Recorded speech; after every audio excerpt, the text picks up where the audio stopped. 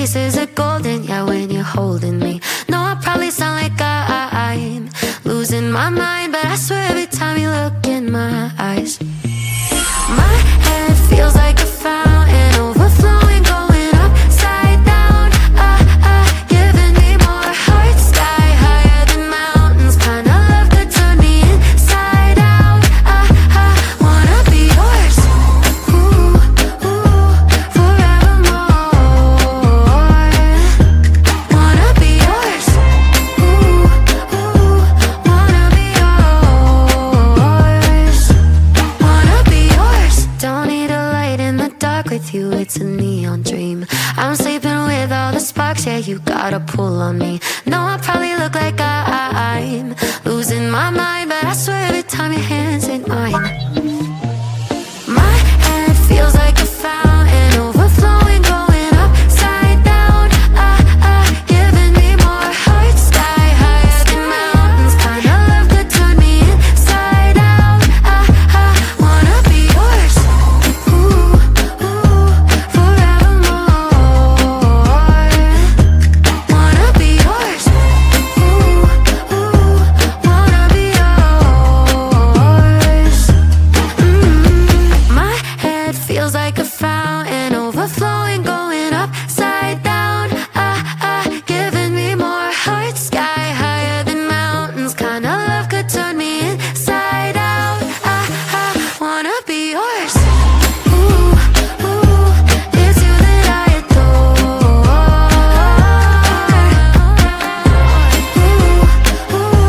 Wanna be yours, wanna be yours.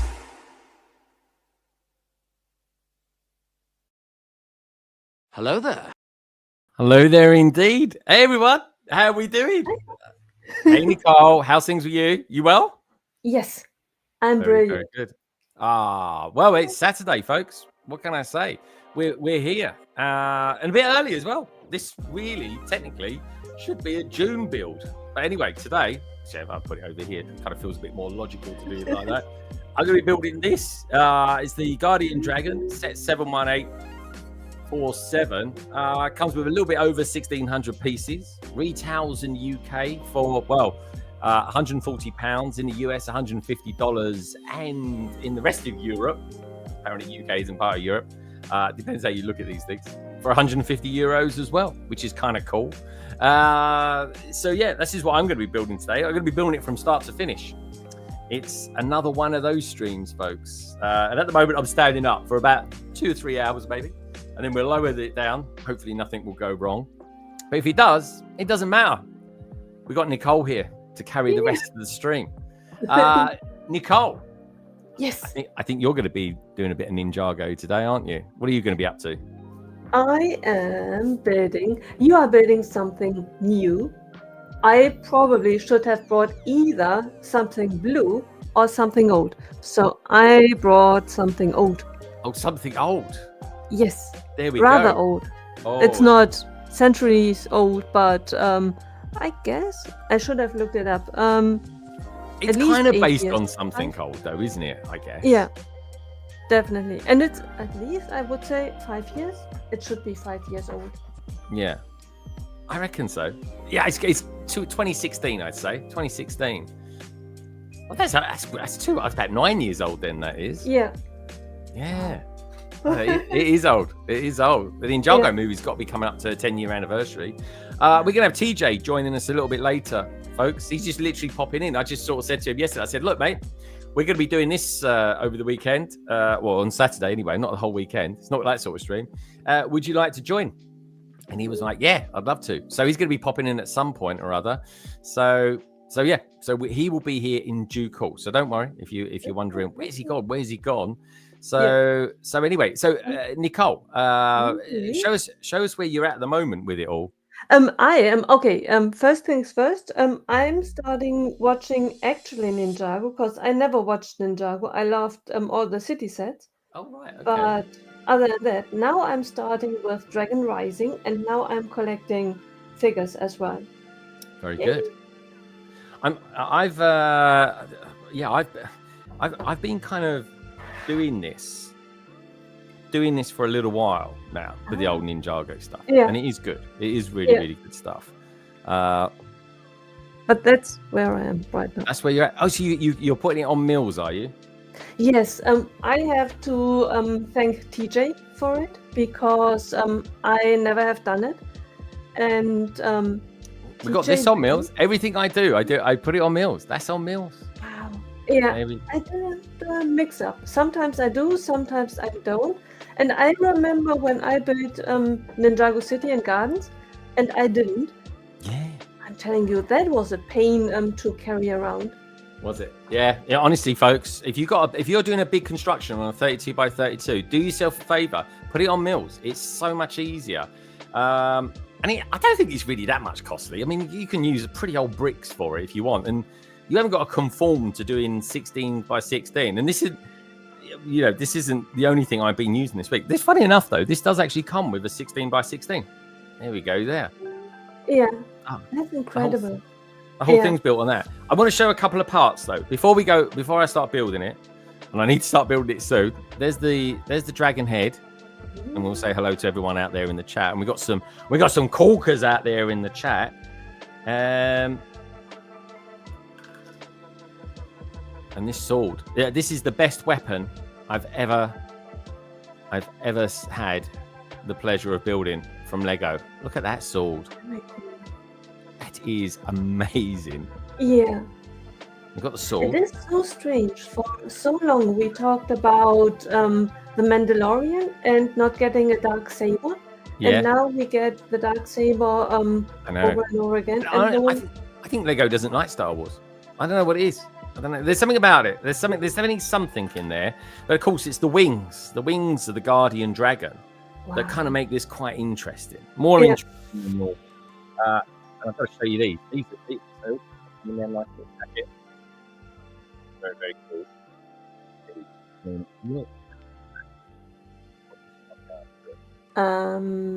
Greg? Yeah. You sound better. I said that's because I'm away from the mic. You sounded a bit as if you were underwater. Oh, did I? Oh, okay. Let me check my audio settings. But there we go. There's the wings. We'll finish what I was saying. There you go. There's the wings. But let me just check my audio settings. Anyway, do I sound okay to you, Nicole? Jetzt wieder. Now you do. Okay. Now I speak German. Yeah, all my Macs set up as normal. Yeah. There you go. But before you were rather as if you were underwater. Oh, okay. It was probably because this was over that. That was all it was. There we go. Hopefully, do I sound okay to everybody out there? Always appreciate it when someone. I'd hate to do a whole stream sounding like I'm underwater. That would be a pain. Can you imagine? And then afterwards, yeah, I noticed. Yeah, I'll be like, oh, really? Always appreciate it. Thank you, Nicole. So who we got going on out there anyway? We got Stubot out there. Blimey. Your bitrate dropped. It went roboto. Oh, okay. Maybe that's what it was. My bitrate dropped. So maybe that was it. That's a bit weird, wasn't it? Okay. All right. We'll keep it going then. I couldn't see that this end. But anyway, Stu, thank you so much for that. I'll have to keep an eye on that. We are live, folks, so anything can happen. And you know what? I used to get quite uptight. I used to be like, oh, everything's got to be perfect. It ain't like that. Life isn't like that. Let's face it. We're going to be live for about 8 hours doing this, so who knows what will happen. We've got KK Builds out there as well, saying hi, peeps. I was in Northumberland last week, KK. I don't think that's too far away from you, if I remember rightly. Lego Tours NI's out there as well, saying hi. Look at this, Lego Team B. Good day from Chicago. They're out there already. KK is in the Netherlands. Oh, is it KK in the Netherlands? I thought he was with Steve, so I just presumed that he lived up in Scotland as well. Unless he purposely wanted to mislead me so that I do not hunt him down. Maybe. I don't know. But you know what? Northumberland is about 600 kilometers closer to the Netherlands than London is. So I was still a bit closer. I'm literally you go up. I was literally on the fringes of Scotland, like literally a stone's throw away from Scotland. And if you go right, you're into Northern Europe, which is kind of cool. Helen's Polar Bricks is out there as well, saying hi, Team B. So how's it going in Chicago? You guys been there long? I think you was in transit yesterday. Well, we were live in Sydney yesterday, and they missed you. Helena said that she was missing you big time out there, Lego Team B. Great to have you guys here. Anyway, my God, it's just over 7, 8, 9 days, and I'll be flying out to Chicago. When are you going out to Chicago, Nicole?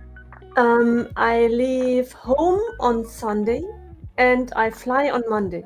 Oh, you fly on Monday, so you get there. You're basically there 24 hours before I am there. Yep. Ah, very, very cool. I'll be there Tuesday. Tuesday afternoon, early afternoon. Dan and I are flying on the same flight. He's staying. It's such a shame he's not staying in the same hotel as us. I think there's two go far. Well, it's Dan who's going. Simon's not going, and Christopher is going, and Chad as well. But they're not staying. They're not staying in the Rennie. I Which wish is a real they shame. had talked with us beforehand, because when they mentioned it on London Calling the other week, I thought, I mean, everyone is different and they are a small group within, so maybe it makes more sense, and for free is always a good argument, but to me it is really worth the money spending. I said to Dan, Dan, you're gonna miss the morning stuff and the late evening stuff.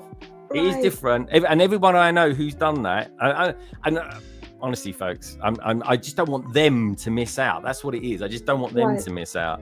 And everyone I know who stays in a different hotel always regrets it. I would have, you know what? The three of them together, I would have said just all bung in to the same room or something like that. You would only cost you a couple of $100, but you know, they are saving a lot of money, so there is that. But and they are a group in itself. So if I were in a different hotel, I really would double missing out, because once you leave the hotel, you are out. And if you are staying in the hotel, you can just pop into the lobby, grab a coffee, and you are in the middle of it. Someone will walk by sooner or later, wherever you are. And once you leave the hotel, I agree. I didn't want Dan thinking like, I didn't want to like moan at him or anything like that. I just said, look, I wish I could talk you around it, but it's the way it goes. I completely understand. He can spend more money on Lego and stuff like that. But for me, Brick World Chicago isn't all about the Lego. It's about the sociability of it all and stuff like that. And if you know what, if you're tired, you can just go and lay down or something like that. Or have some time. So but I understand it. But I would say to anybody who's going Brick World Chicago, if you can, stay in the Rennie. It's not cheap. Share some rooms with people or something like that. But yeah, it's each to their own. I completely understand it. Everyone's got different use cases. But it's not cheap, but it's not. I've been to Chicago last year, and I've been to Washington. And the hotels in Washington and upstate New York, for Legoland New York, they were similar. It's not that they are outrageous in their prices. It's, I think, 100 something I pay for each night now. Oh, that's good. If I remember correctly, 130, something like that. Yeah. Cool. Oh, cool. I should start bidding. Yeah, Can you imagine 8 hours later? We got sidetracked talking about Chicago. Next week, that would be funny. Like after 8 hours, like where are you? And I thought, still base plate, haven't started yet. I know, but you know, guys. But anyway, if anyone's going Brick World Chicago, let us know.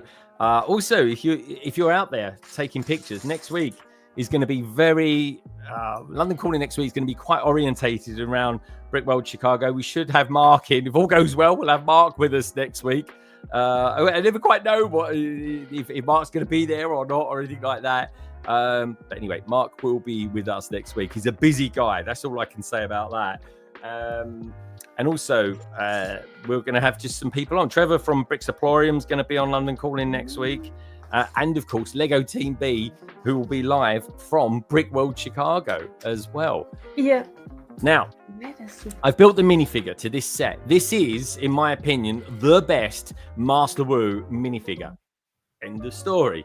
As far as I'm concerned, anyway. And there he is. Look at that. he is awesome. He is Yeah. awesome. He's got a brilliant Really. shoulder piece as well, and he's just an excellent figure. He is absolutely excellent. He really is, and he's my favorite Master Wu. Let me show you the back of him as well. I can't wait to see Brick Hive as well. He's one of the ones I'm totally looking forward to seeing.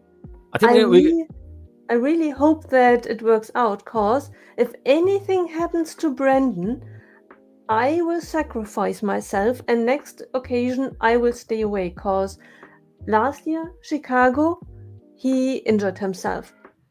Then I went to Washington and we wanted to meet, and I was very close to Brandon, and his car broke down.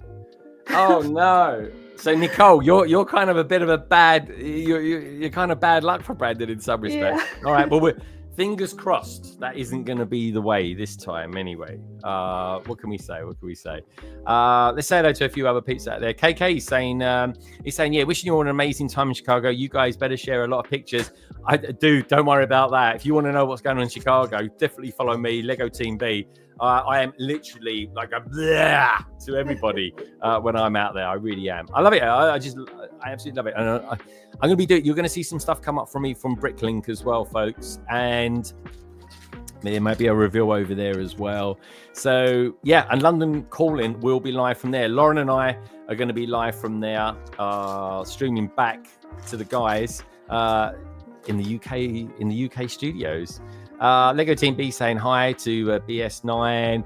Brickspace 9 is out there as well. We've got Steph out there too. She's saying enjoyed the bonus bit of German language, multilingual stream. I don't mind. It never bothers me. It really doesn't. I love it because there we go. KK. Yeah, Netherlands represented. What can I say? London Calling to the main part is completely multicultural. It really is. That's what I always feel. That's kind of what sets me apart from any other YouTube channels or anything like that. I do it for the community. And again, even last week when I was meeting people, they were saying to me, "Why do you do it?" Like, because some people expect me to be in LAN and stuff like that, and I'm like, honestly, I've got no motives other than I really just want to have fun and I want to bring people along as well. That's it. That's the only reason I do it. I don't want to make money on it. I just want to have a little bit of fun and meet some cool peeps out there as well. Like I did earlier on this year with Stubot, Lego Team B, KK Builds as well. Steph, I do believe I have met, but I didn't realize it was Steph at the time. Anyway, we got Lego Team B said, yeah, Hive doesn't make it. We'll road trip it to his house. Yeah, I agree. We'll bring him to us. We really will. But yeah, Brickworld Chicago is the biggest. But I will always have a soft spot for Bricktastic as well, which of course London Calling is now the official live stream of Bricktastic, which is bloody awesome. It really is. So, boys and girls, do me a little favor. Everybody who's going to be in the stream today, that's essentially myself, Nicole, and of course TJ when he joins us. Do us a favor, check them out. You'll find all their details down in the description below. And do me a little favor as well. Please do give the stream a thumbs up. Check out the survey as well. Please do check out the survey, but please do give the stream a thumbs up. It just helps me grow. It really does. And I still notice it when I get a couple of new people join in or a couple of new people just subscribing to the channel. There's a couple of different ways if you guys want to support what I do, that being super chat, or of course there's the good old just join the membership and become a kind of bigger part of the LBB family. Let me show you this, boys and girls. Ooh, he's walking away. Now it's our time, guys. Revolution, mess up the chat and call it What do you think of that, Nico? Ooh, it looks amazing. I think the rim looks incredible. The white with the black rim, beautiful. Plus your logo, perfect match. I've got it in black as well. So it's basically the negative of this, but I think I like it because it is the proper colours. And this is embroidered as well. That's all embroidered in there. Wow. I think it came out pretty good. What do you boys and girls think? Now, the reason I didn't do the members giveaway yesterday is because I want to give people the opportunity just to see this, because whoever wins it, and I'm going to do the draw next week, Whoever wins, I'll be giving away a cap of their choice of colours or a T-shirt, whatever they want. So I thought that'd be good, just to show them off, get it out there, see what people think, and That's and just fantastic. So that's going to be the giveaway for the members next week. That will be. Right. But anyway, I hope you like it. I'm pretty proud I of it, to be absolutely love honest. Yeah, I'm just proud of it. I'm just like, Yeah, that's me. I'm like, that's really cool. it really is. I still get a buzz out of the most simplest things. I really do. Right. I think you are definitely bringing one of the T-shirts, at least one of the T-shirts, to Brick World. Oh yeah. I would love the idea of if you bring a spare one, that everyone that you meet at Bricktastic could sign either on the, although cap could be a bit not enough space to write on it, but a T-shirt. I think that's a really good idea. I could bring a plain one or something like that, or just get the London Bridge Bricks one as cost there, because I've got writing on the back as well. But we'll see. I might bring a couple or more with me, because I've got one for Lauren, because she's going to be going around doing the London call-in camera work for me, and so I might do something similar. I might do something else as well. Just bring a spare one, because I mean, I don't know, I've never done it, but riding on you, I'm not really sure. Hold still. I think it'd be quite good for the vlog. Having people write on me. There we go. Hopefully not drawing willies on me or something like that. That'd be a nightmare. Because that's what I would do. But there we go. How long my monologues are? Can you imagine if I write honestly, did anyone see her post that she did this morning? I'm like, I'm not reading that. I'm like, I ain't got enough time. There's not enough time in the day for this. Steph says, she goes, I wonder how Chicago compares cost-wise to something like Scareback or the Inside Tour. Oh, it's cheaper than the Inside Tour. Bloody hell, Inside Tour's different league. Scareback, I think Scareback's reasonably cheap. You're going Scareback this year, Nicole. Yes. I never seem to be out getting it. Tell us what you think cost-wise. That is a very good question. So far, I spent €0, dollars, anything. My assumption would be that it is less expensive, because the flight, I spent 1,200 euros just to fly to Chicago. I assume that traveling costs will be down. Accommodation in Scareback, you live in this cabins. I don't know what a cabin costs, but since you are not living there alone, my assumption is that it's less expensive as well. And you're going to be sharing yours as well, aren't you? With with Christopher and Dan. So I think is Dan going this year? I think he is, isn't he? I think so, because Dan offered me the bed, so he better. No, I was going to say, I think I'm pretty sure he is. He loves it over there. I don't know if he's doing the RFLM days or anything like that. But okay. I'm very lucky, because I'm going to go to Copenhagen first. There I'm going to meet with Chad and Christopher, and they are giving me a lift up to up north, Scareback, to places. I just know that when to be in Copenhagen. Do you, Nicole? Do you drive at all? Theoretically, yes. I have a driver's license. I even own a car. All right. It's just that I rarely drive. I am back in a second. Okay. Nicole's got Amazon today, she has, and apparently in Germany, if you get a delivery from Amazon, you've got literally seconds to run to the door. Otherwise, they just walk off, which is the complete opposite to here in the UK. I could be standing next to the door and Amazon have just left something for me. I won't even see them nor the van that they came in. To be honest, it's a different kettle of fish. It really is. Sign in the hat. There's got my plan. Oh, there we go. Yes, sign in the hat. That could be an idea. Yeah, get the cap signed by people. Oh, yeah, that's a good one. I like the cap idea. Oh, keep the hearts coming, folks. I love it. Whoever does the hearts for me, And I'm guessing it might be Lego Team B. Actually, I'm thinking a bit of love from Just could be the way forward. This is what we've built so far. A bit weird. The triangles go the slope pieces. The triangles parts of those slopes go in opposite directions or the same direction, which is normally weird because they normally go in the same direction. So we'll see how that goes. But yeah, I was saying to Madlib last night, I was saying, yeah, this shouldn't take any time at all to build because it's hardly got any Technic on it. I know it's full of Technic. This is. But anyway, anyone do me a little favor, folks. If you want to support the channel, at the very least, do me a little favor, and that is hit that like button. And I know I go on about it a lot, but in the scheme of things, I'm a tiny, tiny little channel. I really am.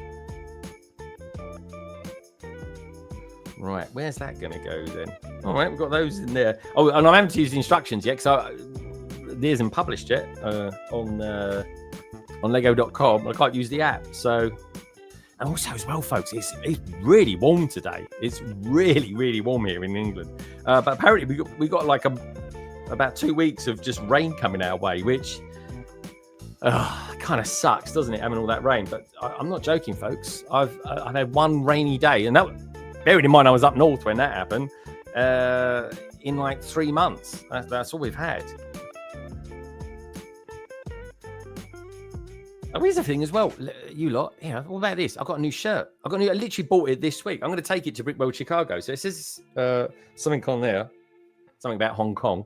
There we go, on there. And then on the back, we've got this lovely great big dragon. Look at that. Bit of River Island.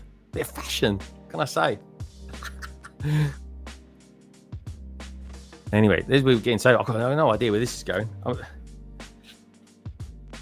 Let's have a look through it. Let's see exactly what I am building first. I've got to be honest as well. You get a poster with this. And everyone's been talking about how good this poster is. The picture's really good. The poster, though, the paper quality is as good as is very normal. It's like this. I was hoping it'd be on card or something like that, but it isn't. So yeah. But anyway, we're building the base area first. That was quite involved. It's like a diorama. This is not a 5-minute job. Like I say, folks, it's 1,600 pieces. It really isn't a playset at all. So this is a bit of a departure for... Ooh, don't forget that. This is a departure for Ninjago in a lot of respects, because Ninjago for me... I mean, Ninjago, Harry Potter, Lego City, they're my top 3 sets. They're my top 3 themes for sets. And... I honestly think this is like one of these sets of the year. And the fact I was able to get it early was very useful. And for a little YouTuber like me, it's kind of cool. It's kind of like a nice thing. We got Usana Sharif out there saying, how many pages are there? We are up. Yeah, there are some very cool images on there. 266 for the instructions, and probably around 275 all in. Right, so let's pop this. I'm back. You are? Did you? And I stayed in Brent. There we go. Let's have a look. I got from Amazon this one. Yeah. Because I thought I needed a J. Turned out I don't.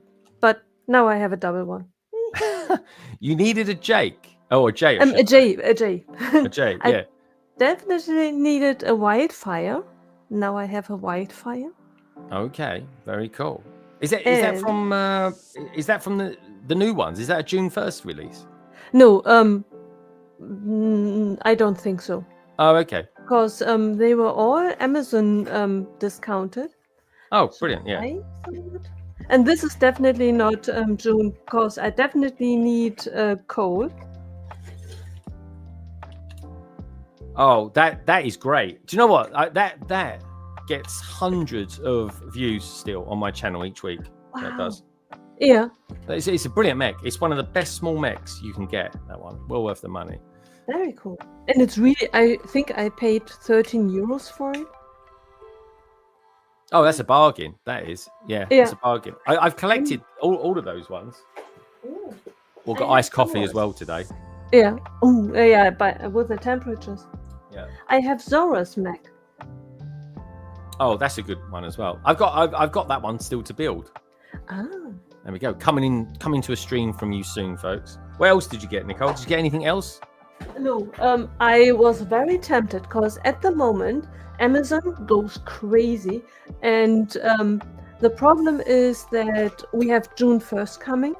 Yeah. I have an immediate list of €1,000, just the immediate list of the things that are coming and that I want. Oh. Not everything. Yeah. Plus, I'm not getting anything else after this. No. Because I'm going to be in Chicago. Everything I want will be on discount by the time I get back from Chicago.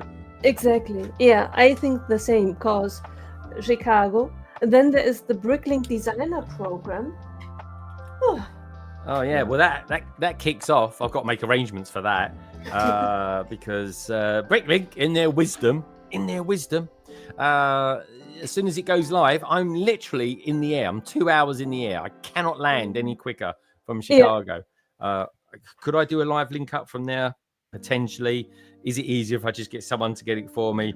Yes. We will see. Watch this space. It'll be a little adventure in itself. It will be. You can buy while waiting and before customs. Well, this is true. Right. Okay. Usama says, "Do you have the Fire Knight mech from the Ninjago Legends?" I do not. I could have got that one, but I got this one instead because I'm more of a dragon guy. Hence the survey today, folks, asking you lovely lot out there, what are your favorite things to collect from Ninjago? Mechs, dragons, or temples, or all three? 15% have gone for all three. Dragons, 46%. Mechs, I'm amazed. Mechs are down at 12%. You have to tell me whether I lied to you, because theoretically, I'm neither into dragons nor am I into mechs, with a few exceptions. I have the Monkey Kid mech, which I love, but usually I'm not into it. What I like when it comes to Ninjago are purely the Ninjago city sets. So gardens, city, harbor, markets. So you're kind of temples, that kind of thing. Yeah, I opt for temple. Temples would be your one, yeah. I was going to put city sets, but that's kind of thing. I love Ninjago. Like I love Harry Potter, and I'm new to Harry Potter as well. I really am. So I'm kind of enjoying this new ride of Harry Potter, and of course we're getting the new TV show next year as well, which is jolly exciting. So yeah, very much looking forward to that. Anyway, good to have you here, Usama. Usama, where are you from as well? Are you UK or are you somewhere outside the UK? Larrikin is saying, did you get your Lego passport stamp when you was up north, Greg? I certainly did, because I went into the Lego store Newcastle when I was up there. And it's very, very good. Stubot says, Google Lens tells me your shirt has Japanese text. It says the silence. Thank you very much, Stubot. Appreciate that. See, Stubot, you have a very, very interesting perceptual of sight, my friend. You really do. You see things that others do not. Always remember that, Stubot. Anyway, love meeting you earlier on this year, Stubot. It was excellent. It really, really was. A little dream come true, truth be known. Hi, Greg. Tuning in while I'm making lots of clone BPs for an upcoming video. Great sets. Looks awesome. Yeah, dude. Honestly, Mixer Bricks, the artwork for this set is off the scale. It's really, really good. It really, really is. He's saying, yeah, what's up if you have a favorite Ninjago city sets? What app is your favorite Ninjago city set? Oh, I don't think he's got that right? What is your favorite Ninjago city set? Well, I like Ninjago City, to be honest. That's the OG, that one. Right, we're going to start getting into some fiddly building now.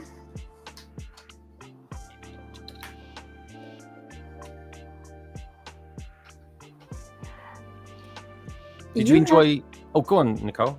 Oh, I just thought that with me now collecting Ninjago figures, and except of the Ninjago city sets, with which I always keep the figures with the set. I never take the figures out of these 5 sets. Do you think that when you collect the Ninjago sets, that the figures are repetitive? Because I now am looking for specific figures, and for example, I already have a Zane. Now I wanted. But you know, there's like lots of different types of Zanes, don't you? There are different types. I mean, kind of, because wait. I dropped a K. Kai. All right. What's your headphones? I can see them stretching. Yeah. So I know that I have different types of, like for example, K and Kai. All the three on the right side, on the left side. Those are all Kai, but different versions of him. That's what you mean, right? Well, there's lots of different versions of each particular one. It depends what season you're collecting. Ah, okay. But you at the moment you're just getting the figures because you haven't got them, aren't you? Right. How's your building coming along as well, Nicole? Oh, right. Wait. Because that was my impression. Remember, this isn't a Twitch stream, Nicole. Right. But that was my impression. And I'm joking as well, by the way. Go as quickly or as slow as you want. Oh, that's nice. 1 by 2 slow. Making a start. Oh, very nice. What's yours, Usama? You're asking all these questions. Tell us a little bit about you and what your favorite Ninjago ones are. The book nooks are okay. I'm very excited for the Sherlock Holmes book nook. Well, I'm a bit more excited, to be honest, about the fantasy Sherlock Holmes Baker Street. In all honesty. Yeah, that I want to bring them together for the figures, the book nook, and for the building the fantasy, because the fantasy set is a really nice one. Well, Fantasy have offered to send me the set for free. Got to do a review of it, of course, folks. Of course, it will be an honest one as well. But yeah, I'm intrigued because they're going to send me the one that uses their new minifigures, their new style of minifigures. That's incredible, because mine does not have any figures.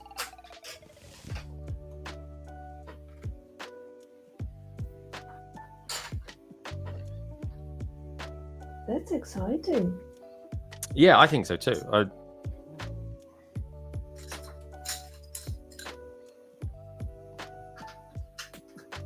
And I do think like companies like LONDONBRIDGEBRICKS and Fantasy are just on the radar now. They're just on everyone's radar. Right. It will be your first time that you build something else than Lego, right? No, I've built Mega Blocks. Okay. I say Mega Blocks. It was just like one set as a Pikachu. Yeah.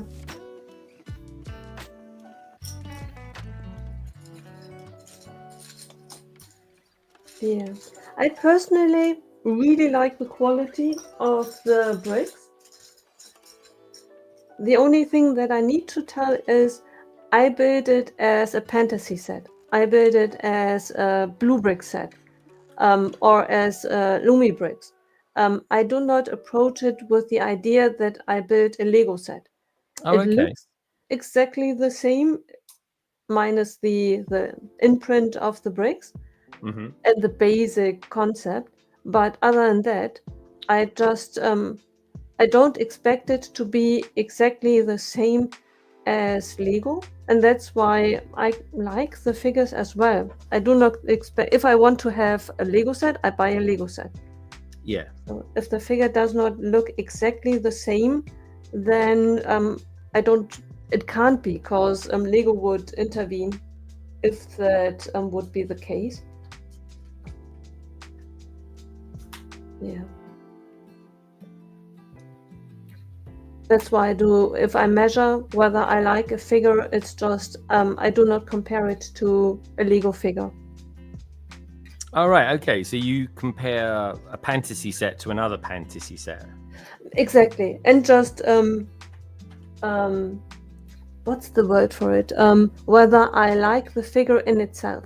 If the figure is not to my taste, then I just I just tell that I don't like the figure because the head is too big, or as I used to tell about the mini dolls.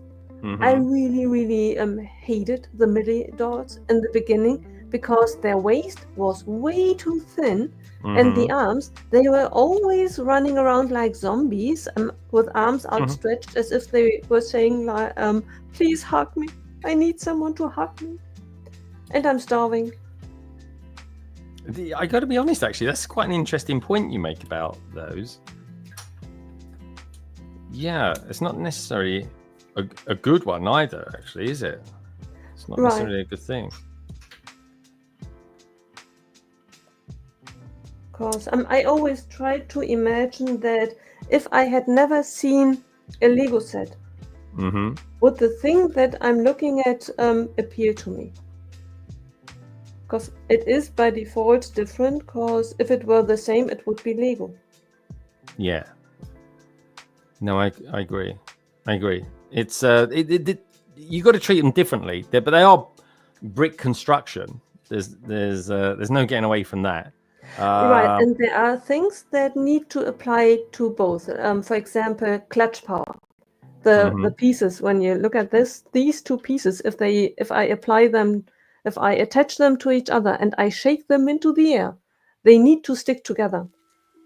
Regardless of whether I build Rio bricks, Kada, Kobe, Mega, this is physical law. This must apply to all of them.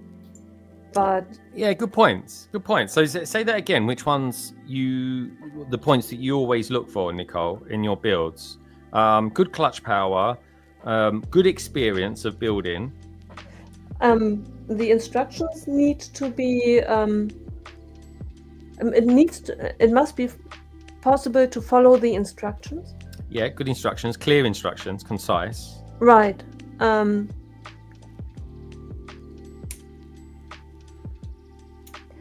In theory, color consistency. Oh yeah, color consistency. Yeah, that's a good one, because even Lego struggles with that. Right. Yeah. What I really struggle with is the color of stickers and the color of bricks, and I struggle with it from both sides. If they match perfectly, I struggle with it because then it's really hard to apply them perfectly. And if they are not really matching perfectly, then it's easier for me to apply them because I really can see the outline where they are meant to be placed. But once they are perfectly placed, I don't like it because I think now it really looks like a sticker. Do stickers bother you, Nicole? Not really. Right now, not really, because all my sets are young, and the stickers that are placed on it, they are still pristine. I think they are going to bother me if I paid really big money on a set, and then in 5 years, all the stickers peel off, and I can't get a replacement from Lego. Because I've got a bit of a thing when it comes to Lego stickers, I will say this: the quality in the stickers these days is not as good as it used to be, like 5 years ago. And if Lego are going to keep going down this route of doing stickers, and I completely get why they do the stickers, if anyone could change that, it would be them. But of course they're not, and that's fair game because it would be quite costly. What I would suggest they do is just keep the stickers in high quality, because they're not as good as they used to be. And I know that because I make a point of filming myself putting on a lot of stickers, and I can just tell the ones in Ninjago City are superior So anything that I will put on today, and there's 4 little stickers with this set. I'm not going to be doing them live. I'm going to film it. This is what I've done so far, folks. Nice base. It's a nice base. Could almost be like I don't know, the saucer section of a Enterprise or something like that, Nicole. Imagine if Lego did Star Trek. Oh. I already planned budget for it. Yeah, me too. Can't get any of those blue bricks ones anymore. They've gone. That is so strange, because every once in a while I get the information that bundle packages are offered to me. Yes, but they've never got the Enterprise D on them, though. They're just trying to get rid of old stock, I think. See, I was so lucky, because all these years that Blue Bricks had the license, I wasn't able to decide whether Blue Enterprise D or Kirk's Enterprise, the big one, whether either to buy them, and they were 200 something euros when they brought it to market. I was always waiting for the next ship, because I wasn't able to decide between them. And then when the license was lost, I went there panicking and found myself in the unique position that both sets were discounted to 99 euros. Yeah. So I bought both of them. Yeah, very good. I don't blame you either. I would have done exactly the same thing. I was too late getting to that, but I did manage to get a really good set that I don't think Lego would ever do, which is the Bird of Prey in cloak form. So it's all made with trans clear pieces. I talked with someone about it, and this person has built it, and they told me that it's not an easy thing to build. I can imagine that, because it's all the same color. Right, but you will enjoy it once it's done. It's just it's not don't judge the whole if you have the ability to buy something else. If that is not the best experience, it's partially because of the set. Yeah, I agree. Actually, it would be harder. We got Brick Space is out there as well. Brick Space, welcome to the stream. Good to have you here, my friend. If you just tuned in, do me a little favor, give the stream a thumbs up. Lets people know we're alive, and we are kicking. So great to have you all here, folks. It really is. Usana says, what's your favorite 200 euro set that you love the most? Intriguing. I want to know what yours is, Usana. Tell us what your one is, and what theme. Because one of my favorite sets of all time, under 200 euros. I think it was under 200 euros. I'm pretty sure it was. Maybe a little bit more, but it's near enough. Would be the 1989 Batmobile. Have you got like a top 3 sets that you like, Nicole? Definitely Ninjago City. Mm-hmm. Where does that feature? Because for me, that's my new number 1. That one. Mine too. Excellent. Yeah. You have great taste, Nicole. Thank you.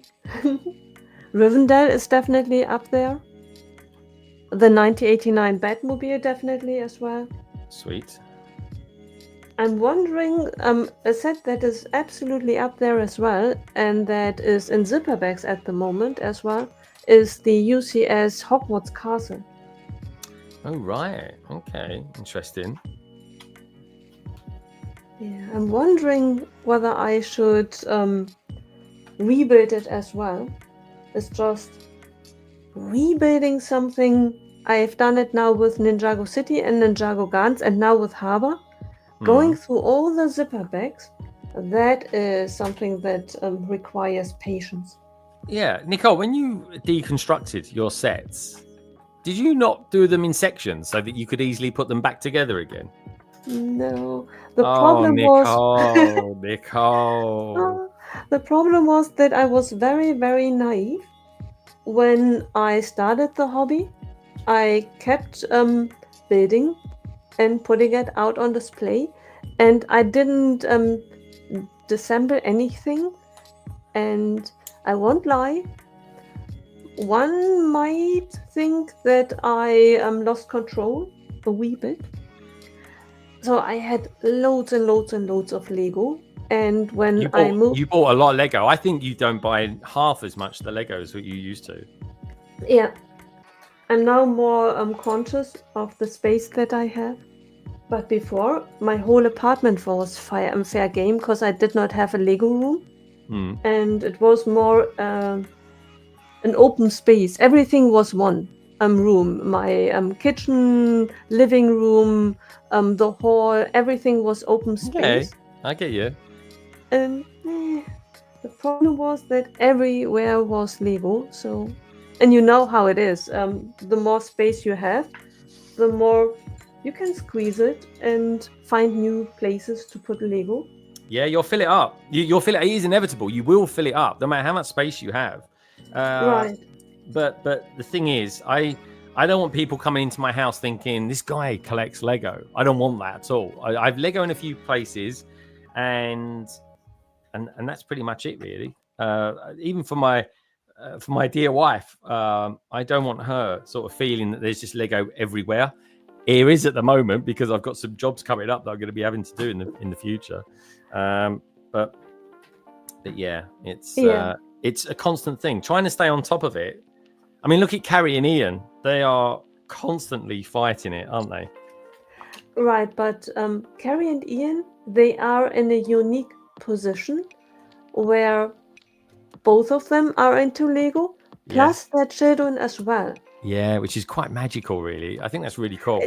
It really is. And I don't see that in LAN or anywhere else. I don't see anyone like that. The whole family are into it. I think it's brilliant. Right. It is a dream. On one hand, it is a dream. And on the other hand, it is a nightmare. And I always think of it when the score of the floor is done. Do you like that segment, Nicole? Do you like that segment? Because I like it and I hate it because I feel with Carrie because I have a Lego room. I build on my own, and when I build on my own, I make a point of I take a certain number of pieces out, I start building with it, I take it back because I know that I need to clear this space because if I don't do it, no one else will do it.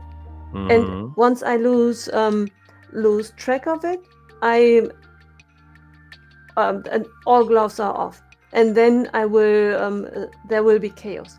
The problem and the beauty I really envy and Carrie and Ian for it, but I feel for them as well.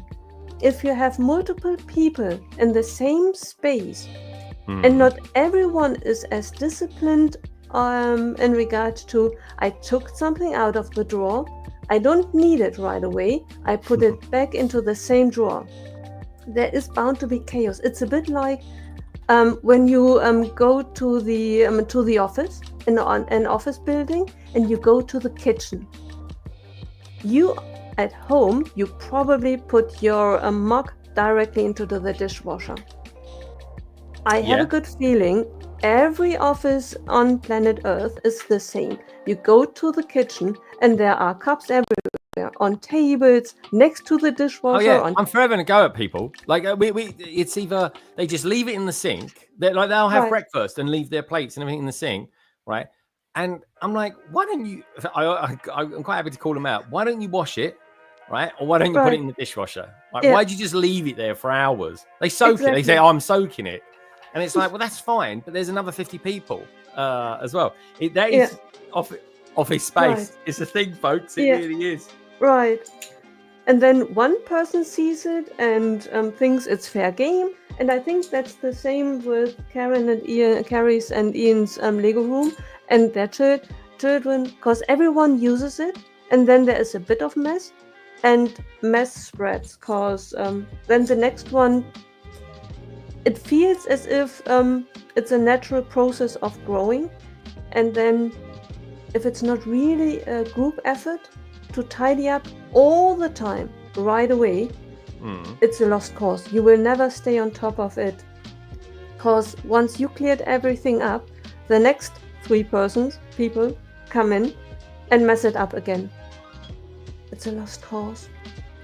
Yeah. Yeah. So long story, my short answer would be I love and hate the score of the floor, because I can imagine how hard it must be to stay on top of it. Yeah, I agree. It must be difficult.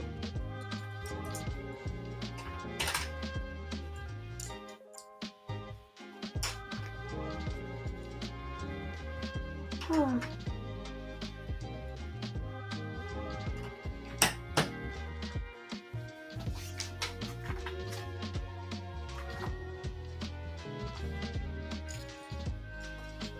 Right. I kind of feel like I've built something right, but it isn't right. So, Uh-oh. I'm so close to finishing it as well. So that The one goes whole like, set? yeah, just this bay. That's Oh. like that. Oh, it's just a section. That's all. So 1, just 2, 3, 4, one thing. 5. 1, 2, 3, 4, 5. Yeah, that's cool. So that goes like that. I've just got to move everything down a bit. And that's in line with that. Okay. So that then goes around like that. Phew. That's all right. A minor change needed. That was all. Because there's quite a lot going on in here. Let me lift that up just a tad. Excuse my fingers. There we go. This is very diorama-esque. It really. It reminds me a bit of the Horizon game Long Neck, Bold Neck. Yeah, do you know what? I never built it. I kind of wish I had, because it's one of Gaz's favourites. And shout out to Minifig Who. Hope you're having a top day with your friends. Yeah, I kind of wish I'd got it. I got the minifigure though. I did get the minifigure.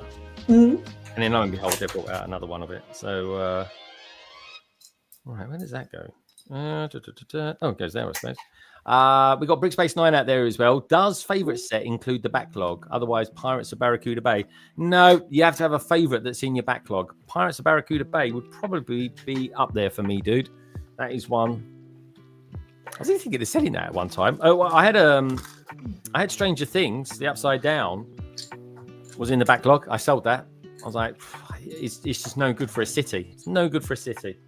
You don't have Barracuda Bay? Barracuda Bay. Oh, I have got that. Yeah, I've got that. Yeah, I was talking about Stranger Things. Oh, I have both of them. Yeah, I had Stranger Things, but I'm like, because it's nothing to do with a city, and it's not a theme that I aspire to collect. Not that there's really much you can collect from it. I was just like, no, I'll sell it. So I sold that and bought some other modulars from it. So for me, it was more of a pertinent thing. I had it, made a little bit of money on it as well, and did that. So it's kind of how I got around it. Right. And that's the good thing. You can always sell the Lego. You can always sell it. Yeah. I'm afraid of it because Oh, I sell loads of Lego. I do. Right. It's just that I fear once I sold it, I will regret it. There are definitely a few sets which I could sell, cause especially GWPs, because I got multiple Lego, just like that. If you got multiples of it, yeah, I've got multiples of everything I sell as well. Yeah. I was just like, Stranger Things is pointless for me, because what am I going to do with it? When am I going to build it? Am I going to build it when the last season of Stranger Things comes around? Most likely. Then what am I going to do with it? I've got to find somewhere to display it.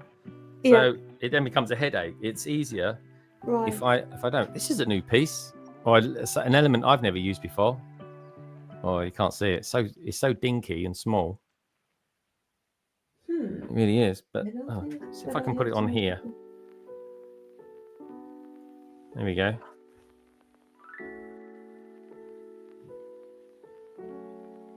Ah, right. Yeah, I don't think I've seen it before. Yeah, it's weird. Interesting. I've got a few of them in this though. This is This is kind of like one of those pieces that makes kind of like a sort of a grassy, boggy area look quite good. Yeah. It gives you a bit of extra texture. Right.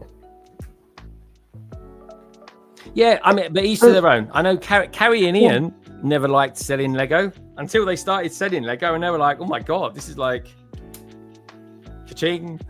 Right. It's just you sold a few of your helmets, and I did not sell mine, but I stopped buying them. And then this morning I saw from Danny Bob a video of was it Danny Bob? I think it was Danny Bob, about cases. And I thought, darn it, it was a bit like Wicked Bricks. I'm not really sure if it was Wicked Bricks, but you it's one line of cases, and then you can stack them up on top of each other, and then you have a whole. She's always stacking her cases. She does save space that way, which is kind of cool. Right, and it looks amazing. I saw one that she posted this morning, or that I saw this morning, was in regard to the helmets, and that looked amazing. It had this brickhead phenomenon. You see one brickhead, and it looks cute, and then you see a dozen of them, and all of a sudden they look glorious. And it looks brickheads are in a row. They look great. I've got them down here. I've got rows and rows of brickheads down here, and I've got a shelf full of them there. They look great when they're all together. I think they look really good. They're a really nice display piece. They are. Right. But this morning I thought, when I saw the video from her, I thought, oh darn it, I'm back into the helmet game, because I'm with you. I was off it. I have so many of the first 2-3 years. I think I have almost every helmet for the first couple of years. Yeah. And the last 1 or 2 years, I did not buy them anymore because I disassembled them. I don't know. I will probably never build them again. I stopped buying them. And then I saw the video and I thought, darn it. Where are you going to put them, though? That's the thing. Because I don't watch you thinking, oh, I'm going to watch Nicole because she really does Star Wars. Yeah. Yeah. What? I mean, what is your thing? Why would I tune in to watch you streaming, Nicole? In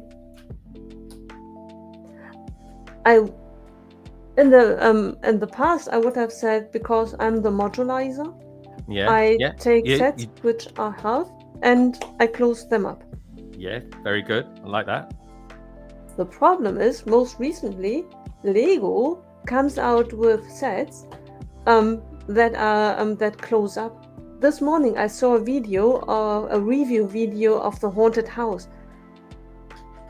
I saw it and right away I thought to myself, I need 2 of them. And then I think JB Spielwaren, they did a review on it, and I thought, darn it, that thing closes up. Yeah. What am I now going to add to it? But you can go back and get, there's loads of other like 3-in-1 sets and stuff like that. You could go back in time to get some older ones. Yeah. But Lego now, for years, I'm telling them, I get half a set. Why do I get half a set? They listen. Yeah. See, you're influencing them. We've got RJM out there as well. This is the most swole-looking dragon ever. Very cool. Welcome along, RJM. Sana said, yeah, it's an introduction on Lego Ninjago City Workshops. Yeah, that's a set I need to get. That's a lovely set. Hi, everyone. Says Mav. Mav, good to see you. Steph's out there as well. Suddenly, it's like a job interview, laugh out loud. When do you see yourself for the next 5 years? No, it's true, though, because everyone has a niche.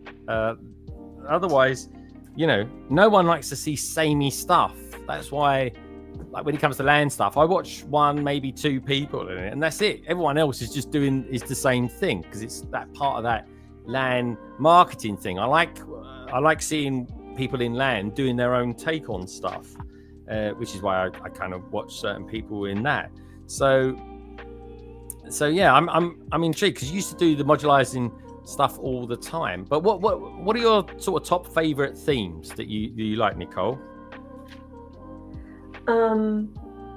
Right now, I would say Animal Crossing Yeah. because I'm building my own island and I love the figures. The Brilliant. sets in Yeah. itself, if you're not really into Animal Crossing, the sets are not that brilliant because they are really, really simple and but they are not too expensive to make it your own. And the figures are brilliant. Yeah. So Animal Yeah. Crossing is your number one. Where does, Yes. say, Harry Potter or Ninjago feature in your sort of top 5? Harry Potter and Star Wars definitely. Ninjago, I'm really not sure.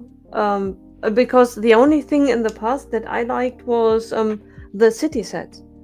Mm-hmm. I'm But you've not just gone and really- bought a whole bundle of them. because of the figures. Because now I'm watching Dragon Rising and I want to watch the rest as well. Yeah. And Dragon Rise is cool. I really enjoy it. And I love minifigures. I think that would be in general my third theme. Because in general, whatever it is, I absolutely love minifigures. Mm.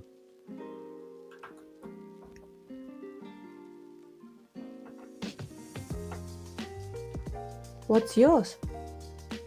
Harry Potter, City, and Ninjago. Yeah, they're my ones.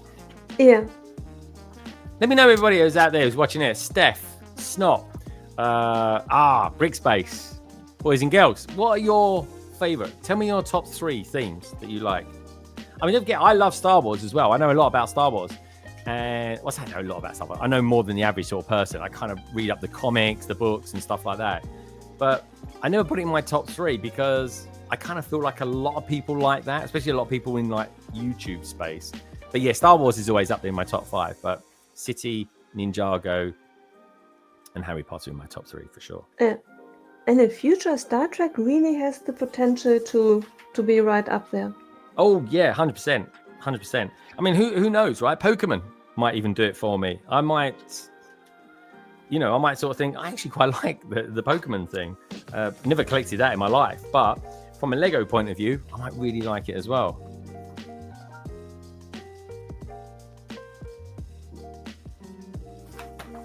Steph says, did you see that build from a show where someone had done their actual Animal Crossing island? It was impressive.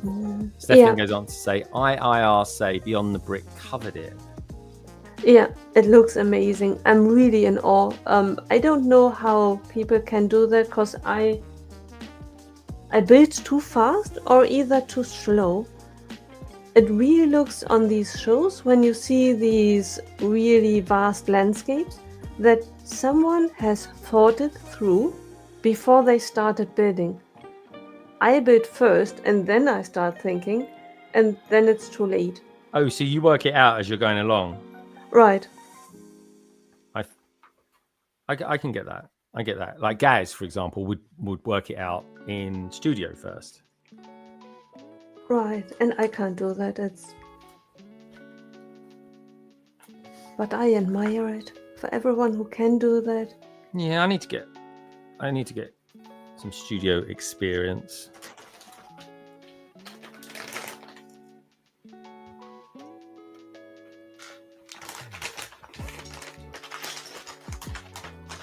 Actually, I've got an idea as it happens. You've given me an idea. Oh.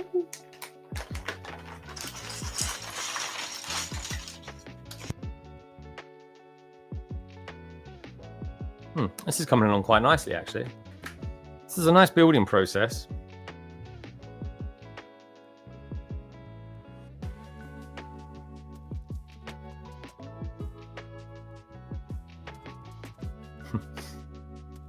It is funny though, when I look at the books, I read comics like it as well. I kind of scan around it and I kind of miss things. And I'm like, oh, how did they do that? And it's like, oh yeah, I should have read that properly.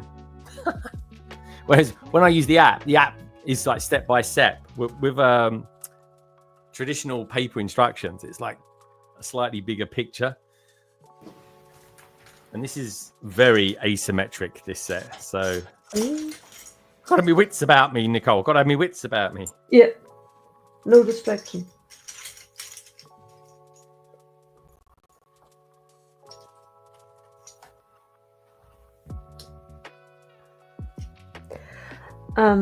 Yesterday I was sorting the pieces for the set, and while I was sorting, I was watching Doctor Who. Oh yeah. During one episode, I saw an actress, and I knew that I had seen her before. I could vividly remember her, having seen her somewhere else, really liking her. For the life of me, Is she Asian by any chance? no, no, I would say the opposite, but that would probably be racist. What's the opposite of Asian? What sort of region of the world did she appear to cover? It's not racist. You're just describing her. Okay. I can tell. There's her ways of who she describing people, Nicole, and there's ways of describing people. is. Yeah. No. It's just Yeah. She's blonde. Okay. Are there Asian people who are blonde? Well, not naturally, no, but Right. But I figured out it took me so long. It really bothered me that I could not remember. I could see her in the back of my mind. I could see her act, and I could not bring her in context because I thought if I remember where I have seen her, if I see the other people surrounding her, I would recognize where I know her from. Turned out she is the female leading actress in Endor. oh right, okay, yeah, I get what you mean. Yeah. The one of the Resistance. Right. And that was in Doctor Who, and that's the blonde Yes. one. Yeah. Okay, because it's She interesting. had shorter hair. She had that was an older Doctor Who, wasn't it? That's not a Yes. recent Doctor Who. Yeah. No, I know no, what you no. mean. Season even it must have been season 9. Oh, that's yellow, that one. Yeah, Um, I went look- back to. So Peter here's the thing. Capaldi. Then. So do you know what? He's one of my favorites. I need to watch him because he was a really good Doctor Who, I think. But in the new Doctor Who, this series, Yeah. there's another Andor actress in there as well, and it's the Ooh. Asian one. So in Andor, her love interest was the Asian woman, wasn't it? I don't know. I haven't seen that yet. Oh, you haven't seen Andor at all yet? I have seen the first episode. Oh, you mean her love interest from the first season? Yes. Yeah. Yeah. So she's the Doctor's companion this year. Oh, There we go. interesting. And that's what made me think. Oh, you're talking about her. Yeah. No. But close. Interesting.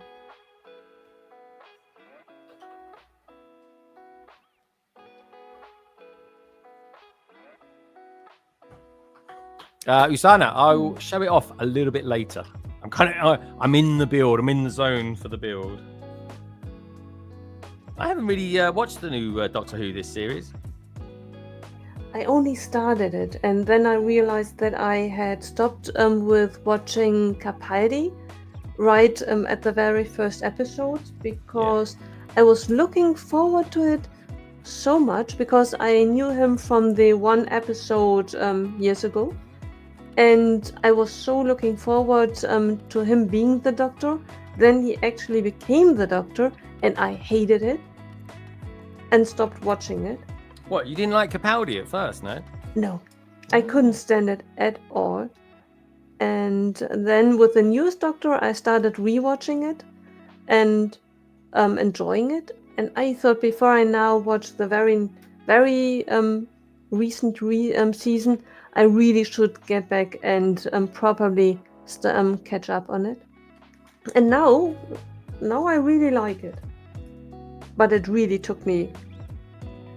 Yeah, think I know. it was Sometimes it can. You can just take a while to warm up to these things. Right. I felt the same now that I like Capaldi. He grew on me. Hey, He's Craig. much more serious than Tennant and Matt Smith were. Yeah, I know. That's why I liked him. I like a serious Doctor. This was why I like this monstrosity theme that's going on with Ninjago. He's just a bit more growing up, a little bit more serious. Yeah. Which is strange because I'm the most unserious person you'll ever meet.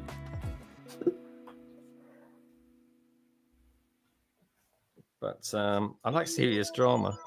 Right.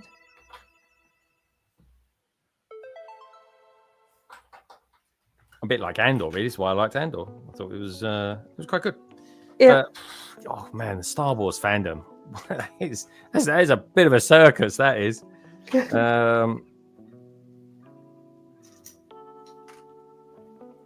You like Skeleton Crew as well, right? Yeah, I thought Skeleton Crew was excellent for what it was. I thought it was brilliant. But you didn't like it, did you? Oh no. Why did you not like it? I thought you would like the animals that are in it and the creatures and stuff like that. There is one thing that I liked about it, and that was Jude Law. Mm-hmm. He on his own, brilliant. But the number of children in it outweighed this one adult running around, and it felt to me as if the adults were acting like children and the children were acting like adults. Well, maybe they were. I think they were at times, weren't they? That was the point. Yeah, but that was. I know that Star Wars is not real, but there were scenes where it isn't real, Nicole. It definitely isn't real. That's for sure. But there were scenes when there were 3 adults, 4 kids in the room, and all of a sudden the adults were acting like, "Oh, what am I going to do? We are all going to die. That's all so terrible." And then the kids swooped in, them telling, "No, we are rescuing the day. Everything is good." And I thought to myself, that's reversed. Freaky Friday. No. See, that's the narrative of the story, Nicole. That is the point. The kids have been out of their planet. They've been on an adventure. They've learned. They've grown up. Their parents, can I put it, captivated on their planet. They don't know no different. And to that point, the kids have grown up more than the adults. See, that's the narrative. That was the narrative of that part of the story, was to show that. And then his father was trying to be more adventurous, and there was there's all those undertones to it, Nicole. The little nuances. And do you watch it in German or English? Out of curiosity. English. Oh, okay. I always watch it in English because to me it does not make a difference, and it makes when I then talk with you or anyone about it, it makes life so much easier when I have seen it in English as well. Otherwise, I would always have to, when it comes to names, and I really have to study. Okay, I know that when it comes, for example, Star Trek. Bones is for me pillar. And if I now would talk with you about McCoy, and I would have to learn the other terms. If you all of a sudden talk to me about someone Bones, I wouldn't know what you are talking about because I've never heard that term. That's why. Bones in German is a different word, isn't it? Right. Yeah. That's why I watch everything in English, because I want to talk about these things with others. Yeah, and that makes sense. That makes sense. I never really thought about that. But yeah. Steph says, I agree. It was part of the point of Skeleton Crew. Yeah, that was... Nicole's learning this now the hard way, it would seem. She's like, okay. But yeah, Craig says, is Skeleton Crew not what goes on in your head, Nicole? Maybe it's a bit close for comfort. Maybe it was closer to home. Brody Moser, happy birthday for tomorrow. Oh, happy birthday. Yeah. See, I sat there thinking that is rubbish. Did you not think? Because I remember when we was all raving about it, and you was like, "No, I just don't like it," and I was like, I was a bit shocked because you normally like those sort of programs where they got these funny little creatures in it, like the Blue Elephant Kid. I thought it'd be right up your street, that one. It felt to me there were too many children. There's It's 4, like- wasn't there? Wasn't it like 4 kids or something? 5 tops. It was hardly a Yeah. classroom, Nicole. Felt like more. But I think I'm a bit on a roll at the moment. I can remember half a year ago there was Agatha All Along, and everyone liked it, and I sat there thinking, I don't like it. Hold can't on. help myself. What didn't you like? What didn't you like? It felt to me as if they made it on purpose, too complicated, like a backstory. What program? What program? Agatha All Along.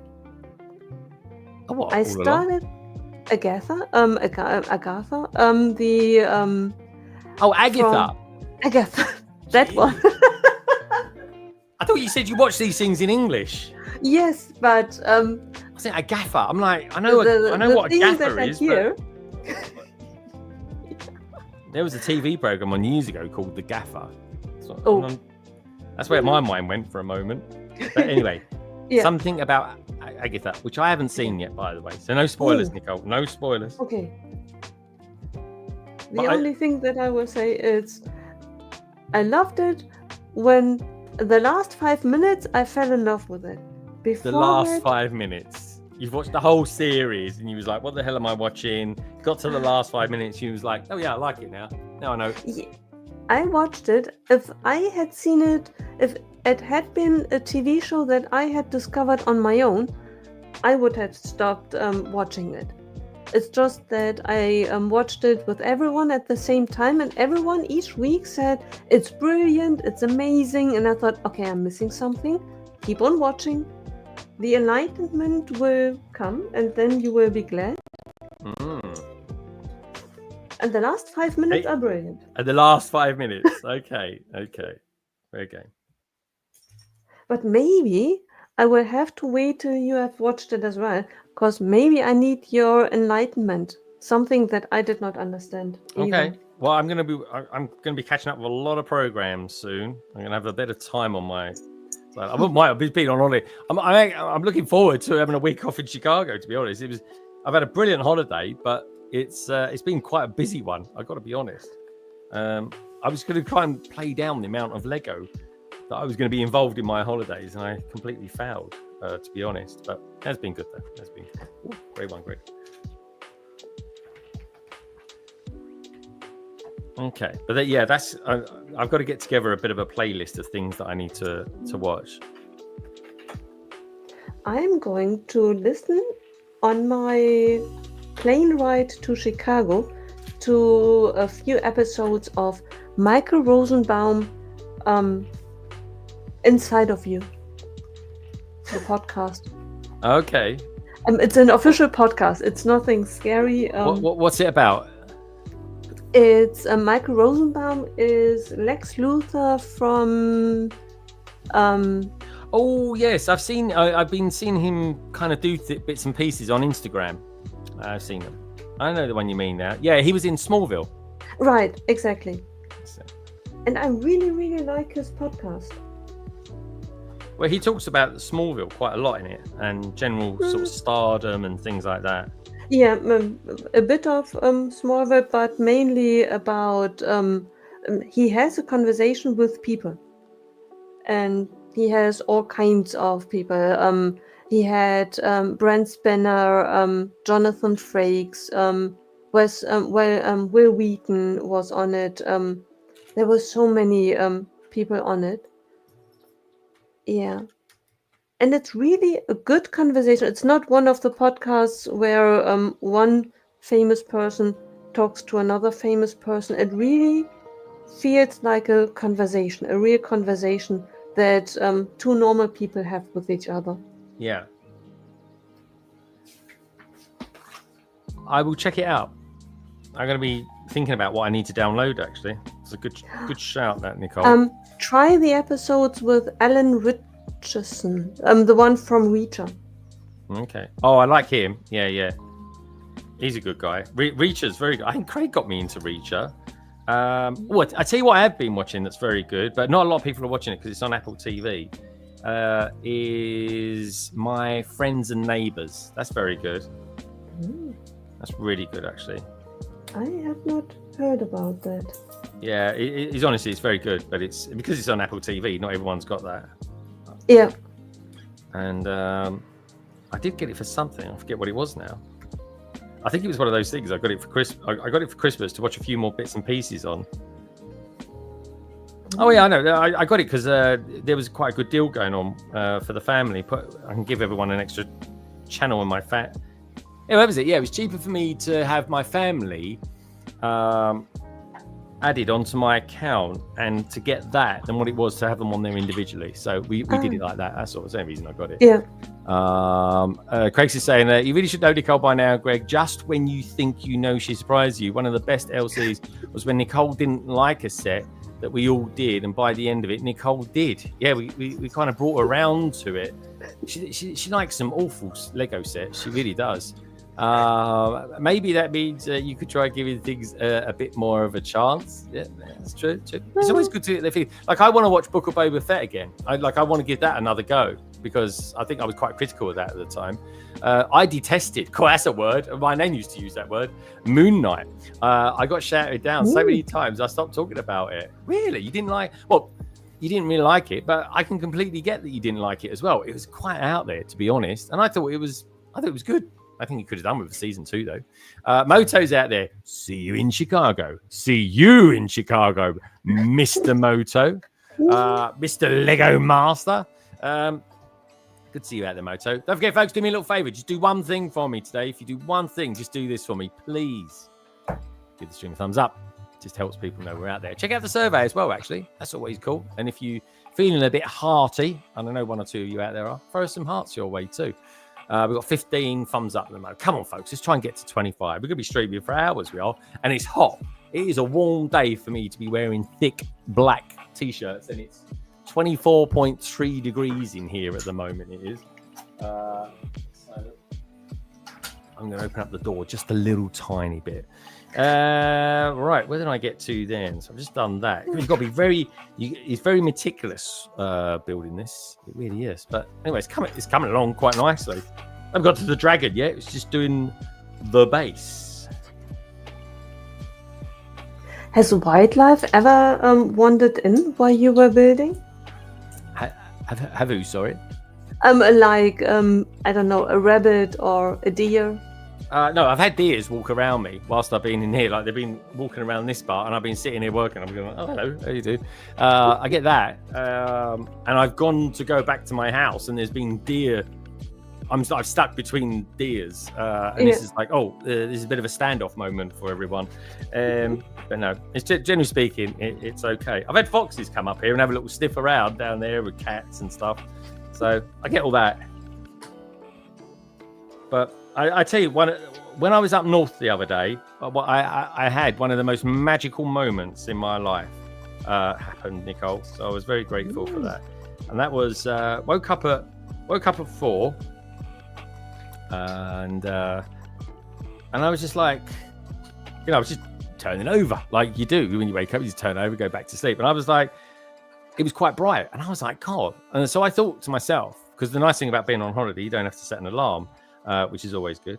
And I thought to myself, God, it's really bright. It must be later than I thought. So anyway, turns out it was like 4 o'clock. So I was like, oh, that's weird.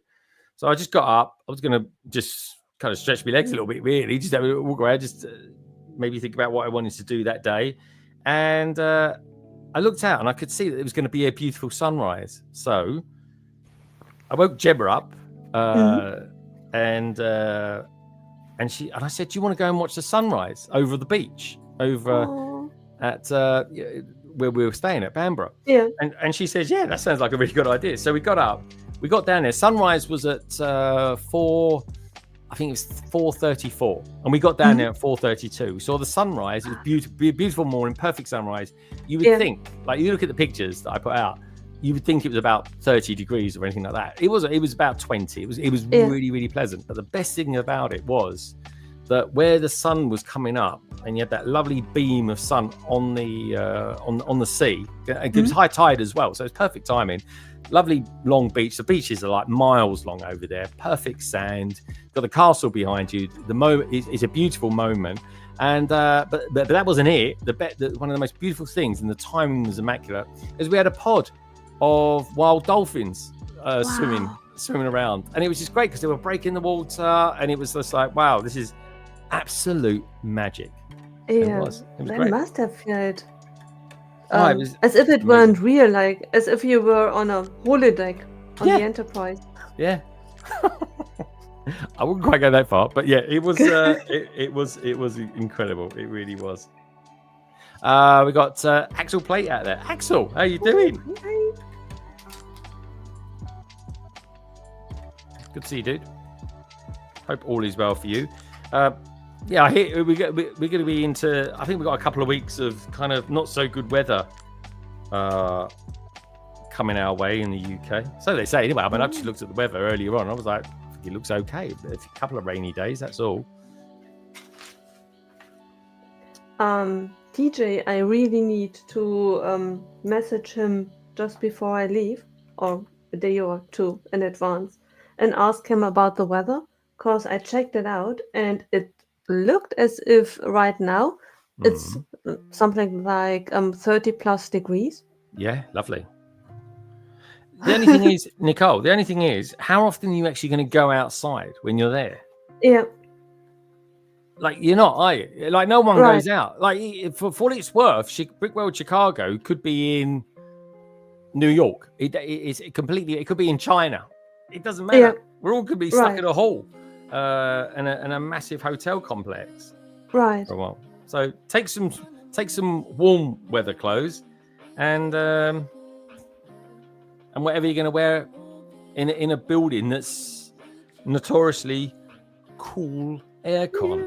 Right. And remember last year when I arrived, it was rainy, cloudy, and almost cold. And Nicole, the weather turned. you got there about 2 weeks before anyone else did. That was... Very true. I'm really cutting it close this year with arriving just Monday. I was going to say, I'm arriving the day. I'm maximizing it. I'm back to work on the Tuesday after that, so I'm there for the week. I get home Monday. I was going to go to work on the Monday, and I thought I did after Bricktastic. I was like, I was good for nothing then. I was like, I'm going to be absolutely good for nothing then as well. So I'm embracing another day off, and it's the usual stuff when you get back from traveling. You put everything away, tidy your clothes, do the washing, all that sort of stuff, and sleep it as well. Right. On the plane, what category did you book? Do you travel economy, business? Oh, bloody economy. I'm not going to travel business to Chicago. The only time I travel business is when work pay for it. It's only an 8-hour trip, so I'm fine with economy. And but I always book when I do my seats. I'm pre on the plane already. I book an aisle seat so I can stretch my legs. Yeah. It's just that I am economy as well. And then last year when I went to Washington, someone showed me the pictures of business. And I thought, okay, that looks different. I never paid attention. You know how much business costs business is higher than first class. We're talking 4 times the cost, Nicole. 3 times. I when I came back from Washington, I booked my flight for Chicago, and I thought I'm early. Maybe I can find a deal. 3,500 euro would have been business, and my economy now costs 1,200. I thought, I stay in economy. Yeah, there you go. But it's not a super long flight. Like when I go to Asia, and that's like 14 hours. I do it premium economy, but I don't pay for that. That's work paying for that. And then I try and bulk a holiday around that. You see, not that Asia's really ever going to be a thing for me go forward now. We're kind of pulling out of Asia a little bit in my role. Yeah. I have to admit that I was naive, because I thought I will splurge myself. I will spend 500 euros on it. That I'm treating myself. And then I'm always booking my flight via a travel agency. And wow, Nicole, a travel agency. Bloody hell, this isn't 1996 anymore. What are you doing? Just book it online. That's money for all they're doing is doing what you would do to book your trip. Right, but it feels to me that it's very, very complicated. I never know. You're booking a flight from Germany, right, to Chicago. Are you going to the O'Hare airport? Yes. What is complicated about that? It's direct. Right, and theoretically, I can only book Frankfurt. Yeah. There's no alternative anyway. Oh, Nicole. Oh. What do you like? I mean, straight away, because you're going through a travel agent, you're paying a premium then.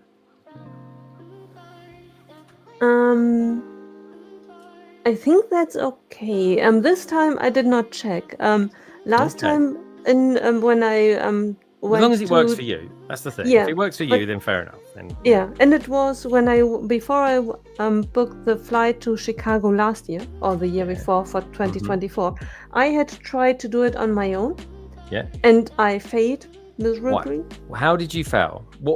Why didn't you reach out and just ask us what you were doing? We could have helped you.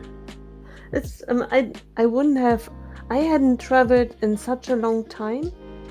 That I don't think. Yeah, I true. did not know what questions to ask. It's just I started Googling. I figured out that I need to book via Frankfurt. But then there were so many. When I went to the travel agency, they only said, do you want economy or business? But there were so many economy plus, premium, business, all these different classes. But you do a little bit of homework. You think, right, this is how I want to travel. I want to travel economy. I don't want economy plus or that sort of thing. I just want to book my flight. I got home from Chicago last year, and I was in the office the next day, and I booked my flights already for Chicago this year. And luckily for me, that's only changed by an hour. I think it changed from like 11 to 11:30. Yeah. Each to their own, Nicole, but you would save more money if you just did it yourself. Yeah, I would try to do that. At least now I have more knowledge, but last year or the year before, I wouldn't even have known what the difference is between economy plus, economy premium. Well, I'll tell you, without even knowing the exacts, it just means it's going to cost you more money. Exactly, that's the only thing. And I thought, is it bigger? Is it worth it to spend the money? Why? The price was the only thing that made a difference to me. Other than that, I thought economy plus, economy premium, economy something. I don't know. But you Google it. You go, what is? Just go to Copilot and just go, what is the difference between economy and economy plus? And it go, there you go. And you think to yourself, and it will probably say, good old AI will probably say, and with the upgrades, because airlines won't give you anything. If you want it, you pay for it. That's their philosophy. And that's it. That's it. You just pay for more things. Yeah. I mean, when I was a kid, I think when I was like 16, I was booking flights through using CFAX and Oracle. Does anyone remember that? ITV and BBC? No. I mean, I'm gonna say I'm older. You and I are very similar in age. Yeah. We're very similar in age. But yeah, I literally used to book it like that because I remember when my parents booked up holidays and things like that, and I was just like, I could do this. It's like estate agents. It's money for old rope. That is selling a house is money for old rope. It really is. Anyone can do what estate agents do. Anyone, I promise you. Piece by Piece is out there. Oh, I like that. Piece by Piece. Piece by Piece. Very catchy name. I like it. Hey, I already built these sets. It was so worth the time. Cool. What did you think overall, Piece by Piece? Did you think this is a kind of interesting kind of departure for Ninjago, kind of growing up. I paid less than £1,000 for my flights from Europe. Bricks Base Night, yeah, £750 I think I paid to get there. Greg, that reminds me, says Steph, you once mentioned that you pay for YouTube. What you pay for YouTube? Yes, £16, ridiculous amount. And I think you're doing it through Apple and paying their tax, IIRC. You'd save £2 a month paying on a PC or whatever. Okay, I have to look that up. Remind me, what is IIRC, Steph? Oh yeah, Teletext holidays. Waiting for the page to come round again. Yes, they were the days. They were the days. And I always remember when I got a digital camera, I used to take pictures of it so I could then zoom in on it and see what the hell it said. But yeah, it was just doing it yourself. But I think you said £750. Yeah, £750 I paid for the flights. I booked them like literally the day after I got back from it, and that was in their sale as well. I mean, you take that with a pinch of salt. But when it comes to flights, right, you never know what the prices are going to be that other people are going to pay for. And to be honest, with flights, it's one of those few things that when you pay for it, just forget about what you've paid for it.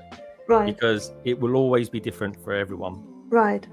But I think that's comparable to what I paid, because the pound is 2/3 of the euro. Yes. Yeah, it's stronger than the euro at the minute. Yeah. I don't know what it was a year ago. To it, and then I have a wee bit of a longer flight, because my flight is 9.5 hours. Yeah. 10 hours. Yeah. Well, it's about an hour and a half difference between you and I. Yeah. Because once you're up at like 30,000 feet or whatever it is, and you're going over 500 miles an hour, the time and space between Germany and the UK is minute. Yeah. So how much did you pay from Germany, Nicole, and what class are you going in? Economy, 1,200 euros, inclusive what's the insurance if I drop dead? Life insurance. Oh, I do that separately. Not life insurance. No. It's that I get the money for the flight back. Travel insurance. Yeah. Yeah. As soon as you book your flights, here's the thing, folks. When you book your flights for any holiday, or you book up your holiday, straight away do your insurance, because if you have any problems or anything like that, you're covered. Don't wait until a couple of days before you're due to go on holiday. Do it beforehand. Yeah. 1,200 euros is not that far off in comparison to. It's okay. No, that sounds okay. That does, Nicole. Yeah. And when did you book yours, if you don't mind me asking? Last year, October. I booked it right after Washington.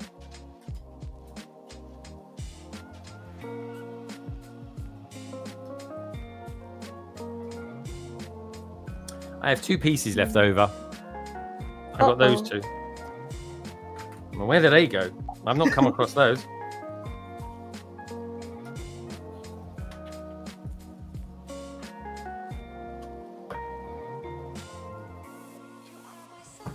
How are you getting on with your build, Nicole? That curiosity. I'm tiling. I'm adding water to it. Well, let's have a look. Show us how yours is going. While I try and find out where this is meant to have gone.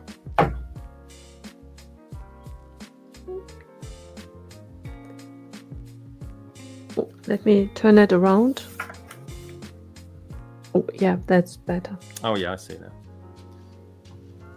Oh, yeah, that's good. Oh, God, that looks massive. It's 48 by 32. It's a half base plate and a 1 base plate. Big. It's bigger than it's not really bigger than markets, but it's on a bigger surface. It looks really good, Nicole. Are you enjoying it so far? Does it Yes. feel weird rebuilding it as well? Now that I have it really in the bags that it came, not. It's really as if I built it for the very first time. It was way different for city and garden, because I was constantly looking for pieces. That's a nightmare. That's not really fun for everyone who wants to buy used sets or rebuild sets that they own themselves. Thorough sorting makes life so much easier. I haven't missed any parts of this. By the looks of it.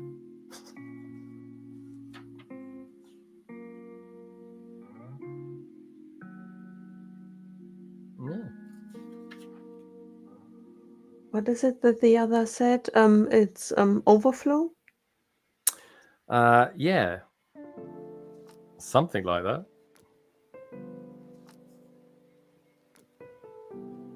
Yeah, I built all that up probably. Oh well. It definitely goes. I reckon if it goes anywhere, it goes inside here. He called it meals. That's it. You got to put it on meals. Piffed. If I'm dead, well, I don't have to pay for it anyway. Yeah, good point. There is always that. So. Right.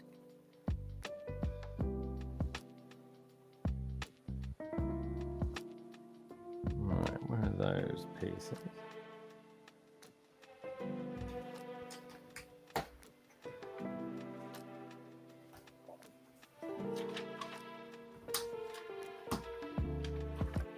And that goes there. And there's that one there. So that's in line with that. Then we have those pieces.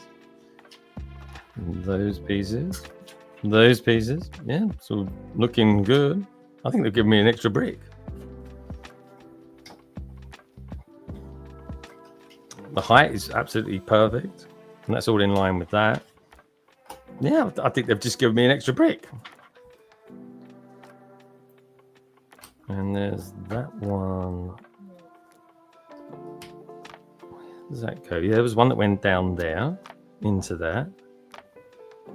That's all underneath that now. And then you put the blue over that. Okay, interesting. And if it's stable, Yeah, I once yeah, had it that's- in a build that I had a gear as a leftover. I would that's definitely, unusual. yeah, and that I had it twice. Once because I made a mistake, and I needed to be fixed, because otherwise it does not work out. With a -1 gear, the interaction with the other gears cannot work, so you really have to fix it. With the roller coaster, the one behind me, the big red one, Yeah. I had 1 gear left, and in the end, I went back multiple times. I counted all the gears that I was able to see inside. I looked in the instructions and compared the number of gears, and it turned out I had an extra gear. Well, that's a little bit frustrating. Yeah, and very unusual. I never had it ever since. All right, bag 3. Yep, I don't know where that went, but everything seems in order.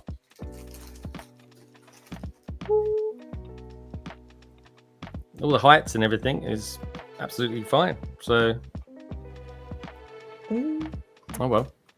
Greg, you have not built gardens, harbor, right? The docks. No, not yet. I haven't built it yet. Can't wait to one day. Look at this figure. Oh, let's have a look.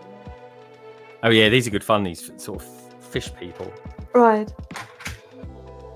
So cool. Hey, we got Pink Wheels out there as well. Hey, Pink Wheels. How you doing, Meredith? Good to see you. Good to see you in a couple of weeks as well. Can't wait for that.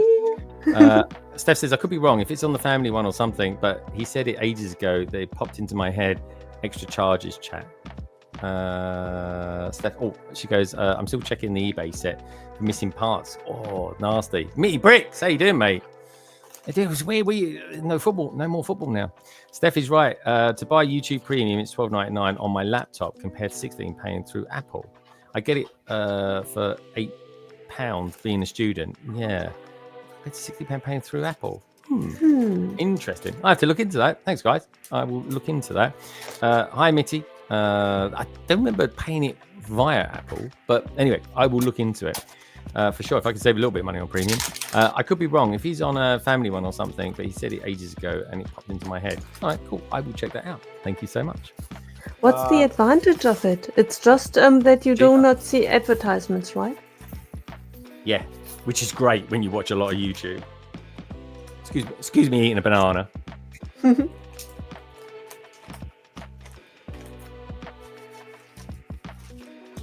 Bag 3 coming up. Oh, me too.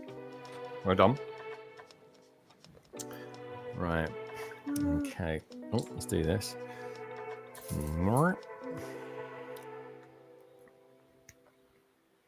Okay. If I don't see any advertisements, does that change for you your income? Because I wouldn't be able, because I don't see per se your advertisements on your streams. But do you pay premium though? No, I don't. But I was wondering if I did, because sometimes I on purpose watch the advertisement, because I think that then I can be of benefit to the one that I'm watching, because they probably get a share of it. But if I had, I think it's all just shared out accordingly if people pay for premium. That's the way I kind of read into it back in the day. Yeah. I am potentially missing a part.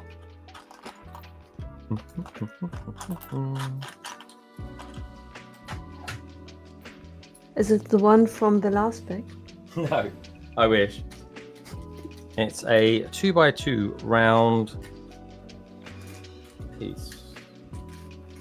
Oh no, I got it. It was back to back with another one. That's good.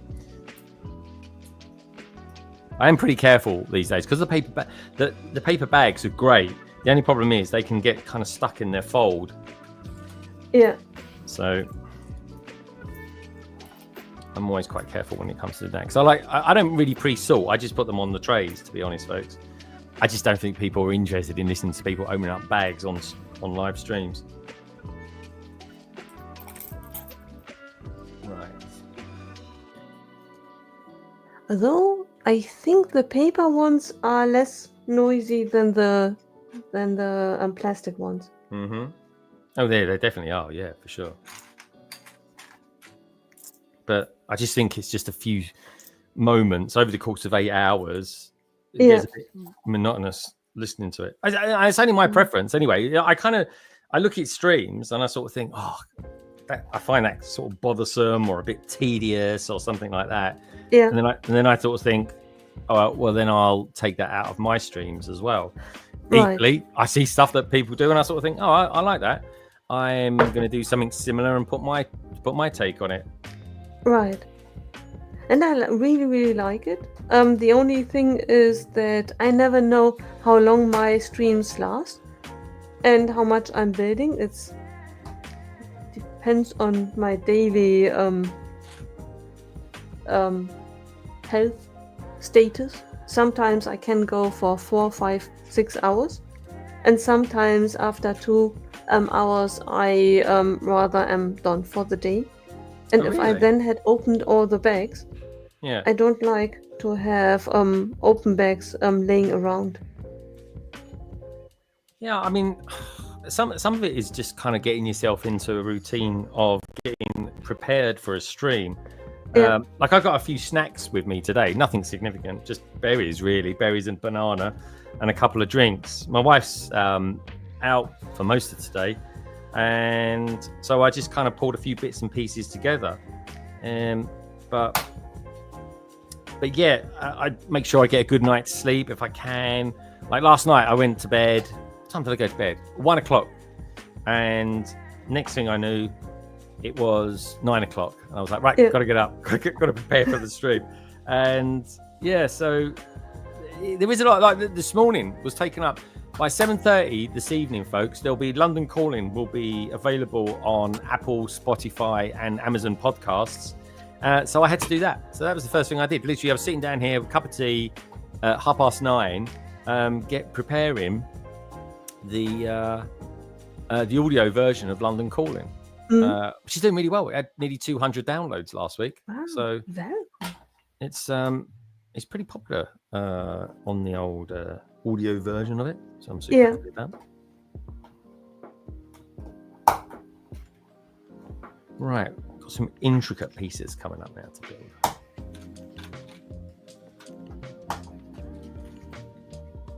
I guess alternatively, you could always mute for the moment you open a bag. You can, but I just find it. I just find it kind of takes me out of it a little bit. Yeah. It's not really a big deal, honestly, Steph. It isn't, but it just keeps the flow of it going. And you imagine that when you're doing like a UCS set or something like that, and you've got like 26 bags. Over that course of time, you save a little bit of time over the course of that build.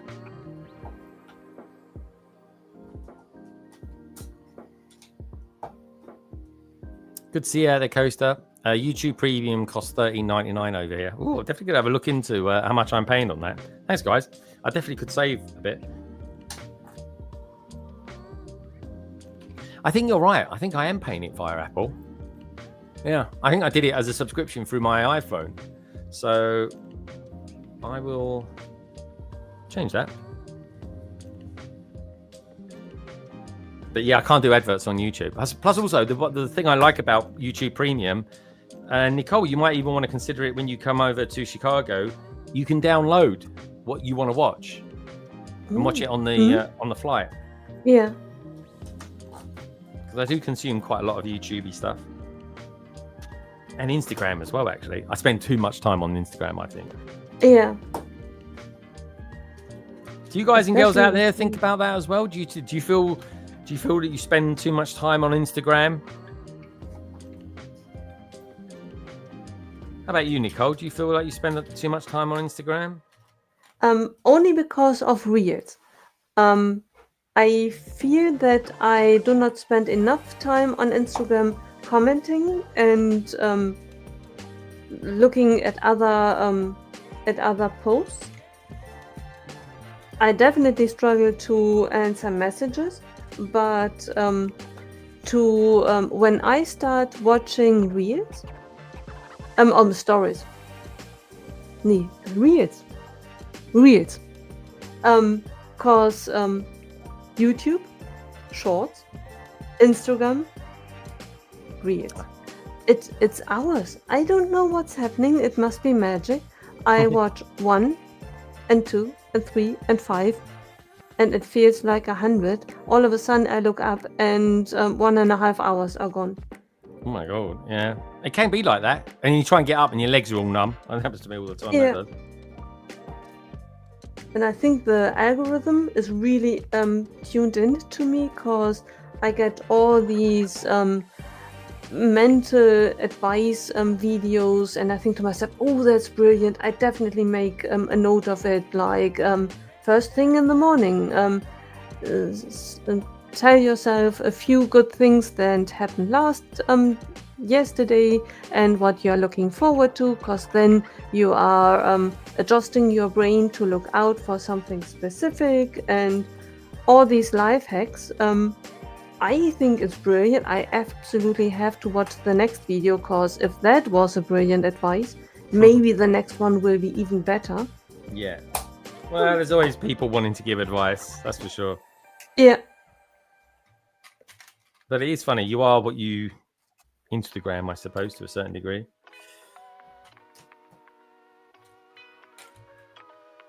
Some thoughts that are shared are really, really brilliant. It's that I think to myself, that's genius. Why have I never thought of it?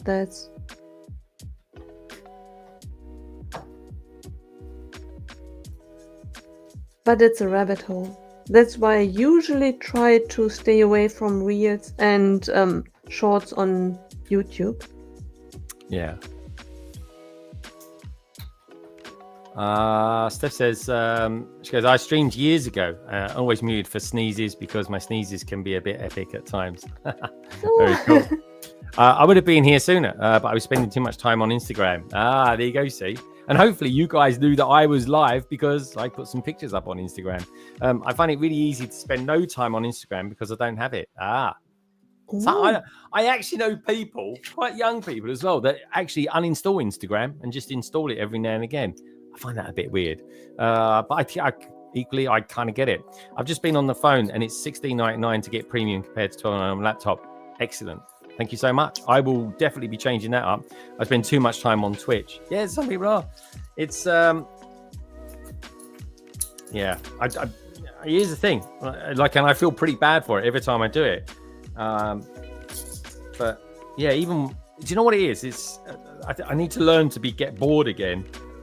I think being bored is quite nice. I think we are kind of quite overstimulated all the time, you know.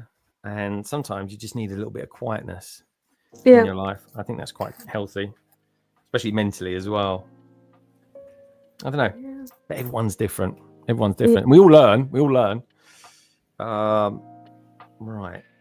Yeah. One can be under the impression that every minute needs to be accounted for something. Like if I have half an hour, watch a show, listen to an audiobook, so that you can tick something off your to-do list.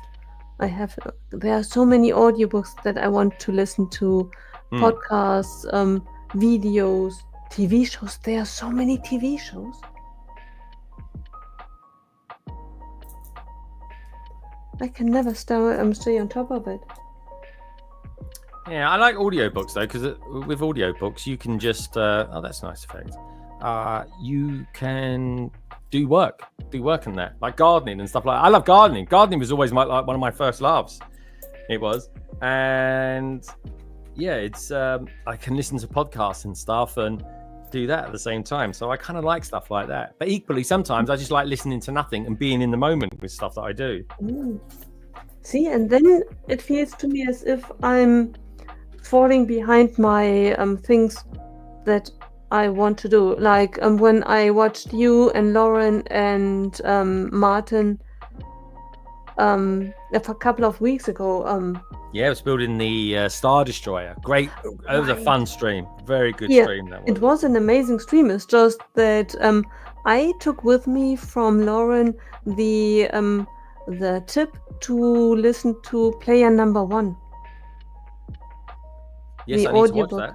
Yeah. I'm an hour in. I think I have 15 more hours to listen to.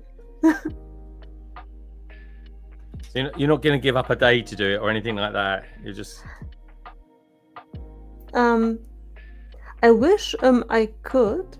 It's just I could have done that yesterday while sorting, but I decided much rather to watch Doctor Who in order to catch up on it. But I have 6 seasons, and now I have 5 seasons in order to catch up with the newest.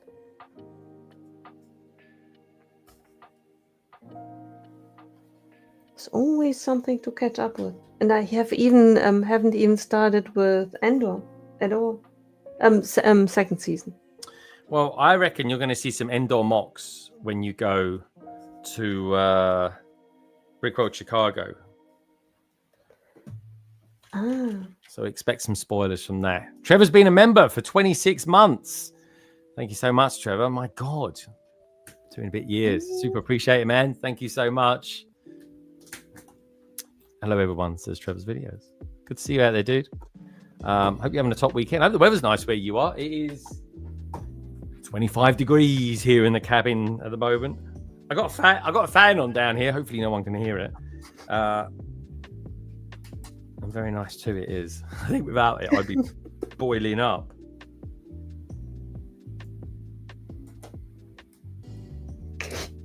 I am wondering who I was watching. It was an actress who told about a location that they were filming, and she asked an assistant of the film crew, that whether this person could bring her a fan because she was warm. And after an hour or so, he came back with a young woman, and it turned out that he misunderstood, and he thought she meant to bring him a fan of hers. And she Oh, was. that's hilarious. Yeah, I just thought of it when you told I have a fan here next to me. Nicole, is it warm in Germany at the moment? It is. I think we have 28 degrees. Oh, that is warm. Yeah. 29. Oh, 29. Yeah, that is warm. It's not as warm as here. It's significantly warmer in the south than it is the north. I will say that. My God. When I got home, it was 25 degrees. I think the average temperature when I was up north was about 16 or 17, which was quite pleasant, to be honest. It was all fine. I was wearing shorts and a t-shirt, or maybe a jumper as well. And obviously it's windy on the beach and stuff like that, but you kind of expect that. It was nice. All right, so I've put them on there. Oh yeah, I need to do that as well. Let's just go back to that.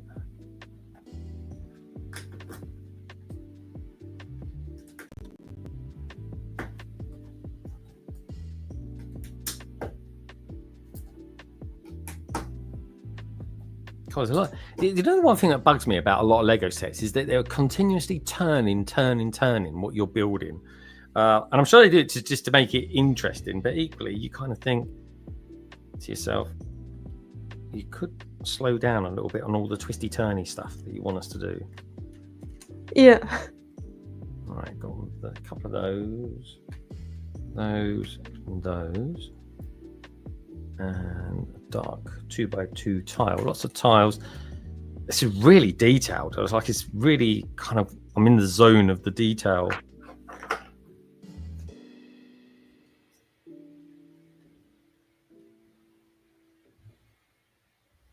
In the zone of the detail. I like that. Or detail, as they like to say in America.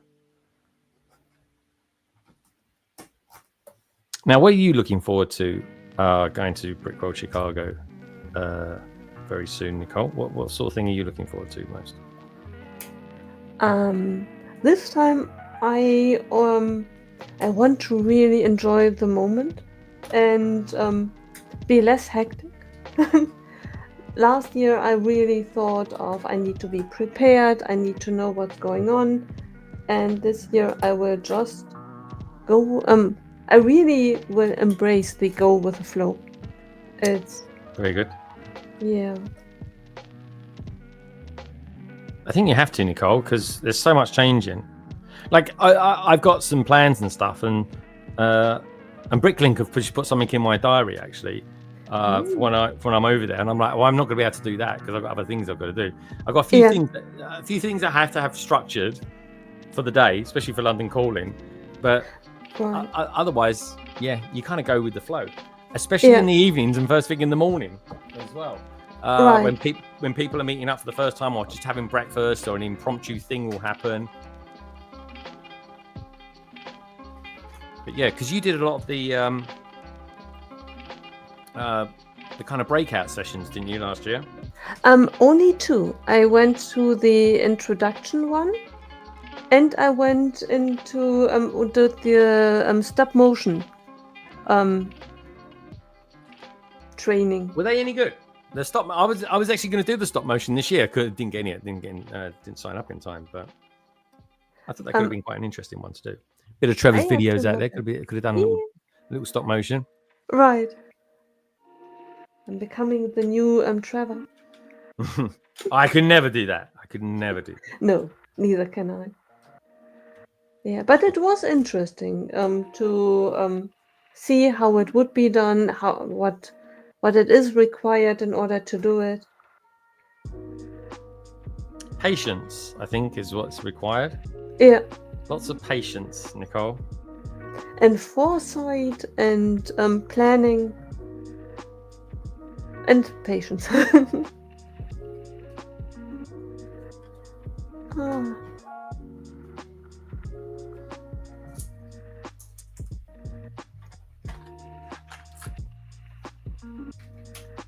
Yeah.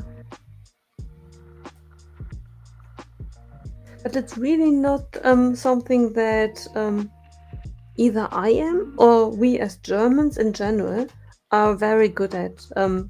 Usually I like to know, okay, Tuesday, 9 o'clock, breakfast with Steve. And then 11, coffee with, and lunch with this person. And then I move over to this person and this in the evening and have a whole structure and knowing where to be when. Yeah. Yeah, it's something to get used to, not knowing what the week will be like. I know when I arrive. I like know that. when I like not knowing. That to me is brilliant. Yeah. Don't get me wrong. I schedule stuff out. I like to have a bit of a plan and things like that. I really do. Especially with London Calling. Like, people don't just materialize on London Calling. There's a lot of effort that has to go into that. There really is. We've got the King of Ninjago has just materialized. He has as well, which is lovely to see. We'll get him in just a sec. Is this Greg? KO saying, yes, it is. Hello, KO. Your eyes do not deceive you, KO. We've got Brixaplorum out there from Chicago. But, of course, Brixaplorum isn't the only person out there from Chicago. No, sirree. We've got someone else on the panel as well. Also, of course, from Chicago is, of course, the wonderful, the notorious, he's not wearing his green fleece today, folks, but who knows? You will see him at some point soon wearing it. That goes without saying. He is, of course, the wonderful TJ, otherwise known as Titanium J52. Hello, mate. Hi, everyone.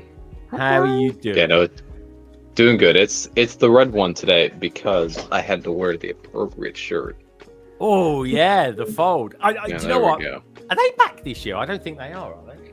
I don't believe so. I haven't checked. I didn't look for them on the calendar, but no, I don't believe they are. I always regret not buying one of those, my friend. I really do. How are you doing anyway?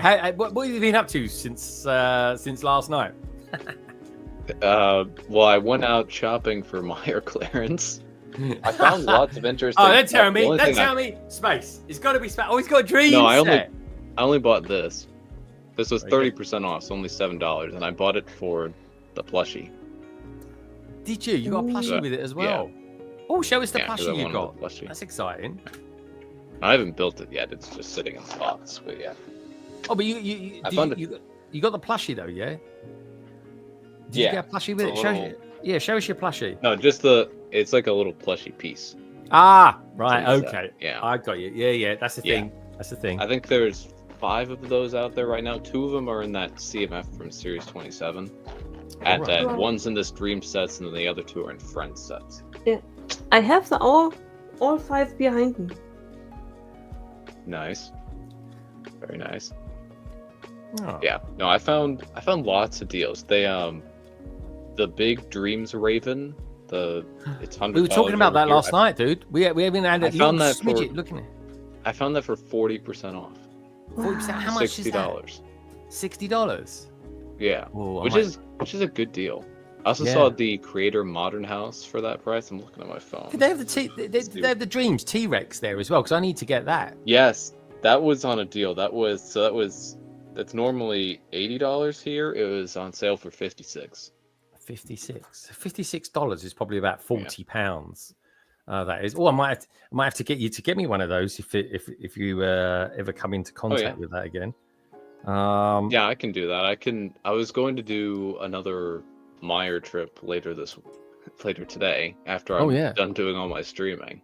Yeah. So yeah. Oh, let's have a look. Let's see how much the T-Rex goes for. Because obviously you get things cheaper anyway because it's dollars. Where are we? Lego. What's he called? Is it a T-Rex or Dreams T-Rex or something like that? Dreams. Let's see. T-Rex. Let's have a look. See what that's going for at the moment. 1484. Oh my word! It's actually on Amazon in a sale at the moment on Amazon it's down from £70 to £52, but you can get it for how much was it? 50. That's $56. Let me see. Oh, that's still cheaper. Yeah. Oh, it's about the same. It's not too much in it, actually. Or I might have to get that. Yeah. Yeah. Oh, that's cool, dude. I can get it off Amazon, roughly around that. But yeah, you're right. It is a sale because it's normally 70. Yeah, so 56 USD is 41.60 pounds. Was it really £41? Yeah. Oh, in that case, yeah. Can you grab one for me? As another tenner off as well. Good man. Yeah, all right. Yeah, that's the Lego Dreams 2-in-1 Cooper's Robot Dinosaur C-Rex set. Dude, that's got some serious stickers on it as well. Thanks, dude. I saw it. I saw it on clearance at both the Meijer stores I visited yesterday. I only visited 2. I didn't want a late night, so I just visited 2 of the ones closest to me, and they both had it. Yeah. Okay, that's cool. That's cool. Cheers, dude. I appreciate that. This is one of the beauty things, folks. I'm taking a boatload of stuff over there for Americans, and yeah. What can I say? TJ, I'm taking over. I thought TJ, I thought I was going to be getting a big Lego set. And when I looked at it, I was like, geez, it's like the cheapest one you can get. Yeah. I've spent a lot of money so far already. Yeah, but you've still spending money today. Look at you. And I'm still Yeah, pretty much. And I've got the Fire Knight mech, which I'm planning to purchase. And who knows what else I'll find at Chicago. So, this is it, dude. This there's always is a it. chance. But that getting that T-Rex, the Dreams T-Rex, that price, it's like literally 50% off for me. That is, which is awesome. It really is. We got Steph says, inset plushie. Nicole collects them, I believe. No, Nicole, can you confirm or deny that, please? Yes. They are cute. Oh yeah, this is a good chat as well. Nice. They haven't got the Ninjago Source Dragon, have they, on sale over there as well?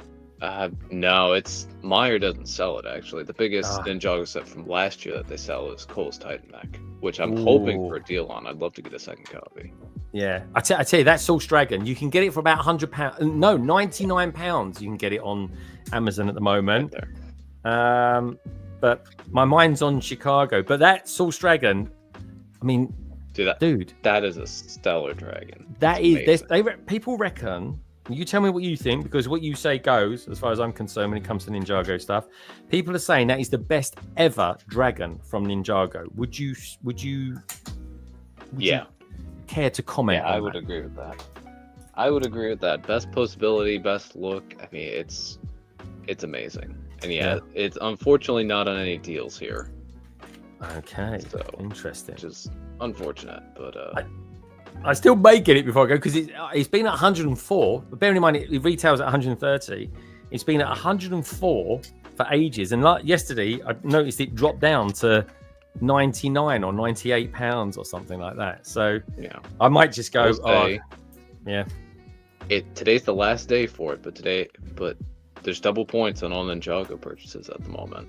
And if you bought the Source Dragon Emotion, you get that teddy bear GWP, if that's something you're interested in. Oh, dude, yeah, I got it last week. I impromptu went to the Lego store in a place called Newcastle up north here in England.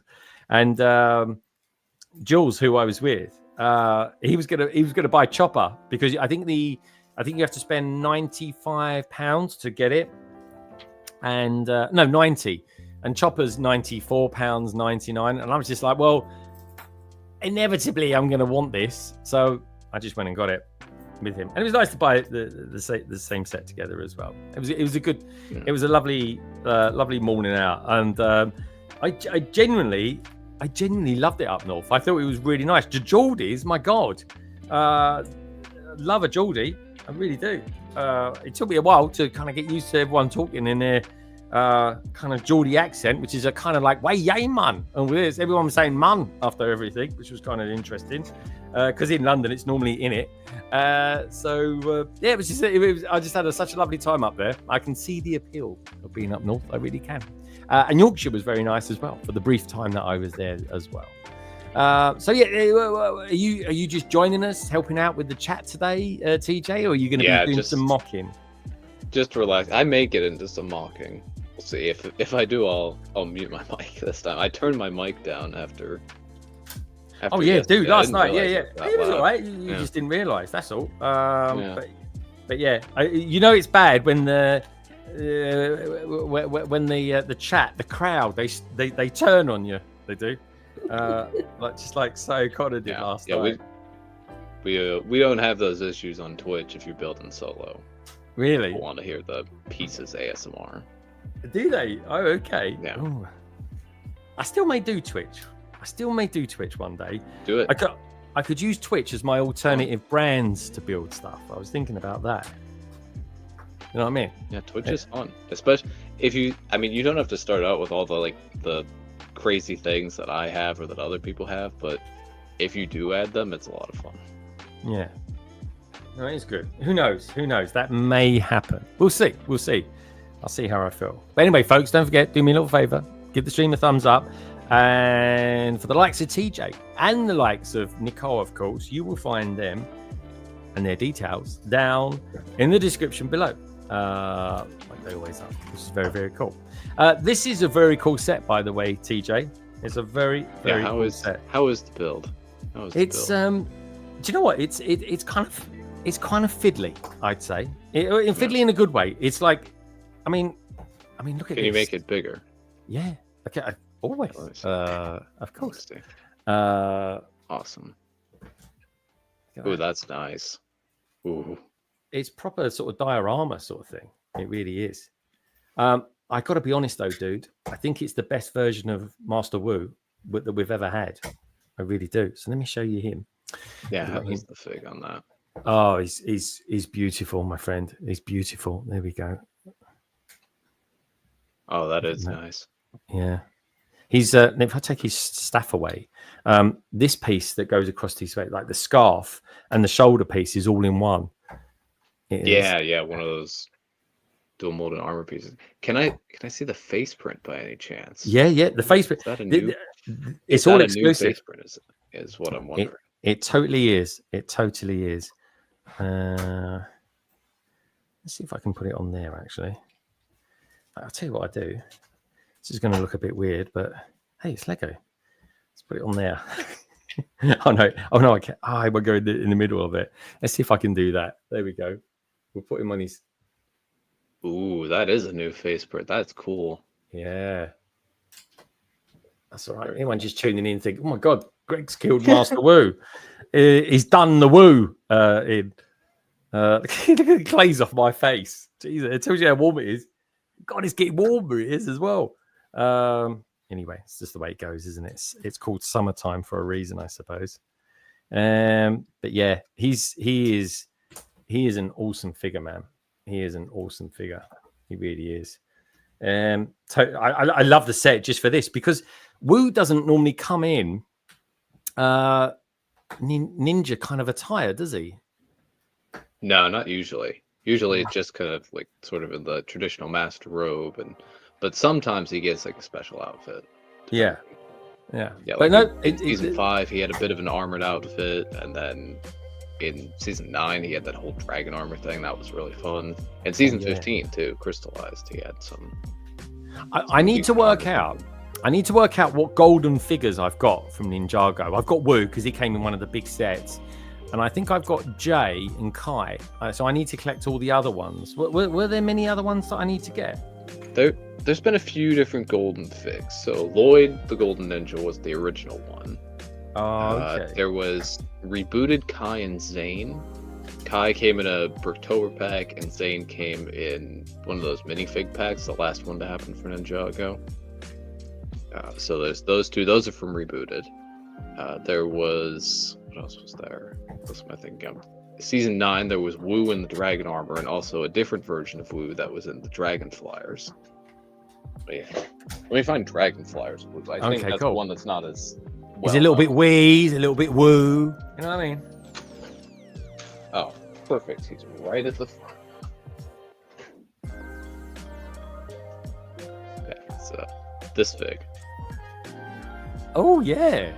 Oh, I like that. Yeah, he's pretty cool. Yeah, he's pretty nice. And what set did he come in? It's one of the Dragonflyers. I can't remember which one or what the set number is. It's just like Wu's Dragonflyer. Let me see.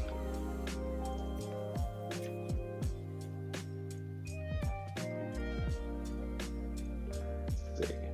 Oh, Dragon Masters is what they were called. Yeah, Golden Dragon Master is what this one was from. 70644. Oh, yeah, cool. Is that an old set? 706? That sounds a bit old. Yeah, that's 2018, same year that Docs came out. 2018, Nicole. We was close. We said 2006. I was lurking briefly when you guys were discussing what year that came out. I know. I know because you liked something I said to you earlier on, and I was like, "Geez, he's up early." Oh, look at these. This is exactly why I want it. This is all the 10th anniversary Ninja. It's dusty, but I built a little custom thing to attach all the different stands to. So I got Kai, J, Cole, and Zane in the front, and then Wu, Nia, and Lloyd in the back. How cool does that look, folks? That's exactly why I want it. I want a proper little case for it as well. And I'll get all them. And then I elevated. Yeah, I elevated. Oh, you made that. Oh, where did you get that? Was that a rebrickable job? I just built it on my own. Just kind of figured out what worked. Put in some slope pieces behind it. Some nice snot pieces going on there and bricks on the side. I like them sort of. Yeah, I had to do some inverted slopes back here to bring them all in. Love it when he talks to me like that. It turned out pretty well, and I keep it on display here next to Gardens, and the Ninjago 10th anniversary brick heads are just behind there. Yeah, this is the top shelf. What do you think of the new one? I love the new one. I'm sold on it. Haven't built it yet though. What's your thoughts on that? Oh, I like it. Really enjoy it. Really nice. Yeah. Now, I don't know. Maybe this will happen before Brick World. Maybe after. It's because it's going to involve moving furniture. But these shelves are going to move. I'm going to move my bookcases that are over here. They're going to move over here where the shelves are. And then I'm going to put one of my tables, because there are 2 tables over there. One of them's going to go over here, and that's probably going to house the Ninjago modulars. And then the other table will house the space layout. So what's your thoughts on this idea? Well, first of all, actually, tell us before you tell us about the Legend sets, tell us a little bit about Monstrosity and what that's about when it comes to... so we don't know too much about it yet, but so the little series is supposed to detail Kai's adventures in the newly merged lands in kind of the beginning of Dragon's Rising Season 1. So after the merge happens, all the ninja get sent off into different areas. And I don't remember if they made it clear if this happens before or after Lloyd and Kai meet up again post-merge. Okay. Yeah. But Kai, if it happens after, Kai goes off to adventure in the merged lands to find the other ninja and stuff, while Lloyd stays behind to protect Ninjago City. So it's either in that period of time, or it's before that, before Kai and Lloyd even meet up. I see. And it'll be Kai adventuring on his own. So have they? Why have they gone for Kai and not Lloyd this time? Are they just kind of giving us a bit of a spotlight on Kai? Well, Kai he's the OG ninja. He's like the OG face of the franchise, and he's still popular. I think he's easy to sell toys for, and I think storyline wise for fitting this stuff into Dragon's Rising, it just fits better because they kind of have Lloyd placed in the Ninjago City area and the monastery, so there's not as much room for adventure. Meanwhile, Kai has a bit more space to move around in Dragon's Rising Season 1. Oh, I see. Okay. So it seems a bit weird to me that I've always thought in my head, like, Lloyd is like the top guy when it comes to the Ninjago team. Obviously, Wu's the master. I've always thought Lloyd was, but Kai's up there as well. So yeah, they're both kind of at the top because Kai is where the franchise started with. Was meeting Kai in the blacksmith shop, and then his sister gets kidnapped, so he gets recruited by Wu. The journey starts with him, and then that was just in the pilots, and then Season 1 introduces the concept of Lloyd and the Green Ninja, and eventually it's revealed Lloyd is the Green Ninja, and he kind of becomes the face of the franchise. Yeah. That's interesting. Yeah, because for the movie, Lloyd was the main one, wasn't he? Really? Yeah. Yeah, and it kind of made sense for the movie because we had Garmadon, who is the main villain, and Lloyd's dad. So yeah, that was cool, man. I love the movie. It's separate to the universe, but it is another. Yeah, the movie's all right. It's all right on its own. It just doesn't compare to the show. No. I got a thought though. Here's the thing, right? Time for me to pop off the shop. Have a great day, or see you all soon. See you next Friday, Trevor. Trevor's going to be on London Calling next Friday, which is going to be exciting. The BrickBods dual stream, right? Not much extra work to do that, I don't think. No, it's not. You can do it on Twitch, but I just always find people kind of. I just like to be my focus being on one platform at a time. I might do both one day. Who knows? We'll see. We'll see. Yeah. But I mean, I'm not really known on Twitch at all. We've got a bit of a presence there, but nothing significant.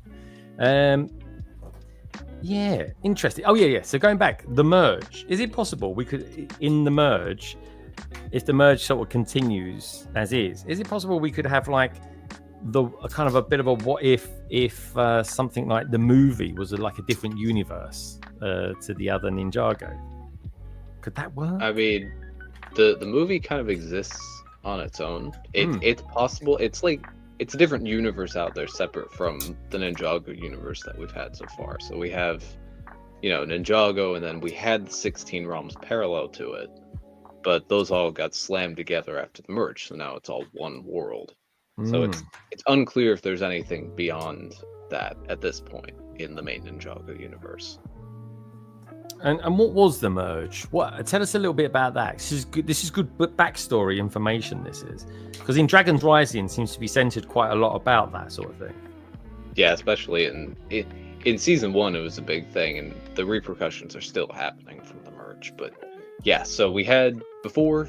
Pre-merge, we had Ninjago, we had the 16 realms parallel to it. We had the Underworld, the Cloud Kingdom, the Never Realm, the Wildness, which has Chima in it, I think. All these different places that are parallel to Ninjago, only accessible in a few ways by like Dragon or by Realm Crystal or Traveler's Tea. There's a few different ways to get to these other places.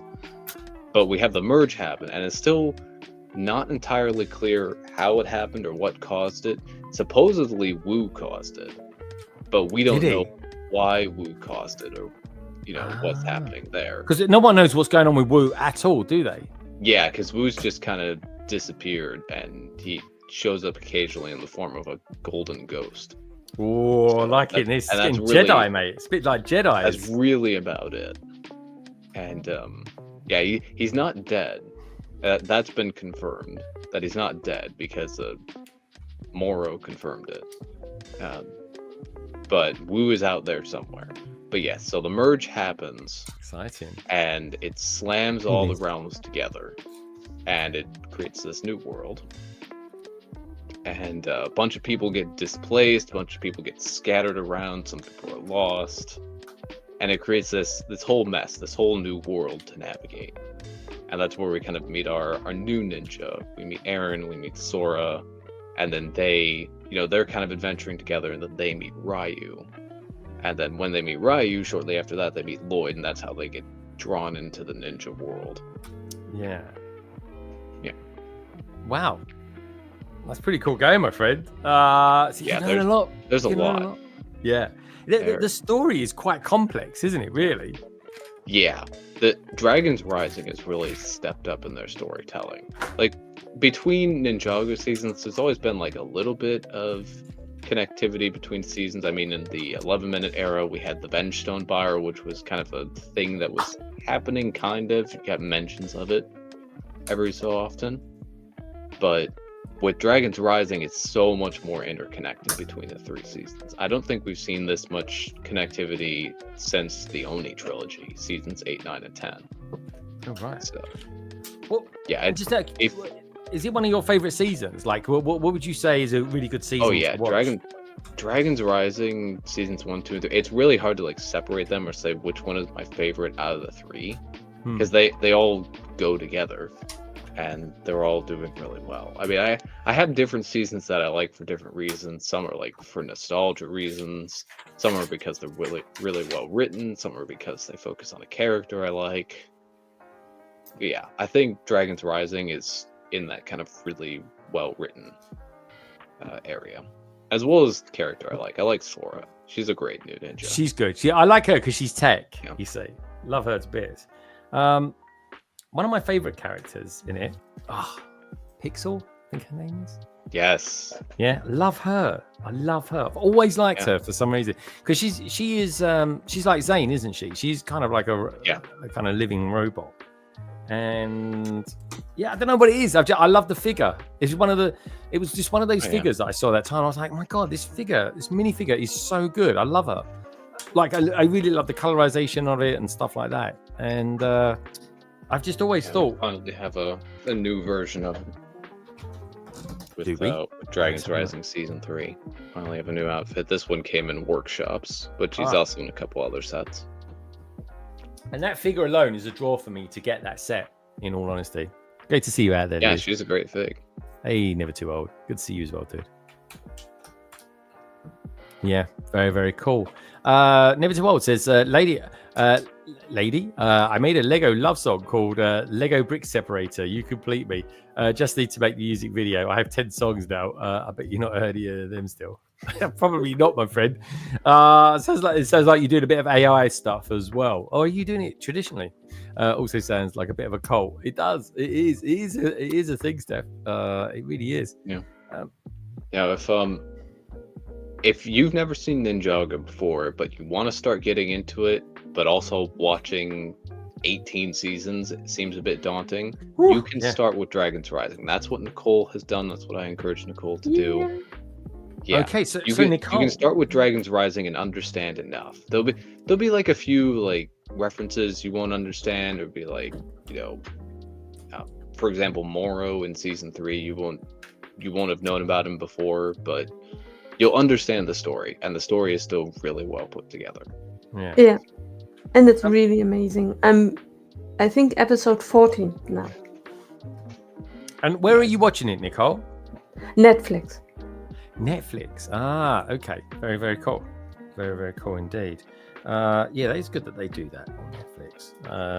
And how are you finding kind of getting up to speed with the characters? And who's your favorite character? Who's your favorite character? Who's your favorite ninja? It could be by color. It could be because you like their personality. Yeah, I would have thought Sora, but now that I learn more about it, it's Nia at the moment. Oh, but I'm 14 episodes in. It's really I know 3 minutes of it in comparison to what's all out there. Yeah, and I'm just beginning to realize, okay, that Nia is Kai's sister, and all the connections. I'm just slowly getting into it. Yeah, and they were both good in the movies as well, weren't they, TJ? Yeah.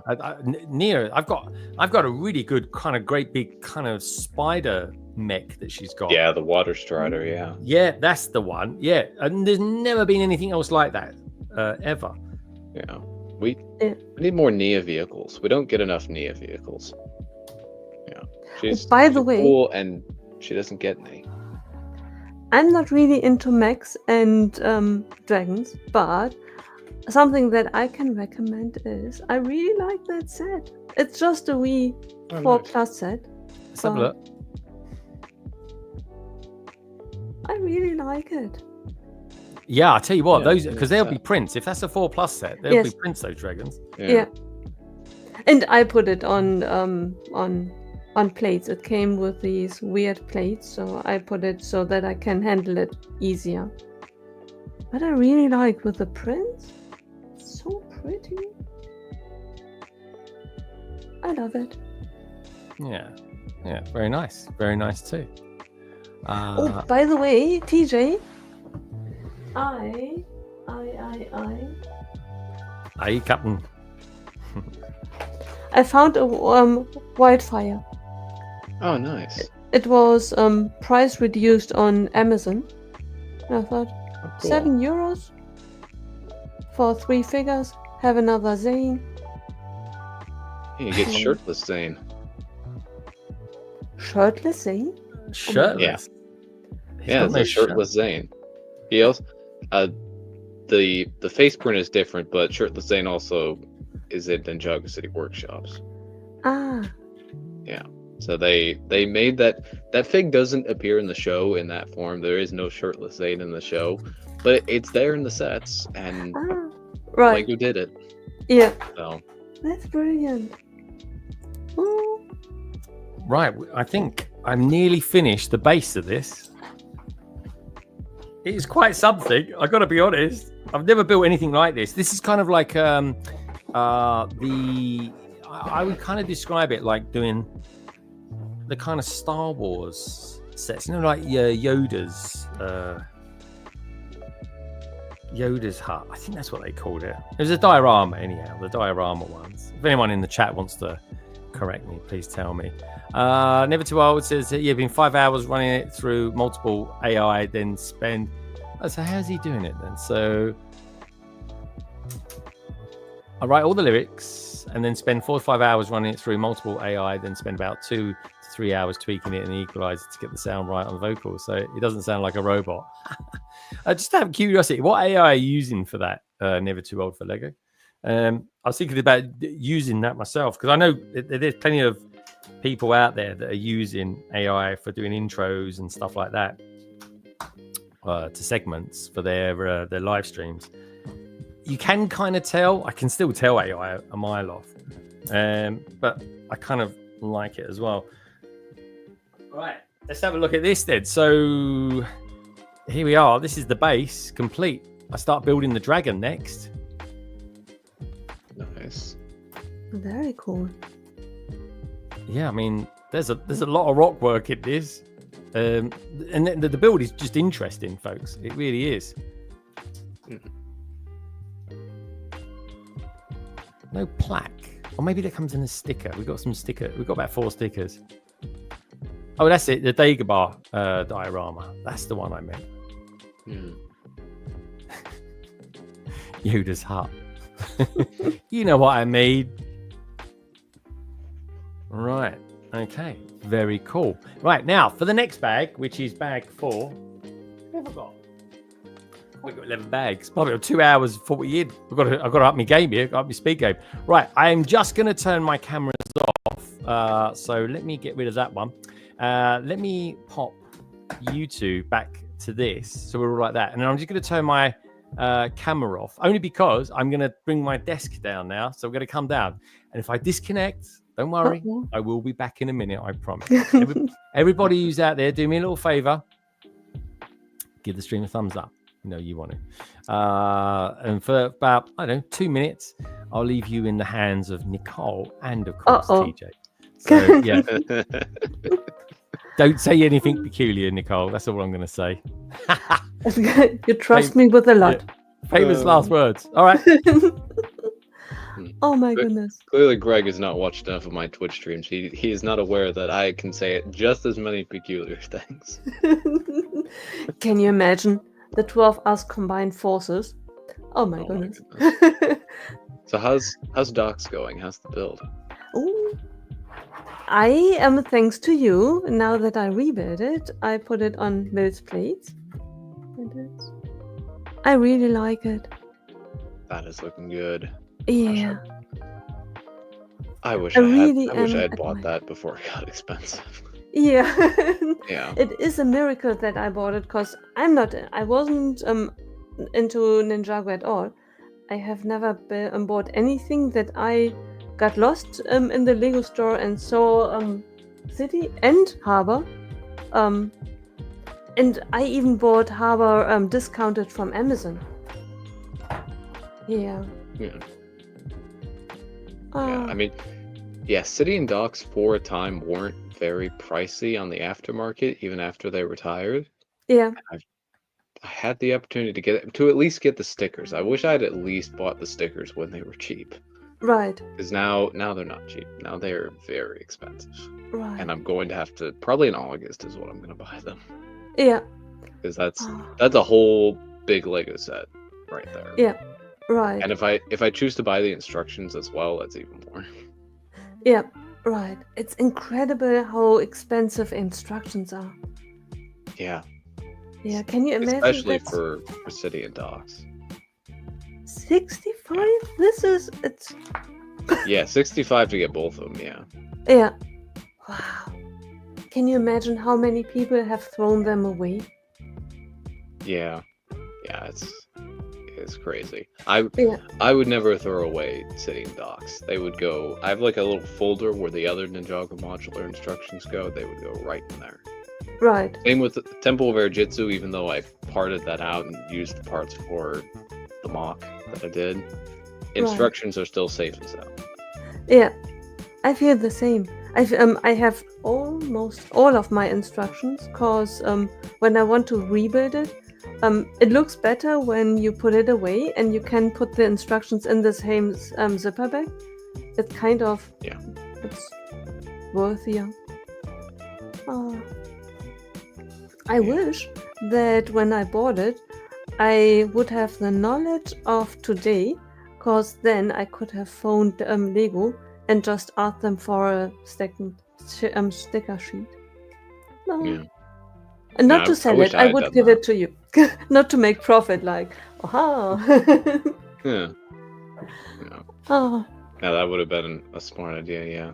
No, but I was going through I was sorting all of my instructions last weekend is when I did that. It took like 2 hours because it was an insane amount. Yeah. And it was so nice to look at all like these pleasant instruction designs all throughout the years for Ninjago. And then just summer 2022, it's just a render. It's so sad. Yeah. Yeah. And it's strange, because some themes they even went overboard, like with dreams. When you look at the dreams instructions, they are beautiful. Yeah. Yeah. Yeah, and like the Ninjago core sets, they had some art inside them for the instructions. Those are really nice. Yeah. Yeah. Not just the front of the instructions is just this plain render, and it doesn't look very nice. Right.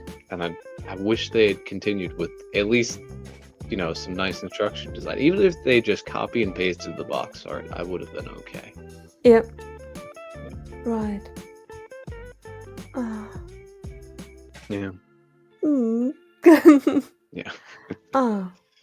One day we will be able to talk with the design. Isn't a designer in Brickworld? We could ask them why I they believe changed. one of the Ninjago designers is there. I don't know if they have control over the instructions, but it's one of the set designers. Yeah. Yeah. For this set, the one that Greg's building, I believe. Yeah. Yeah. Yeah. Yeah. Oh, gosh, I'm looking forward to that Ninjago monstrosity premiere. It's gonna be so good. It's like the only event that I really need to attend during Brickworld. The rest of it's just like going with the flow and just hanging out.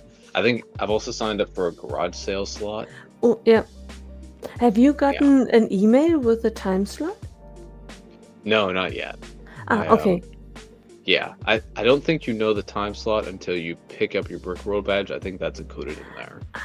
Okay. Yeah, because I had to get my badge mailed to me because I wasn't able to attend. And when they mailed that to me, they had the garage sale time slot included in there. So, yeah. Yeah, that and makes sense. I had the last time slot for last year, so it was no good. Yeah, right. Yeah. This year, last time I did not sign up. This time I signed up. Yeah, for the garage sale. Yeah, it's free, so I figured I might as well. If it cost money, then I wouldn't have signed up for a slot. I would have just waited until it was for everybody. Right. Yeah. This time I will plan my luggage better. Last time I knew that my suitcase would be fully packed, so I did not bother because I knew I wouldn't be able to buy anything. So why sign up? I was fine with going there at the very least during the last, 15 minutes. Yeah. See, the issue that I have is that as long as it can fit in my car on the drive home each day, I can get it. Now, will it fit in my room? Probably not. But will it fit in my car? Yeah. So I could feasibly get anything. Right. Until your credit card strikes. Yeah. Then that's that's more likely to happen before I fill up my car. Yeah, right. Yeah, but I'm gonna be on the lookout for a few different things this year at the garage sale. It's mostly like specific Ninjago stuff that I don't have. Other than that, I'm just, Yeah. I'll just leave it alone. Right. Yeah. Maybe I will this year look out for figures, because I'm so way behind figures now. Are good too. Yeah, I was looking at a couple dream sets last night just for the figures that were at Meijer. A couple of them that were 30% off. I think it was like one of them was like Izzy's like dream animals. It's like this sort of orange animal thing. Yeah. I forget what it was. Yeah, I was looking at that. I decided to leave it for now, see if it goes on even deeper clearance, because that does tend to happen with some dream sets over here. So yeah, so hopefully it does, because I'd like to get that version of Izzy. I like that version of that figure. Yeah. Hey, did you miss me? Oh, he's back. I'm back. Sorry, folks. I was just having a couple of little berries as well there. I'm trying to be good. Trying not to eat too many. I've got to lose a little bit of weight and pre-op stuff, all that sort of thing. So I'm eating berries and stuff like that, and just sort of stuffing my face with them. And quite nice just listening to you two chat as well. It's kind of quite nice. It's like being on a Twitch stream. Let's re-add this in as well. I quite like it like that. I'll tell you what I'm going to do, because there's 4 of us, so it's nice and even. Just do it like this. I think I'll just do it like this. It's quite nice. Anyway, so Nicole, how are you getting on with your build? How you doing where you're at? I'm almost finished with the waterwork. Waterwork in progress. Oh, that always takes ages, doesn't it? Yeah. TJ, have you built docks? No, I don't have. Right. That was mean. Oh, I'm sorry. I didn't mean to open up old wounds. I've got to be nice to him, because he's going to grab me something a little bit later. So what one haven't you got? Is it City and Docks you haven't got? Yeah, it's City and Docks that I don't have. Do you feel like a fake Ninjago fan because of that?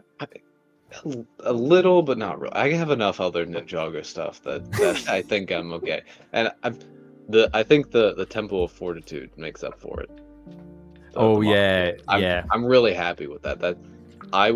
I'll be honest, I would much rather have that than City or Docks, because I really like that temple, and I'm really glad to have it. I gotta get that, man. I gotta get that temple would be amazing to have, because I haven't really got temples. Check out the survey, folks. Let me know what you think.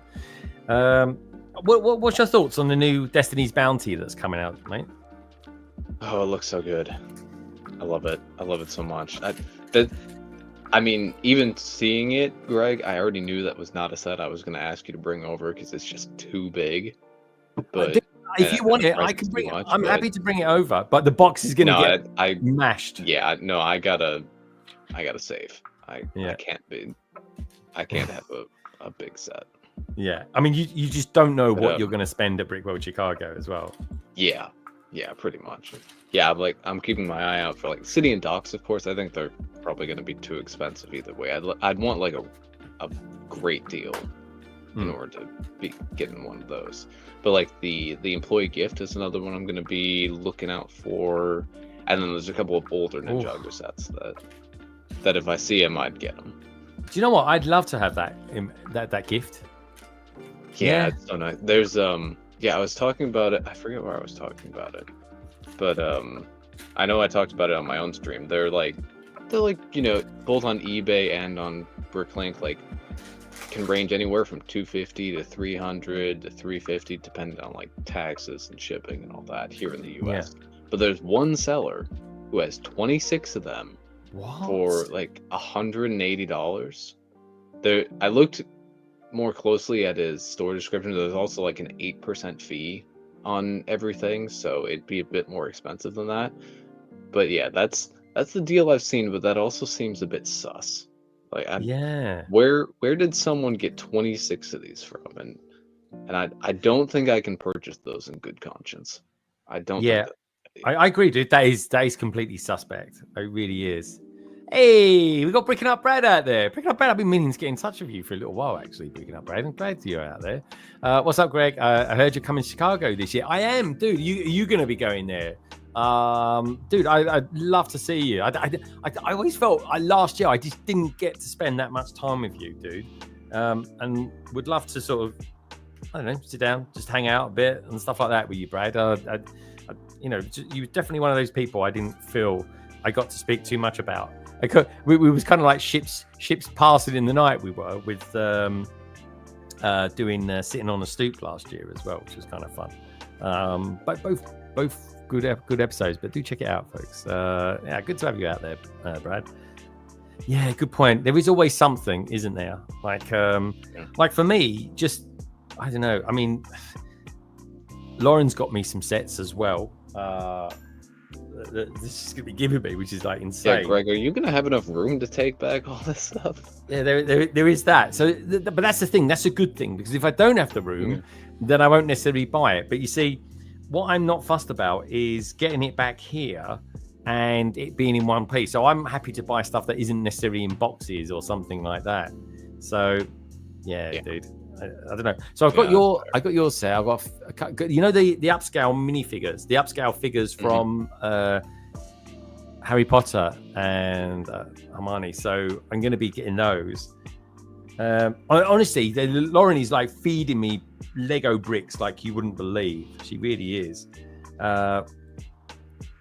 And there might even be a Chewbacca involved in all that as well, which is good. He's going to be made famous. You know, the big UCS one? He's going to be made famous by that new cartoon that's going to be coming out, the new Rebuild the Galaxy one. Oh, yeah. So, I don't know. She's a star. She really is, honestly.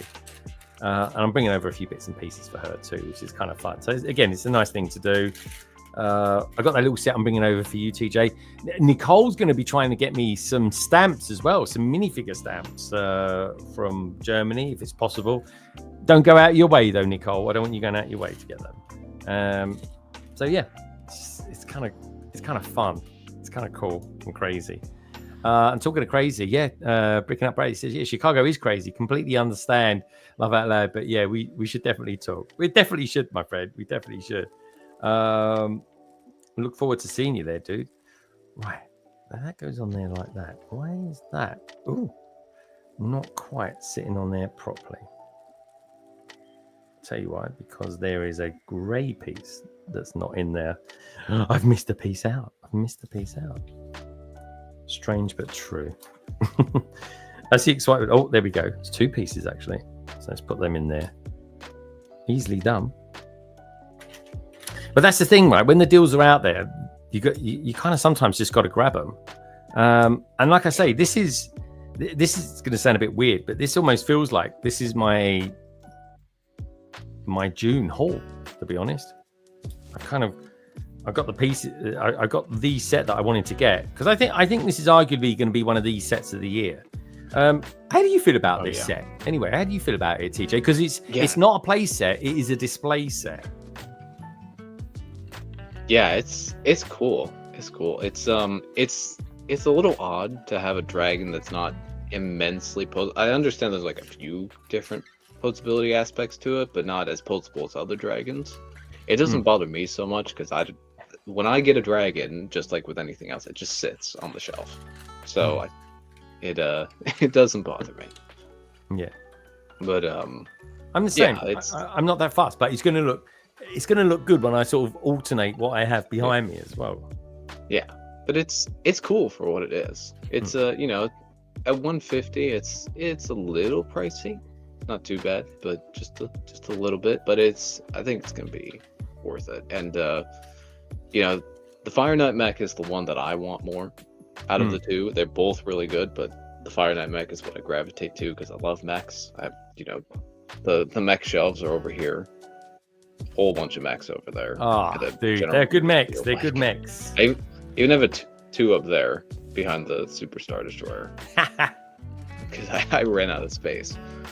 But yeah, and then so it's of course rumors right now, but most of the standard Ninjago sets, the playset ones, they're rumored to be retiring end of July next year.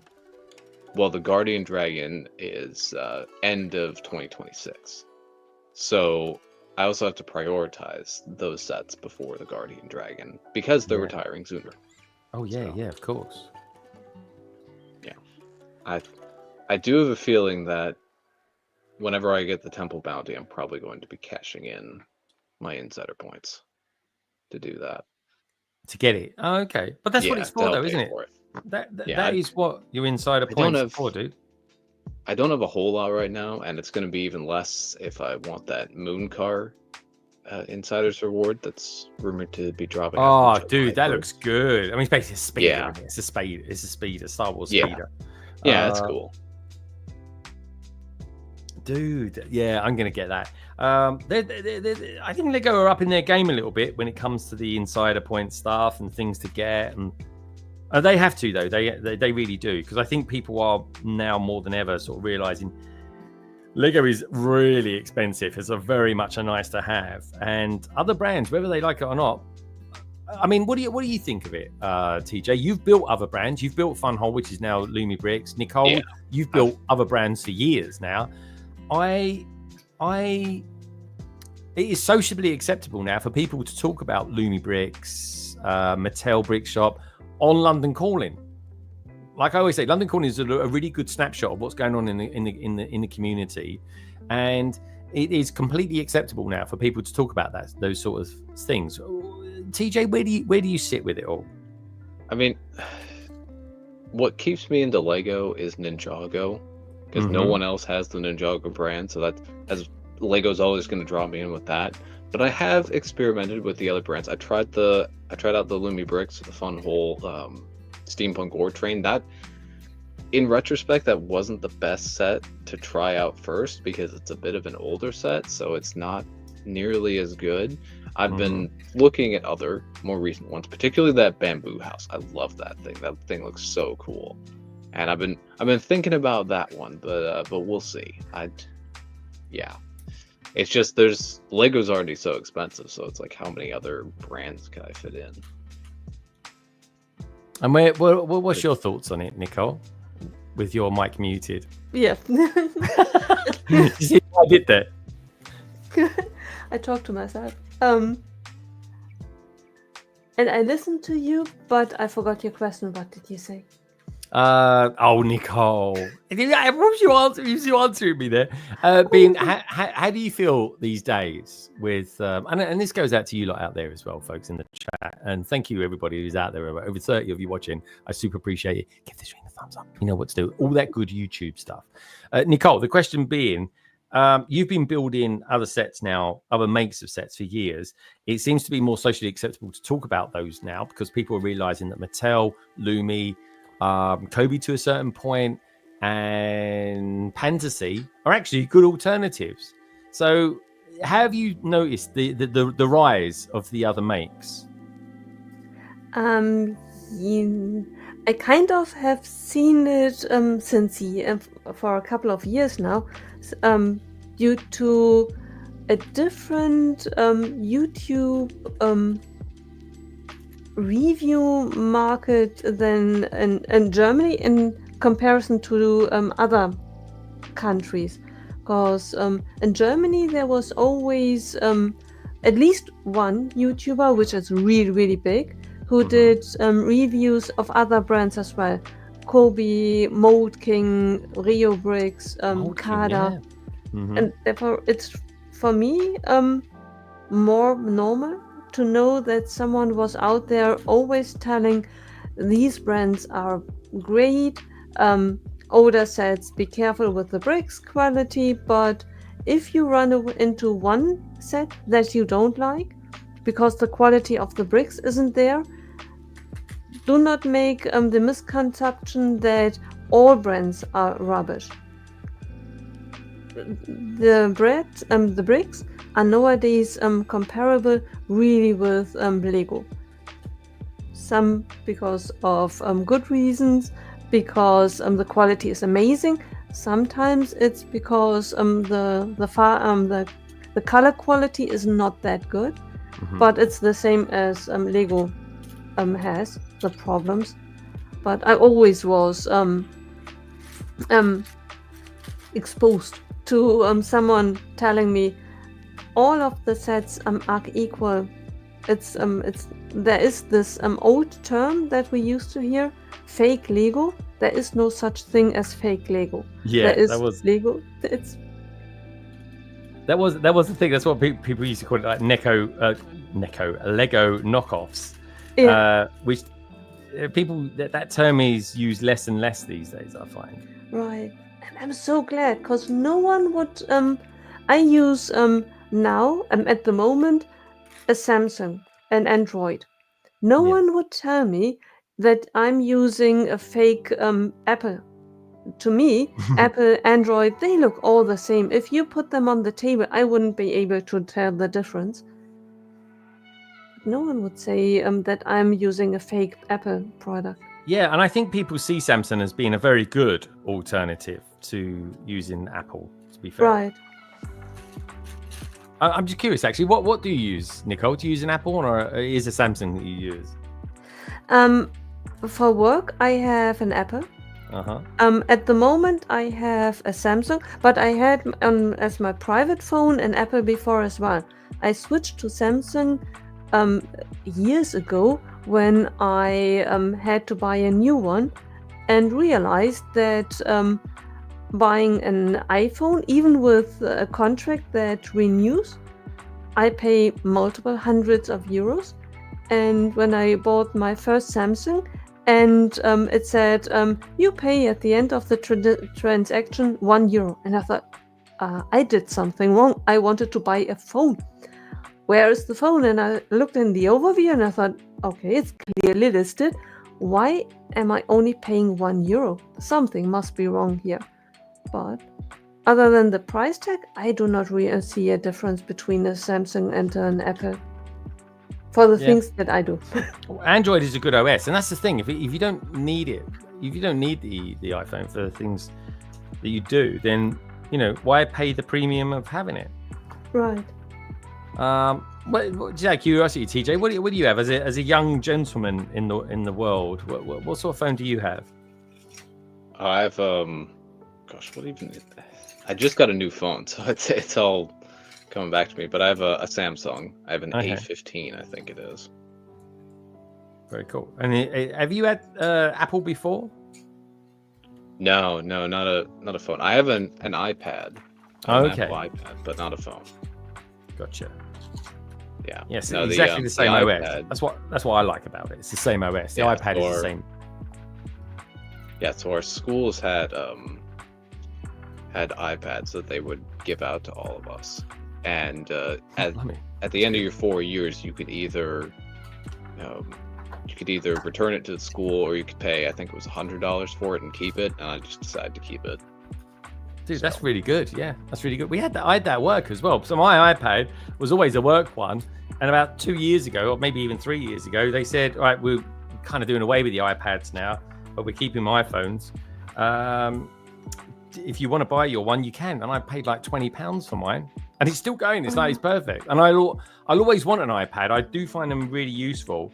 But at the moment, this is going great guns. And this is like a 20, I think it's like a 15-inch iPad Pro. But it's old. It's like, it's got to be a good 6-7 years old. But it's still going great guns. So I'm blessed and lucky about that. That's for sure.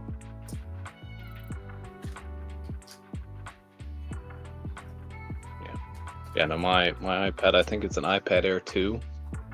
It's old. So the school gave it to us in 2015, so it's nearly 10 years old now.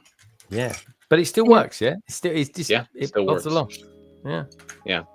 Battery isn't quite as good as it used to be, but it still works. It works for what I need it to. That's really cool, dude. But it does, and that's the thing. When you buy an Apple product, you are kind of getting it for I think Apple longevity is really good. So I don't know if the Samsung's got as good longevity. Guys and girls out there, tell me. Educate me. I want to know. I got my phone to last for 5 years, so it was pretty good. Considering it gets more use than the iPad does. Yeah. I think I'm pretty happy with that. Yeah. Right, so that one goes that way. I just got to be careful with these little slopey bits.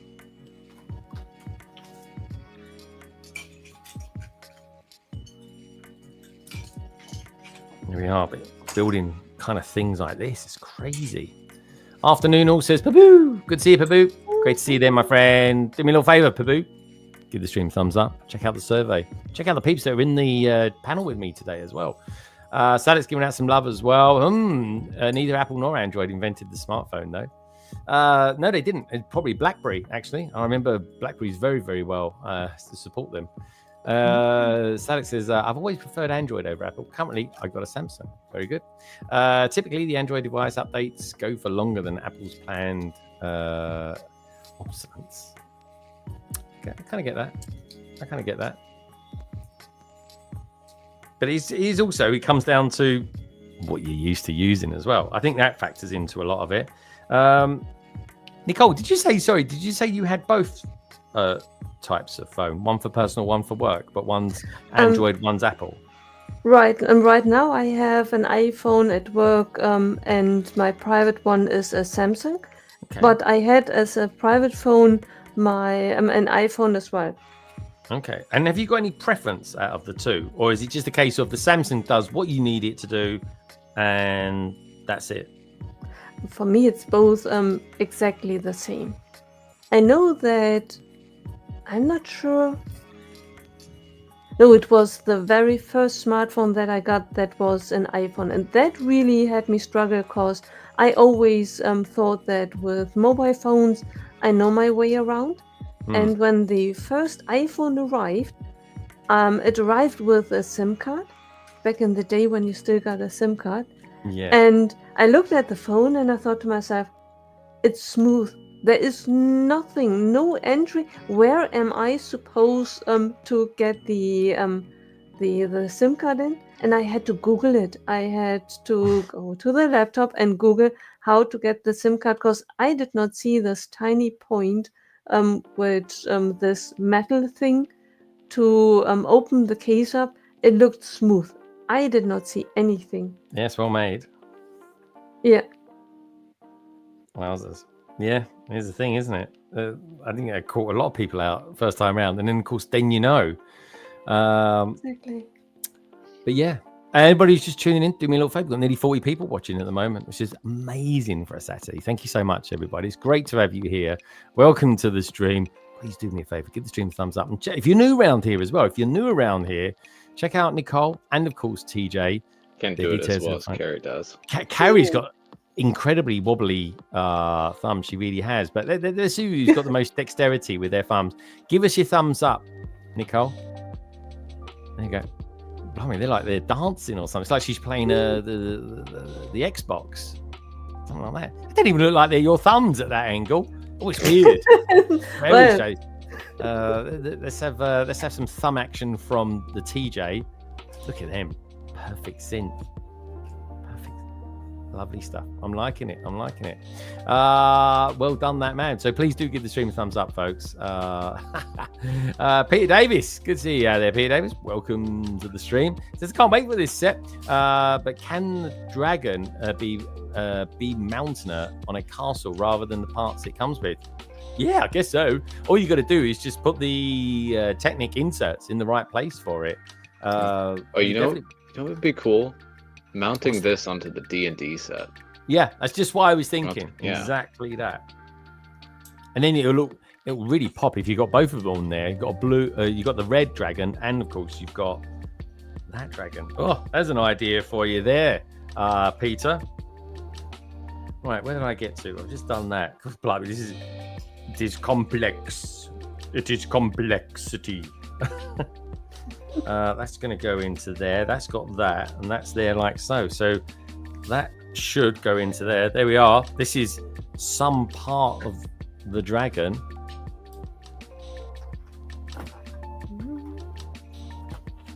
Some nice parts. I'm about,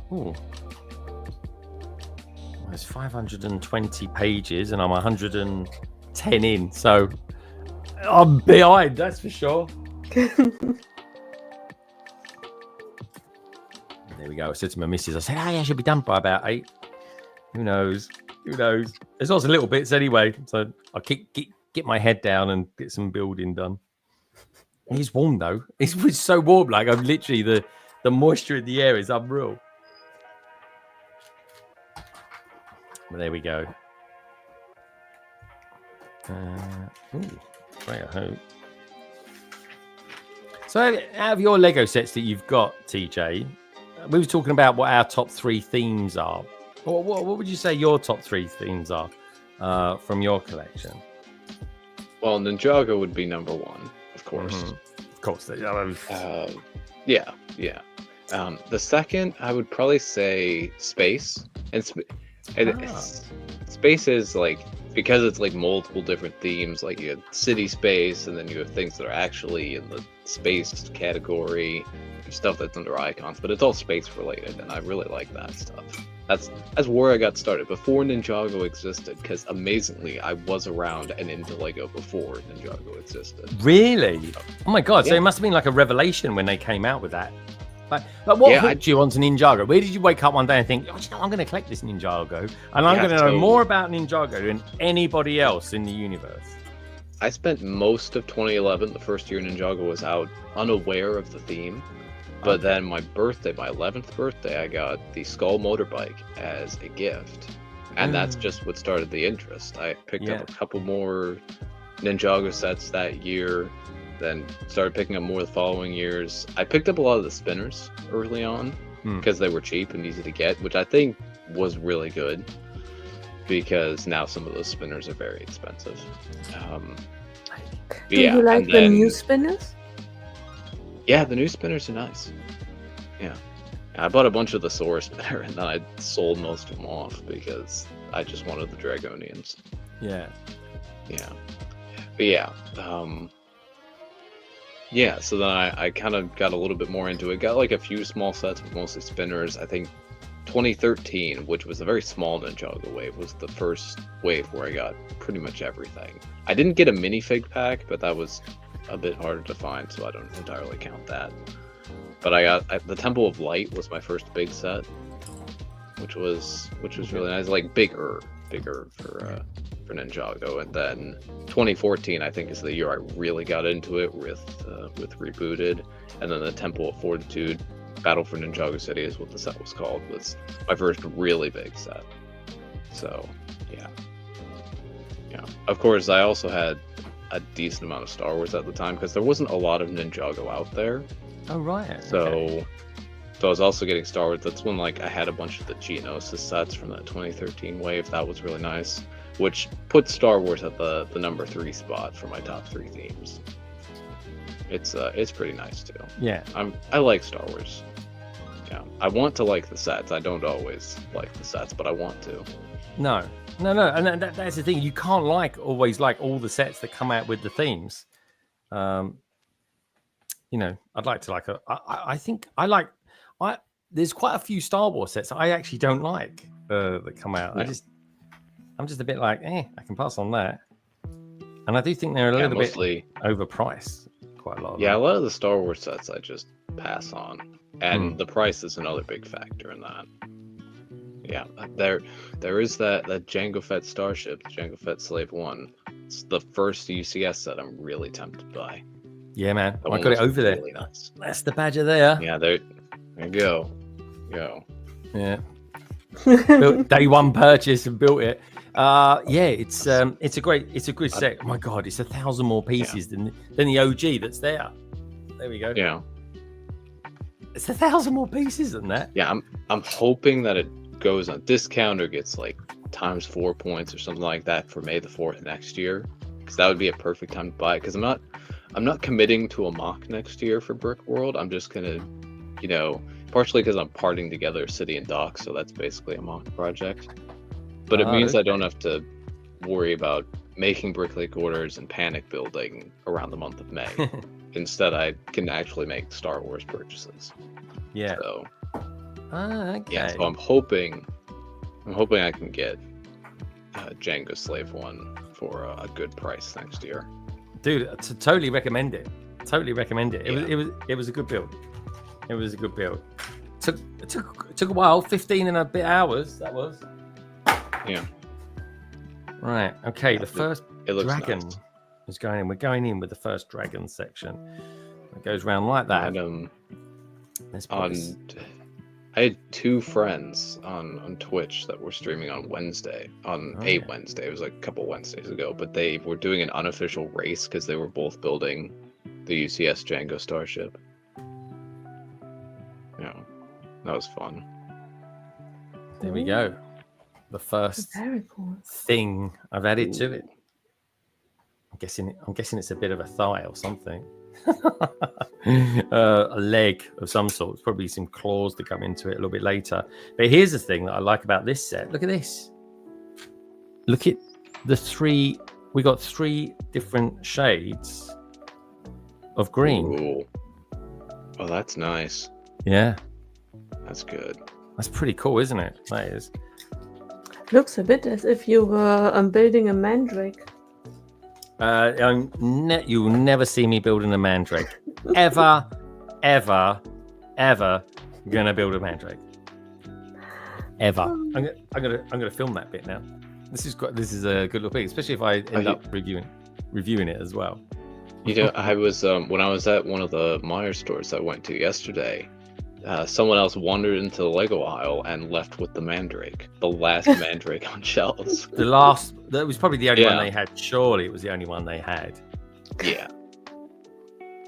That was just random. I was just thinking, like, all these sets on clearance and you buy the mandrake. Okay. Some people just don't have any taste. That's what it is. Yeah. Yeah, there weren't a lot of Harry Potter discounts when I was at the store yesterday, unfortunately. There weren't any Star Wars discounts from what I saw. Yeah, I suppose, but we're still in May though, aren't we? That's the thing. You'd like to think that May they'll be selling better. So chances are for retailers over here, there's a few things coming out, so I guess they have to clear off some shelf space, so they're putting some stuff on clearance, and also things probably just aren't selling well. But once we get into July, that's when clearance season here really starts to hit, and that's when they run all these deals, because they're trying to get all these sets off of shelves so that they can make room for all the new stuff. So that's the time when I'm focused. That's when I got a bunch of. That's the time to do it. That's the time to do it, and you can reflect on what people have said about sets and stuff like that. Because you don't ever do any reviews, do you, TJ? You don't really ever review. Yeah, stuff, I've done a handful of reviews, but not many recently. I reviewed the Dragonian Storm Village when I found it early at Meyer, because I got it out like a day before the land members had the embargo lifted on reviews. Oh, right. And okay. that was cool. That was an interesting experience. And but other than that, other than when I find stuff early, I don't review things. But sometimes if I can get it out first, then I will. But yeah, I think as well, just building it and just telling people what you think about it when you're doing it. I think that's quite a cool thing to do. Hey, Andrew, good to see you out there, dude. I did also live build it on Twitch, so I was pretty happy doing that. Well, no, I've not seen anyone do a live build of this yet on anywhere. So hopefully, that's because it's not out yet, Greg. Oh yeah, of course. I got it early, didn't I? That makes there's only change. like 2. As far as I know, there's only like 2 or 3 land members that have gotten it to review early. So not many at all. And like I say, I had the opportunity to get this. My ideal set that I really wanted to be able to get early, because I can't reveal my sources, but folks, I really can't. But the one I would have liked to have got is Privet Close, but it wasn't an option. But when I saw this, I mean, I've been bigging this set up for ages, and I was just like, let's just get at. And I was like, hopefully it's not a big set. And of course, it turns out it's a big set. So, and then I'm like, well, okay, let's build it. And lucky for me, yourself and Nicole wanted to come on and talk Ninjago, build Ninjago. So yeah, I'm very blessed. We are. That's good fun. Show us how you're getting on with yours, Nicole. How are you getting on with your one?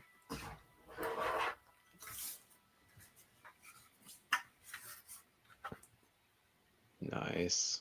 Yeah. Are you a fan of building it on the mills, Nicole? Because this is a little bit different to you. Thanks to TJ, yes, I am. Because when I built them before, I never thought of it back in the day. And I remember when in the old apartment, when I reorganized everything, it was really a pain. City gardens, this one was kind of okay, but city and gardens, to balance them around, it really was. I was sweating, because if I had dropped it, that would not have been fun to rebuild. So yeah. And then when I saw TJ, that I think markets you were building, and you mentioned that you are putting it on Mill's Place, and I thought, okay, if I'm really rebuilding them, then I'm doing that as well. Now is the time. I quite like rebuilding another set. How does it feel for you rebuilding that set, Nicole? Are you kind of enjoying it slightly more? Now with this set, yes. City and gardens, and that's why I admire TJ, that he pieces together city and dogs. I know how it feels to go through 4,500 pieces, looking for the right piece and I roughly had sorted it. And I knew that all the pieces are in this zipper bag. It's impossible that I lost anything, and still it took me forever to find the pieces. It was such a frustrating experience to go from building step to building step, finding the pieces in the big pile, and it really is a frustrating experience. So I'm my strength and love is sent to you, TJ, through the process, because you are really piecing it together. It's gonna be interesting because I'm not gonna sort them out by bag when I build them. Oh, nice. Oh, I'm just showing you guys while you chat away on there. Yeah. But look, this is how it connects in. Like it's just really nice. This is I imagine it's like building the D&D set to a certain degree. Anyway, let's get it on there properly. And there we go. And then sort of like, can I go down like that? Yeah, there we go. That's right on there. How does that look? Very nice. Very cool. Looking good. It's just nice, isn't it? It's just really nice. Yeah. It's pure display piece. Pure display piece. Yeah. Back to you, TJ. Yeah, but I'm gonna try and sort the parts by city and dock, so those will be separate. But beyond that, I'm not gonna sort the parts, because anyone who watches my streams know that I am a fast builder. I build very quickly. Most Twitch streamers, they take a bit of time, but I'm one of the ones. Dude, that's an understatement. Like drag it out.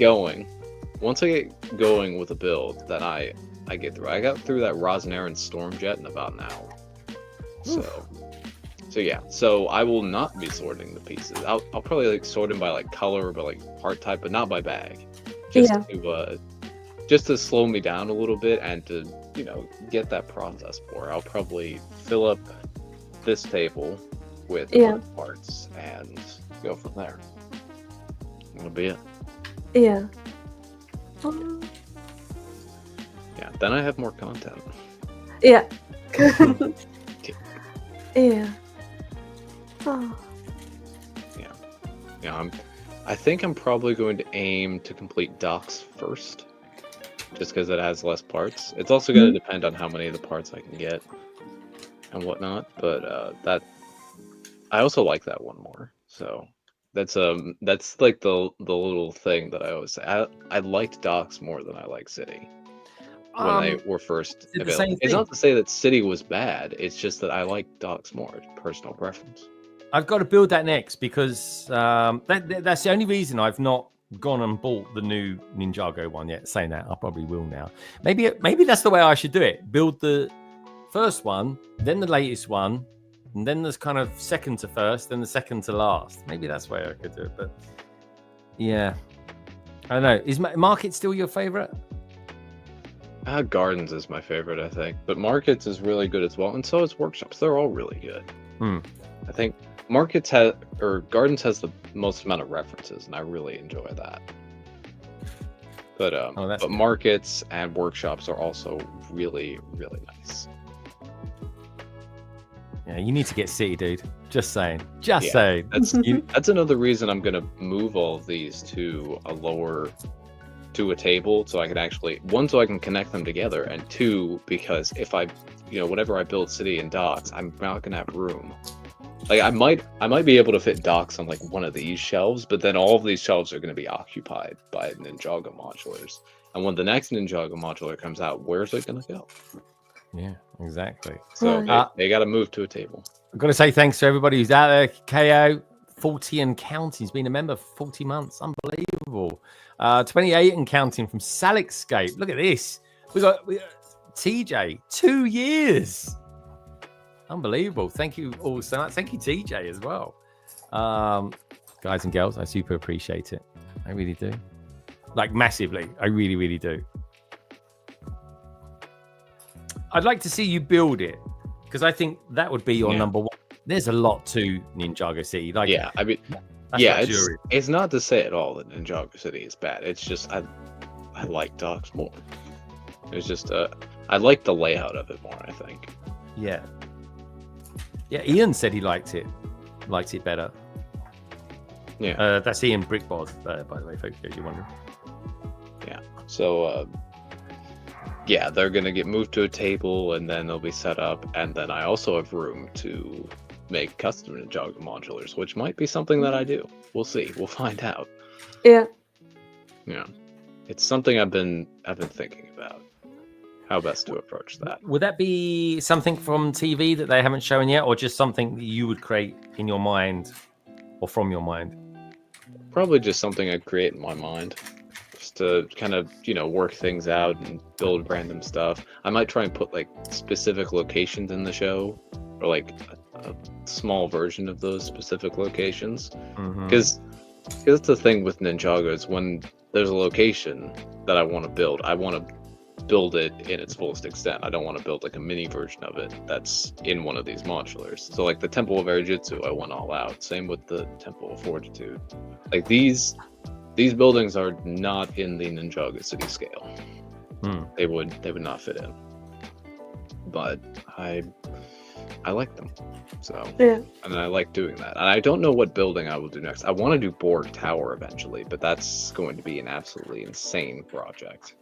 That'll be, I was doing like rough calculations based on like the number of windows and how many bricks would go in between those windows, how many windows there are all the way up the tower, and the thing would have to be like 12 or 13 feet tall, which is like, I think that's like 4 meters at least.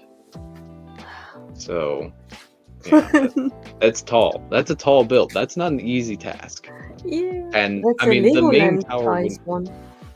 Yeah, it wouldn't be like that big in terms of size, like 16 by 16 maybe, 32 by 32 at the biggest, but that's still a lot of space.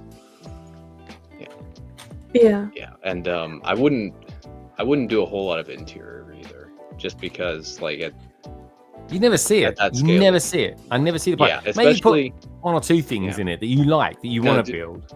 But I do like the bottom floor would have interior, like the entrance and all that, because a lot more of that's visible. And then I'd maybe have like a few places where panels open up and you can look inside. But other than that, it's just never going to be seen. And what I'd probably do also to light it up is stick like a big bar light up the middle of the tower and just turn it on. And that's how I light up the build, because I feel like that would be the simplest way to go for it. Yeah. And then there would be Borg's office as well, which is like at the very, very top. I'd build that. It would be in there.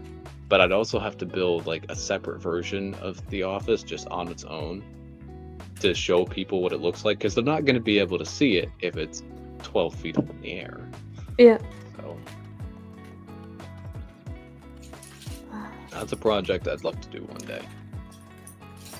TJ, I'm going to be going around when we're doing London Calling on the Friday. So it'll be kind of, I don't know, maybe live from about 2 p.m. 2 p.m. our time. It probably will be. Yeah. I'm going to be looking for peeps. I'm going to look for about 5 people to showcase their mocks. Do you fancy being on it? Do you fancy being a bit... If I am there, I will. I'd definitely like to do that. Are you thinking, what are your plans? Are you kind of coming and going from it? Or maybe doing streaming yourself around Brickworld Chicago time? I don't know if I'm going to be streaming myself. If I were to stream, it would be on Clicking Bricks with Amberlaya. And that's something we'd have to work out. Okay. When would be a good time. And that'd be more likely to be an evening thing anyway. But yeah, beyond that, I don't intend on doing any stream. Unless it's like some random IRL stream that I do on Twitch, I don't intend on doing anything. But yeah, there's just like a couple things that I have to figure out when they're happening. Like I'm going to be taking a friend to the Chicago Botanic Gardens on one of the days. Cool. And it all depends on how the weather is. And I won't know it until that week. Yeah. So it might happen on the Friday. It might happen on a different day. So don't know yet. It's too early to tell. Of course, yeah, dude. I mean, we're like a couple of weeks away from it as well. So all right, I'll be asking you probably on the Thursday. Yeah. Definitely by like Wednesday or Thursday, I will know. Yeah, I'll be going around sort of last week or Thursday saying to people, do you want to be on it? Because that way it just saves us having to search out things, and then we can kind of randomly do it as we. You'll probably be able to find the Ninjago portions of the stuff, because the Ninjago stuff is its own table. That's where me and Behind the Bricks will be, because he's the other part of the Ninjago collab, and of course we have the Temple of Air Jitsu. The Space Mock will be elsewhere. It will be on Mapping the Miles, his lugs table, I believe. It'll be somewhere in that area. So he's mapping the miles actually going. Yeah, he'll be there. Brilliant. Yeah, it's him and Brooks Bricks and Alexandre017 and myself all doing the space collab. So that's gonna be all those are Twitch people. Are they? So we've got a few Twitchers out there this year. Okay. Yeah, there's plenty of Twitch people coming along. This whole like core group that I know over on Twitch is tagging along, plus a lot of other people. Well, that's cool. Yeah, that's the Grumble Kingdom t-shirt that I wore yesterday. That's another Twitch streamer. That's Greg. A certain Greg, Yeah. Another Greg. Yeah. I like it. Oh, I see. Yeah. So there'll be lots of friends to hang out with. Yeah, looking forward to it as well. Can't wait. Of course, Mark is coming as well. Mark Binder. Yeah, Bindo will be there. Yeah. Do I know him? Do I know him? There, Fredo will be there. I don't know if you know Binda. Binda's mainly on Twitch. Oh, okay. I will have to get acquainted with him. Yeah. Greg, I can give you like a list of people to follow. Oh yeah, no, please do. Yeah. If you aren't following them already, dude, send it to me on Instagram. You're just gonna get a bunch of Twitch links on Instagram. Right. Yeah. Cooperman is coming as well. He is from the UK. Oh, nice. Who's that? Cooperman. Cooperman is coming, really? He's going to... I never knew that. You know, the funny thing with the Cooperman is I was watching him stream once on Twitch, and I was like, you know that there was a guy called Russ Abbott, who was a comedian in the 80s, and he used to have a part of his show that it was called Cooperman. And he dressed up as Superman, and that's what Cooperman's all about. But he's never heard of Russ Abbott. Wow. Yeah, we got a few peeps that are coming over from the UK that have never been to it before. So yeah. Right, all kinds of friends. A few friends from Canada as well. All kinds of people. All kinds of amazing people. Yeah. Yeah, and there's gonna be different people there this year than what were there last year. So that's kind of cool. You know, that's good because for me it's crossover, different. Yeah, good for me too. See some familiar faces and some new faces. Yeah. Is PBJ coming? Yeah, PBJ will be there. PBJ builds. Yeah. Yeah, him and I are planning some, because he's going to get in a little bit earlier. I think he's getting in on the Sunday before, so he and I are planning some shopping trips before Brick World officially starts. Whoop, whoop. Yeah. Visiting a few different stores. Very cool. That's amazing. Yeah. And of course, sweeping all the Myers for all their deals too. Gotta get all those. I wonder if they realize that Brick World happens there. Are they attuned to that? Do you think? I don't know. I'm curious to see. I'm curious to see if Meyer still has deals by the time, if any are left by the time Brick World rolls around. I think some will be, and it'll also depend on the Meyer you go to. Like some of the clearance varies. Like there was that smaller Raven from Dreams. It wasn't on clearance at my local Meyer, but it was on clearance at the other Meyer that I visited. It was interesting. It was interesting. I think I gotta look here actually.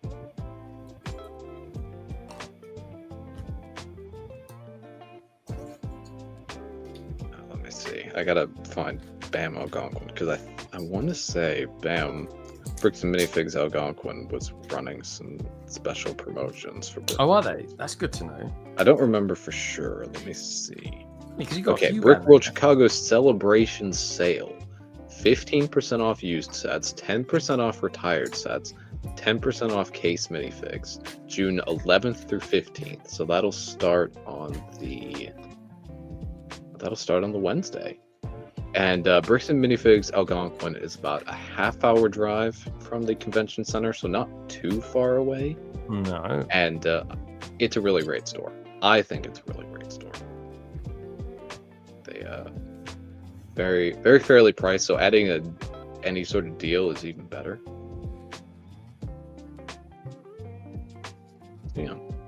Yeah, I definitely recommend that people visit Bricks and Minifigs Algonquin. Of course, we've got plenty to visit in the Chicago area now in terms of Bricks and Minifigs. I think there's like 6 here.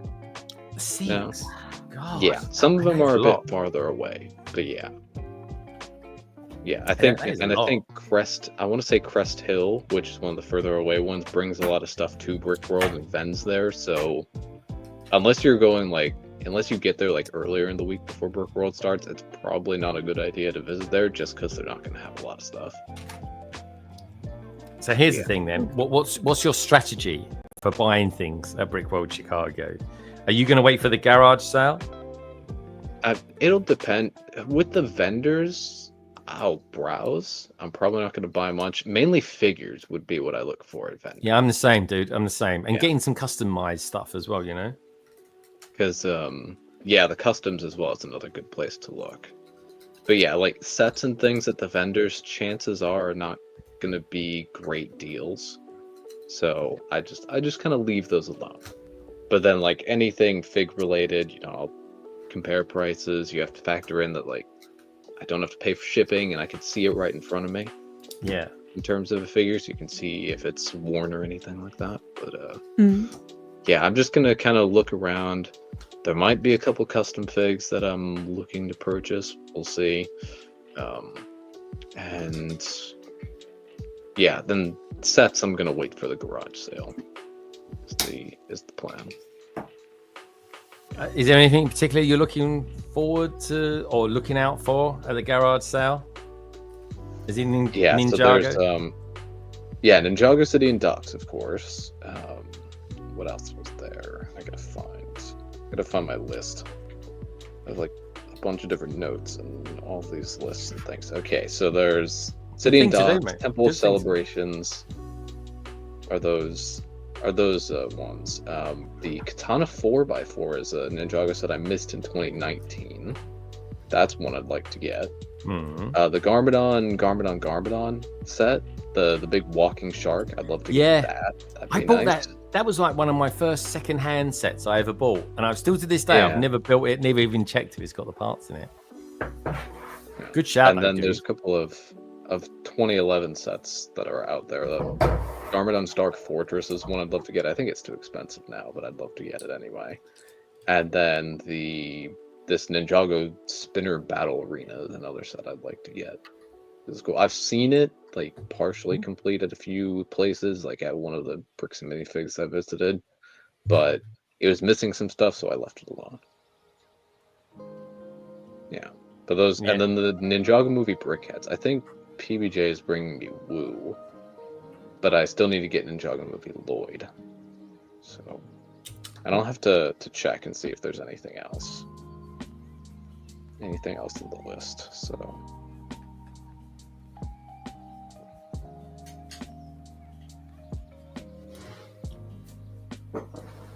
But yeah, that's the rough plan. Those are like the handful of sets that I'm looking out for.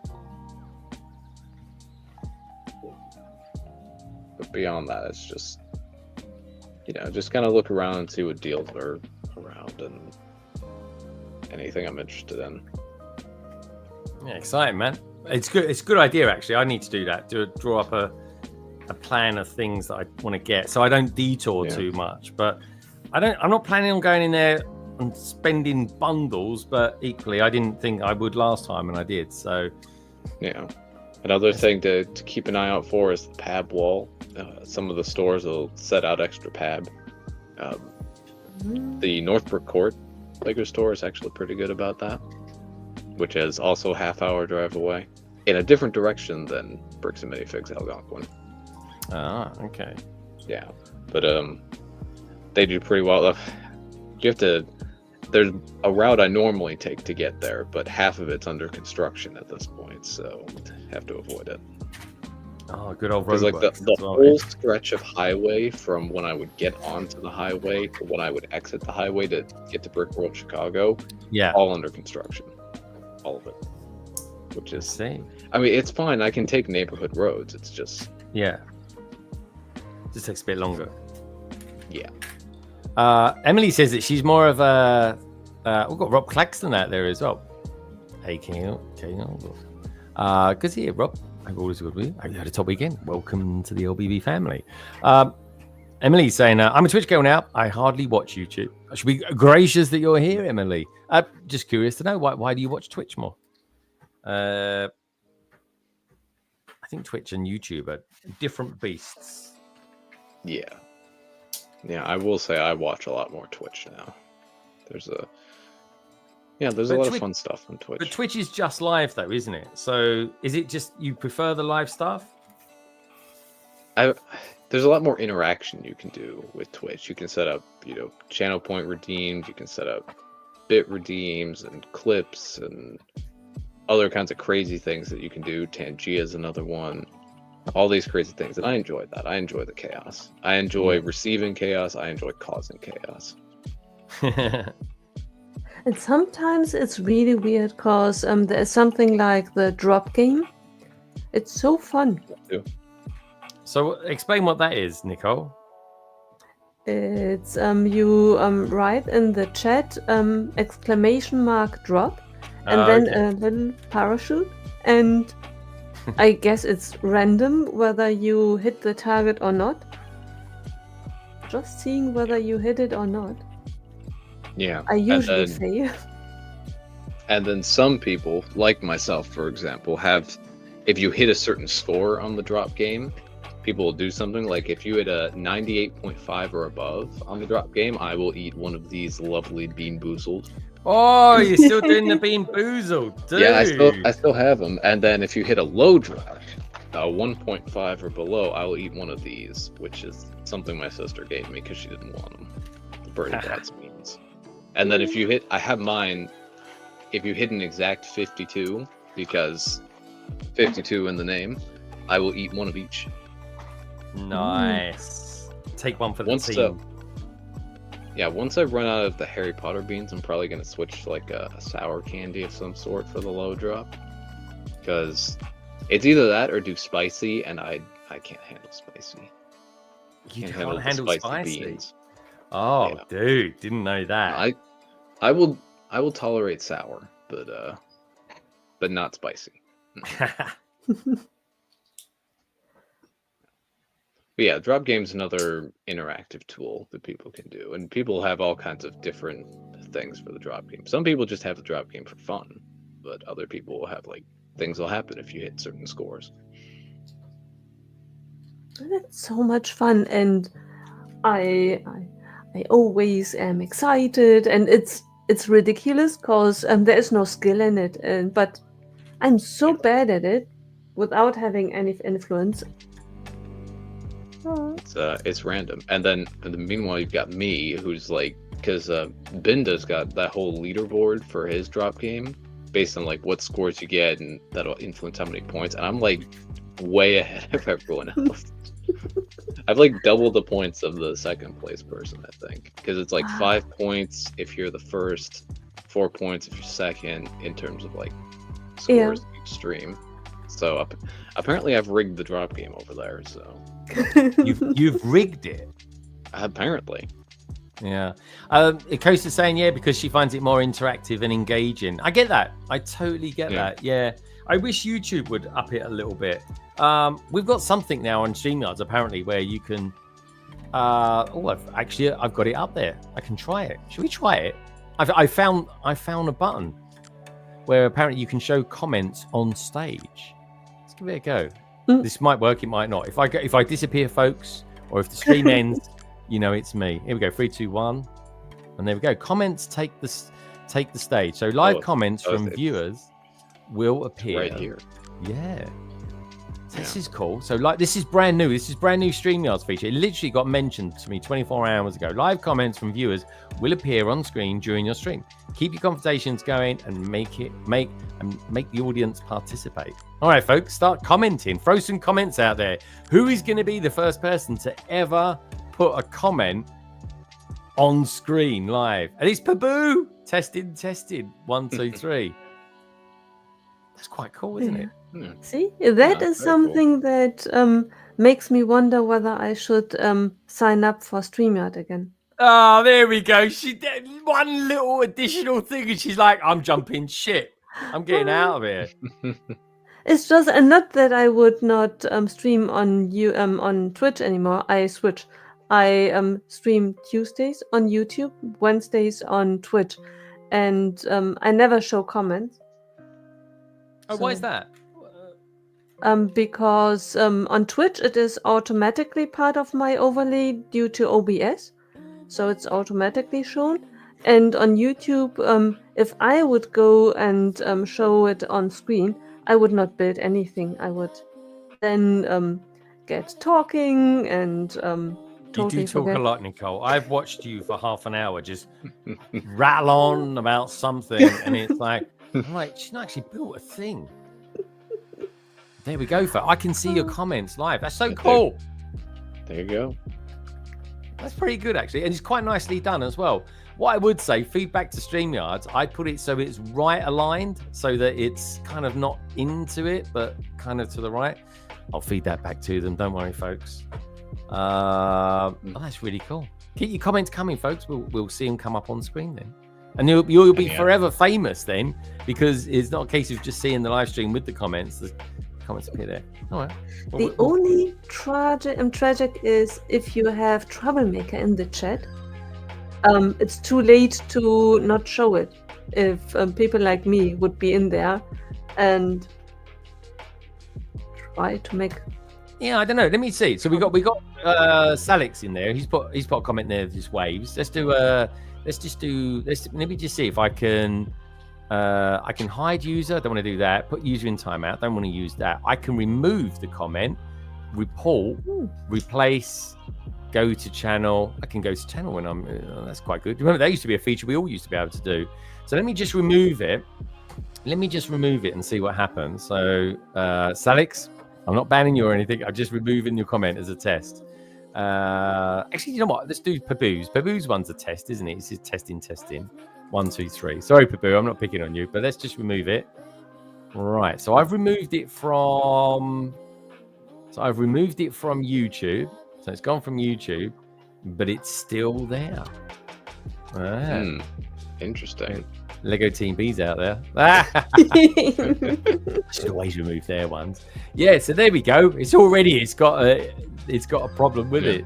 But that is, yeah. Well, I think even when you're like when you have to time out a user or ban their comment or whatever on StreamYard, it still shows up. Yeah. Yeah. And Ems is right. My streams are chaos on Twitch. They are. All you have to do is ask where they're taking the hobbits, and you just get like 10 minutes of that. They're taking the hobbits to Isengard remix, and that happened last week. I remember. It'll probably happen again. With it, is that a thing? Is that something you like to do? It's something my viewers like to do, and and I just sit there and I just give like a slightly disappointed look at the camera for about 10 minutes while I let all the chaos go on. I love it. Yeah. Good stuff, my man. Good stuff. God, this is really intricate building. Very, very intricate building. I'm loving the fact that we've got all these different greens as well. Lego Team B, you guys are out there. First of all, how are you getting on in Chicago? What are you up to? Can't wait to see you guys. Maybe we should do something when I come over the first night. We should do what we did last year. That'd be quite cool. I'm just curious. Are you guys getting any of these new Ninjago sets while you're out there? As though you haven't got enough to carry around with you. I'm curious. Well, I do have to go. So I gotta eat lunch and prepare for the Clicking Bricks episode, the June releases that we will be covering in about an hour and a half. And where will we find you on that? That will be on the Clicking Bricks YouTube and Twitch channels. So that's where you can find it. It's clicking_bricks on Twitch and clicking_bricks on YouTube. Okay. So that'll be with myself, Amberlaya, and special guest host One Brick Stud. We will be covering all of the June releases, including Harry Potter, which is why One Brick Stud is there. That's all he'll know. He won't know anything about nothing else. Actually, to be fair to Chris, love the guy. He's kind of coming up on his Ninjago stuff. Loves a bit of Ninjago. I mean, we've wanted to get him on anyway because he's a consistent Replay Gang member. Because usually our streams are a bit too late for him to watch live. Your streams are late, so it's nice that you're doing one like that. There we go. Yeah, the releases streams are variable, but the standard episodes are always Tuesday evening. So but that's why we have the YouTube side, because the replay gets placed there, so you can always catch it. You can always watch it if you missed it live, and you can find out exactly what is releasing on June 1st for North America. Yeah, for North America, we're getting them all in Europe. That time of year. I think for the rest of the world, it's just add all of the City, Dreams, Friends, and Ninjago sets. I think is all the stuff that you guys get sooner. I don't think there's many other differences besides that. But yeah. Well, dude, good to see you. Take care. Have fun this afternoon. Say hi to Chris for me as well. You guys. And Emily, send Emily our love as well. Good to see you, dude. Take care. Thanks for popping in. Great to see you. Have a wonderful day. I'll see you soon, all. Mate. Take care, man. We're getting close to Brick World. We are. See you there, dude. Can't wait. Take care. Bye. Bye. Oh, well, that was nice, wasn't it? Yeah. Very good indeed. I might keep it like this for a while. I quite like it like this. We were all a bit bigger then, which is kind of nice. Lego Team B says he's on the road to Detroit. On the road to Detroit? I don't think so. On the road to Detroit, and thought we would check in with you guys. Hey, thanks, dude. Good to see you. Drive safe. God, For a second, you were you looked as if you were gone because you dipped. It's double ball joints. Look at this. Look, I've got to make sure that's wrong. That's made right. As of course, if it wants to go in there, right, make sure it's right. Yep, that's looking right. And that goes straight in. Okay. Mix all joints.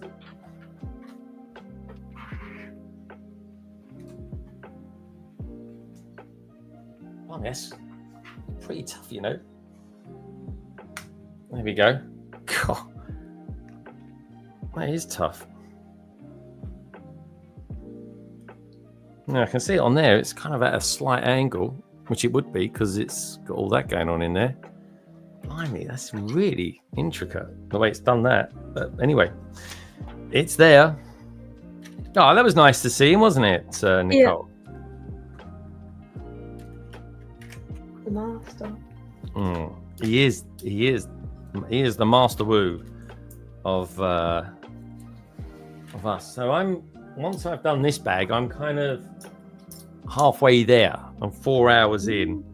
So that suggests I need to speed up a little bit. So, come on, folks, hit those thumbs up. Give us a thumbs up. That will speed me up. I am starting bag number 8 of 19. Wow. Well, that's good. You're doing well.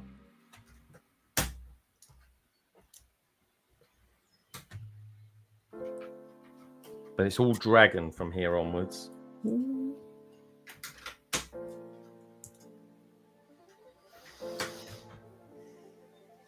double ball joints as well. There's a lot of this going on.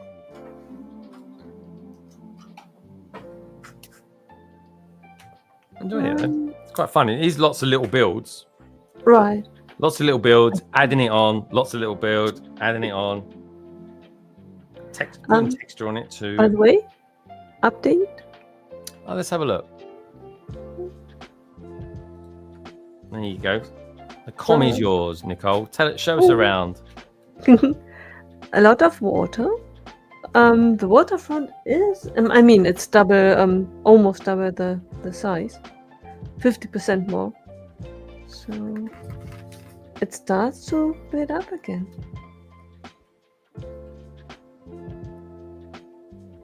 Thoughts so far? What's that section on the right-hand side? This is going to be a bit like the Ninjago city, the structure on which it is, the upper level is based on. Ninjago city has something similar to it.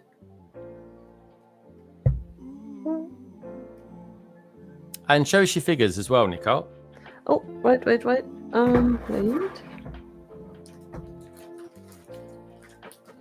There is, I believe it's Cole, and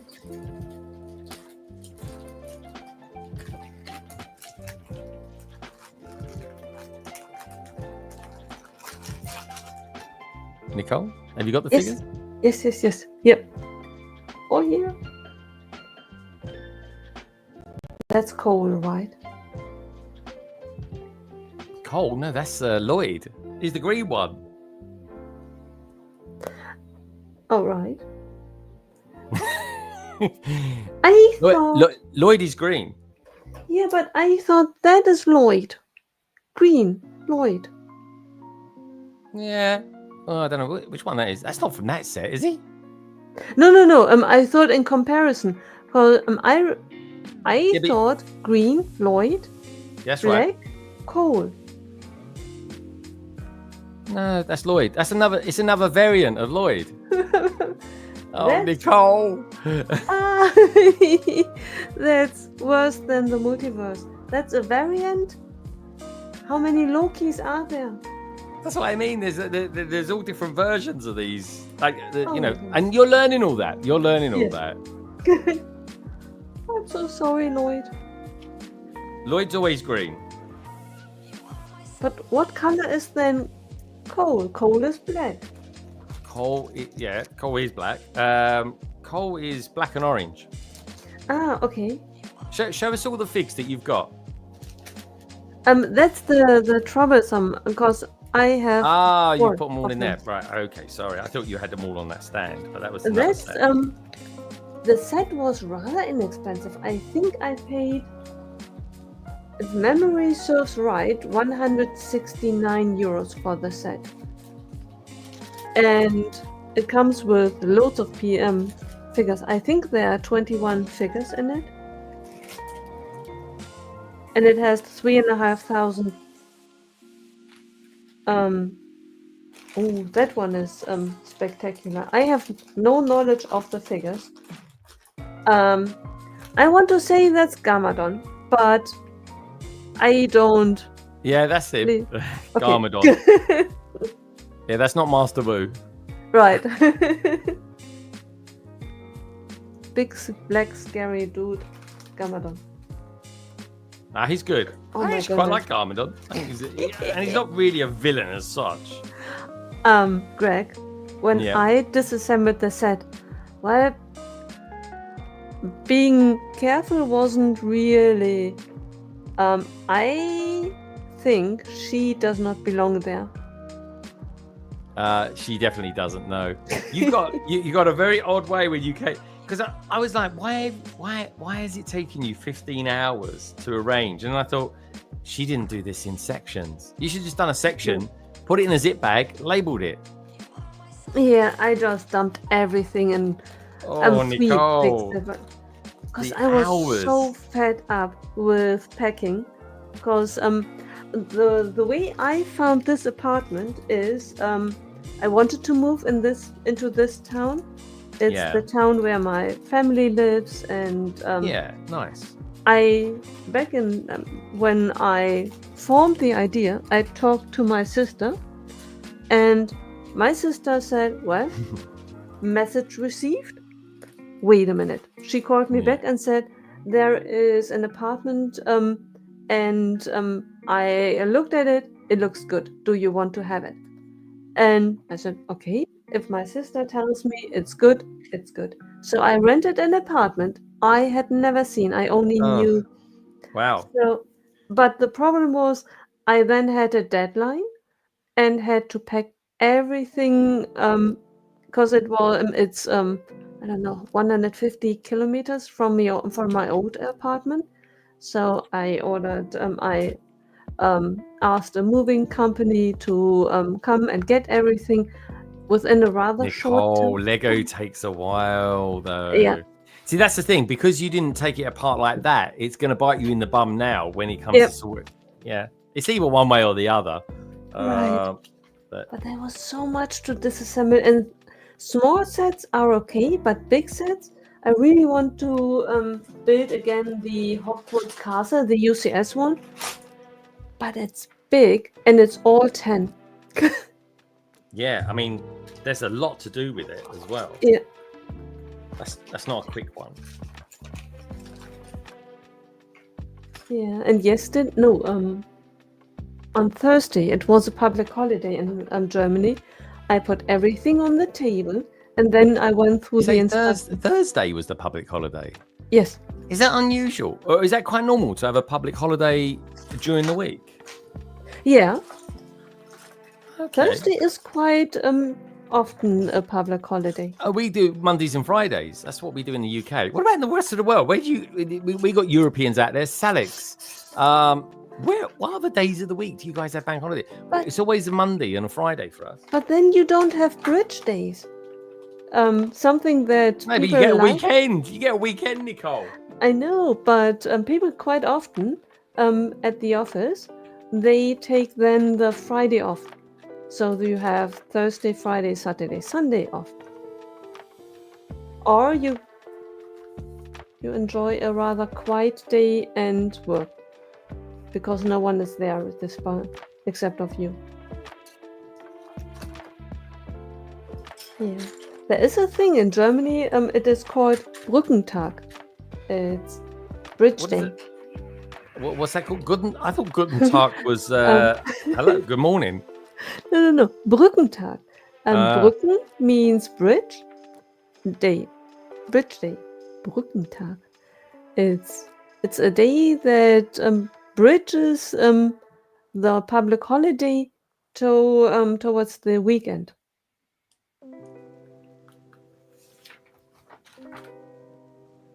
Well, that's quite cool.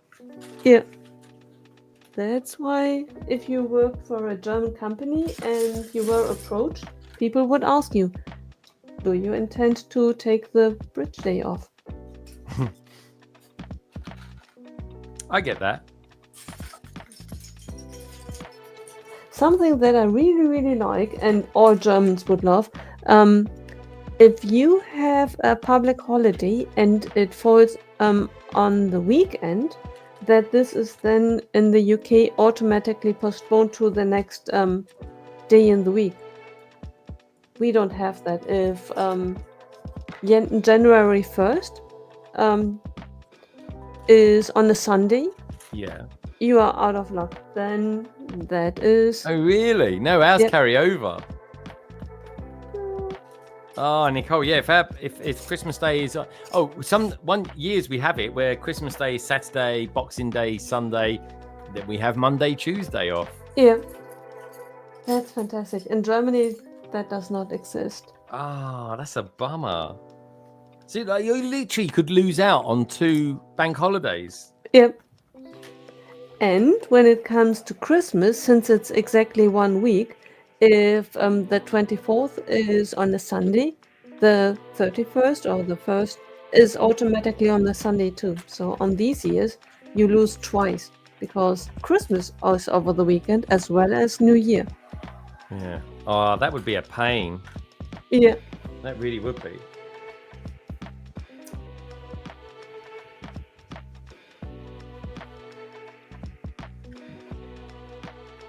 See, Matthäus, their public holidays don't move either.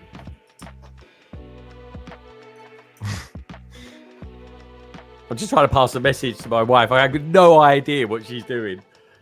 She's just brought down a nice cold drink for me. It's basically dying down here of heat. And she's trying to pass me another bottle, but I've got no idea what's in it. I was like, what? Oh, well, I'll find out a little bit later. Yeah, you have room service. That's incredible.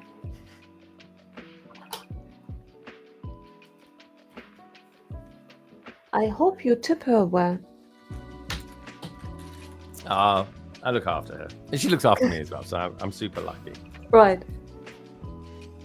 Right. How did she know? Did you message her? Or I did did. she read it off your eyes? No. She's just got home. She was out with her family earlier on. Yeah. But it is hot. It's 26. It's exactly 26 degrees down here now. So it's blooming warm. Is it warm in your apartment where you are? 25 degrees. And that's in the room that you're in at the moment. Yeah. It's 20. Right. Wow. I'm only 1 degree more, but yeah, it's a bit warm to be honest. It is a bit warm. Steph says the movers are weird about Lego. I'm sure our last one's quoted as extra after seeing it, and it was nonsense as it all went really useful. Crates, plus it's not as though it's made of glass. Yeah, that's true. And you can always rebuild it. Right. As Nicole is learning. Yeah, but that was so funny because in Germany you call the business up, and then they send someone out to take a look at your apartment to know how much stuff you will bring, so that they know how big the car needs to be. And then they ask you, are you going to pack or do you want us to pack? Because you pay for it, but theoretically you could have the full package of them packing for you and transporting it. And that's why they come and do a quotation and ask and tell you, okay, that would then cost that much. And the companies I called, they were always shocked when they entered my apartment and looked around and saw all the Lego. The first question was always, are you going to pack or are we supposed to pack this? And I always told them, no, don't you worry. You are not touching my Lego. I'm packing it. It was a great relief for them. And one or two of them asked me, can we take a video? Because they were like, what's going on here? Well, they'll use it on their YouTube channel or their, I don't know.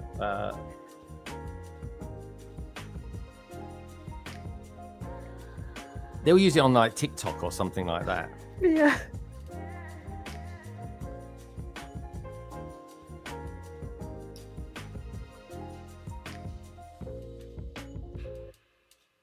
Because you get a lot of removal vans do TikTok and stuff like that these days. Ooh.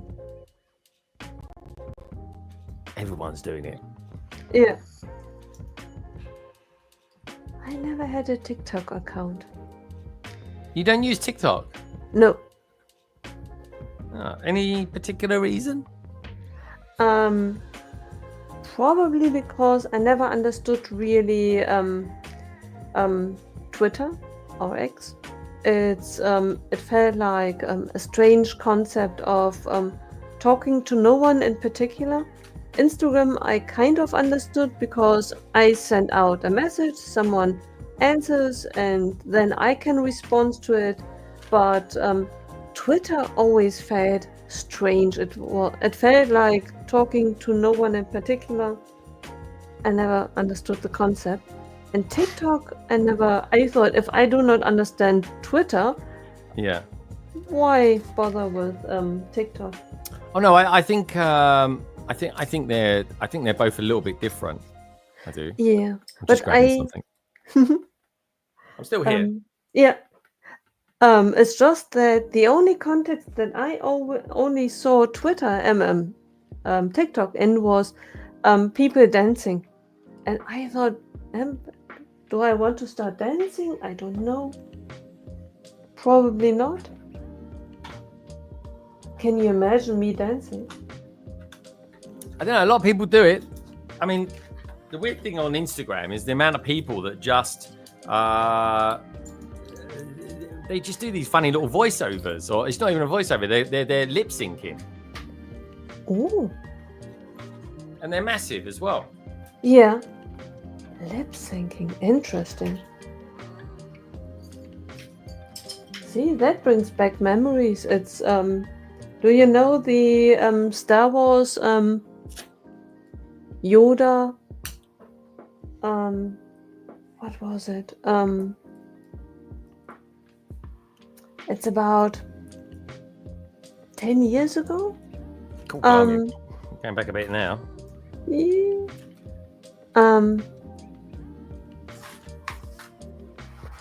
What was it?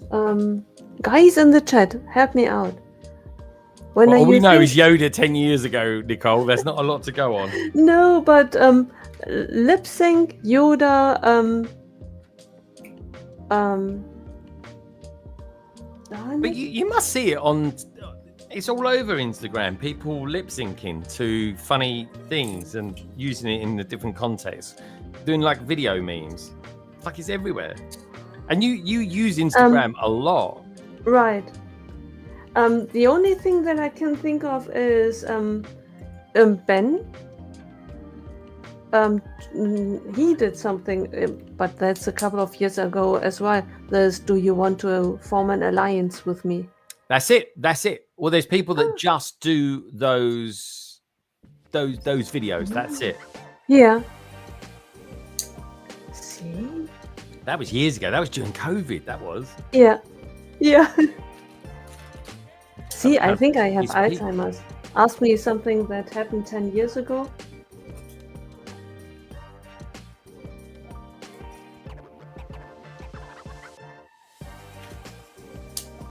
See? I probably would be late to the game if I started with that now. Yes, they're saying that's what they said. They pulled a right face when the removal people saw their Lego. Lego Team B says, say hi to Gemma for us. I will. She's kind of scarpered off. She's looking after me as always. Yeah.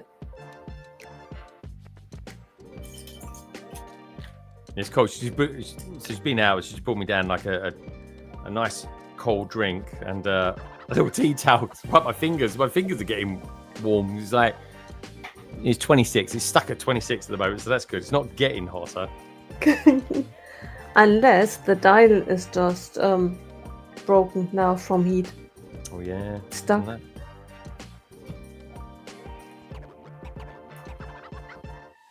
So it says like Lego Team B on like a proper road trip. Ooh.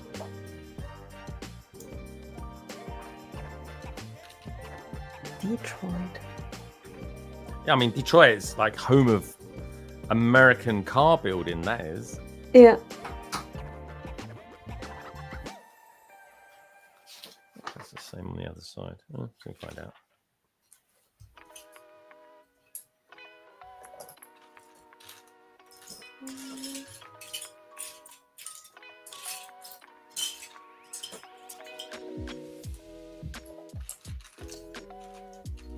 It's nice that the text coming on the screen. That's a nice feature, but they need to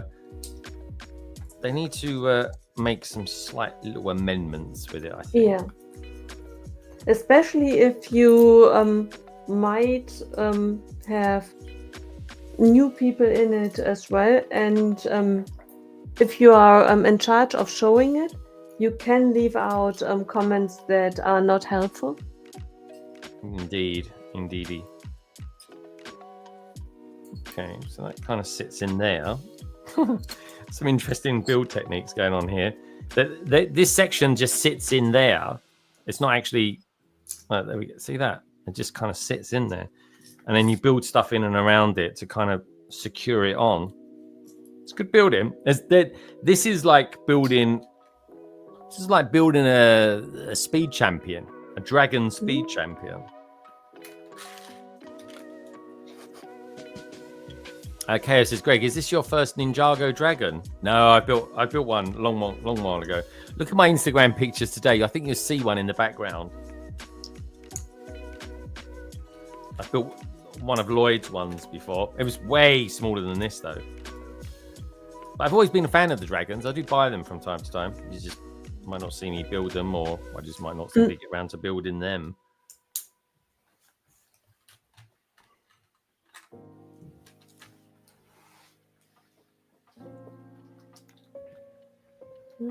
Did I tell you that I bought the Mercedes AMG speed champions? What speed champions did you buy? Mercedes AMG. Mercedes. Yeah. You're German. You should be able to say Mercedes. Okay, if I would speak German, then I would have said Mercedes. Yeah. Okay. That sounded clearer than what you just said. Oh, Mercedes. I'm joking. Probably I should just start speaking German. Then I would be easier to understand. No, but if it's German, then speak German. Yeah. You know, it's nice. It's the charm of having you on, being a German speaker. Right. I had so much fun yesterday in the chat when you were talking about Adidas. Yes, or Adidas, as some people call it. Nike. Right. Yeah. I was so tempted to write in the chat when the one comment came about Adidas. And with the one comment, I thought, I was so tempted to write, well, if we start with all the things that this particular group has done, then we have a long list. But I thought, nah, rather not. One comment to keep to myself. Yeah, it's funny. It's just what you get used to, how you get used to saying things. That's all it is. Yeah. KO, have you built the dragons before? Any Ninjago ones? If so, which ones have you built, mate?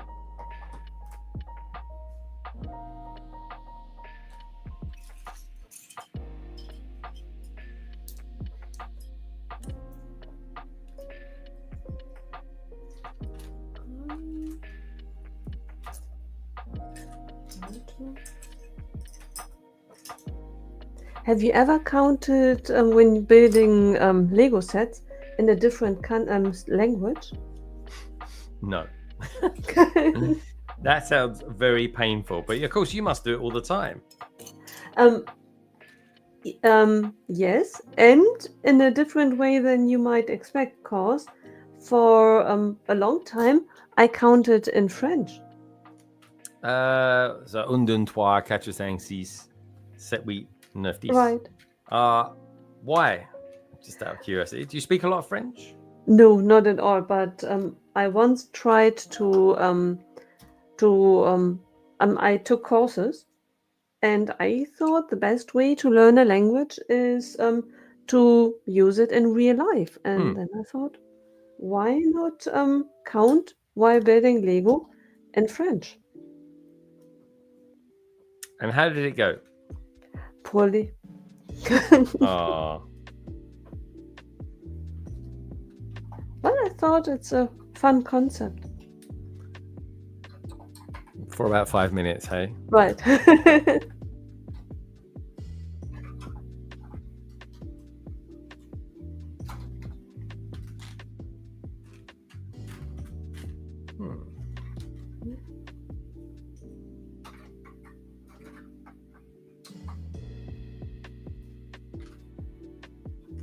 We are building walls.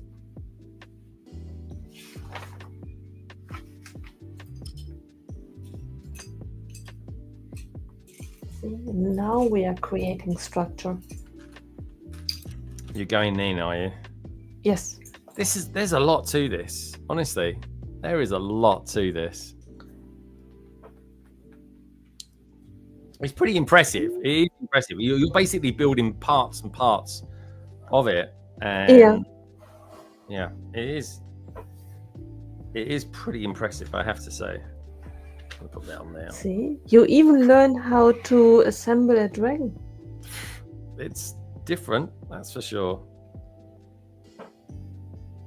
Can you imagine if it would tell you this is this particular bone that you are building right now? I suppose so, depending on what type of dragon it is. But...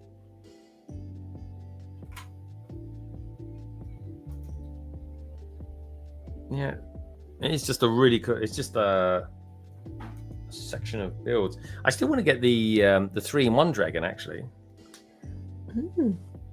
Has anyone in the chat? Has anyone out there built the 3-in-1 dragon? That looks pretty good, based on the kind of classic Lego dragon. Let me know what you thought of it. So where did I get to there? What was it? Have you built that one, Nicole? No. Is it on your radar to buy? Not really. Not that it's not good. It's just there's so much. It's and I wouldn't know what to do afterwards with it. Yeah. Be perfect if you had a castle. Right. I gave up on the Lion Knight's castle. Why is that? Because it's retiring, and I waited so long to buy it that I now decided it's not meant to be. Oh, really? But it's not gone yet. Right. It's just with the new sets coming, it's unlikely for me to be able to ever squeeze it in. And I had plenty of chances to buy it, and some things are not meant to be. It's quite the set. It's a big set. It really is. So, hey, we got Big Nate out there. Big Nate, hello. How you doing? Hello. Greg, I've been told to tell you that my mum has looked to come to Bricktastic next year. Very good. We'll see her again. Good stuff. Tell her I said I'm looking forward to seeing her again. Helen Polarbrick says, yep, I've built this 3-in-1 dragon. It's lovely. I think it is as well. It looks great. I've not even seen it in the wild. I'm glad you liked it, Helen. Well, there was a lot of love last night for Dreams on London Calling last night, wasn't there, Nicole? Yeah. And the sets are amazing. They are. They're really good. So much so that young TJ will hopefully be buying that T-Rex for me a little bit later. Yeah. For about £40, which is really cheap. Yeah. Where am I going with that?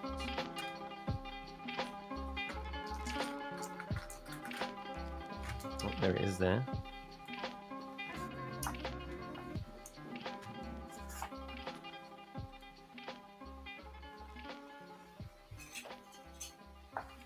Yeah, but it's really crazy. I read somewhere that June 1st more than 100 sets are released. Mm-hmm. And even the sets that I thought I don't want, I saw this morning the video from TGA, Dan and Simon about the Friends set. I thought, okay, now I need 2 of these as well. Yeah, Friends sets are good. That was a good shout. I like the ones Dan sent me pictures of last night for London Calling. And don't forget, folks, as always, if you want to send me pictures in for next week, do send them to me at londonbridgebricks@gmail.com. It's a cool segment of the show. It seems to be kind of like people seem to like it. PMQs as well. I'll try and get people to do a couple of PMQs for me. Maybe I can get someone to do one for me. I've still got a few for people to get through, to be honest. We didn't do one last night because we were live at Brick Built Sydney. Thank you. For a second I thought, for the life of me, I can't remember the one from last night. That is a relief. The one from last night?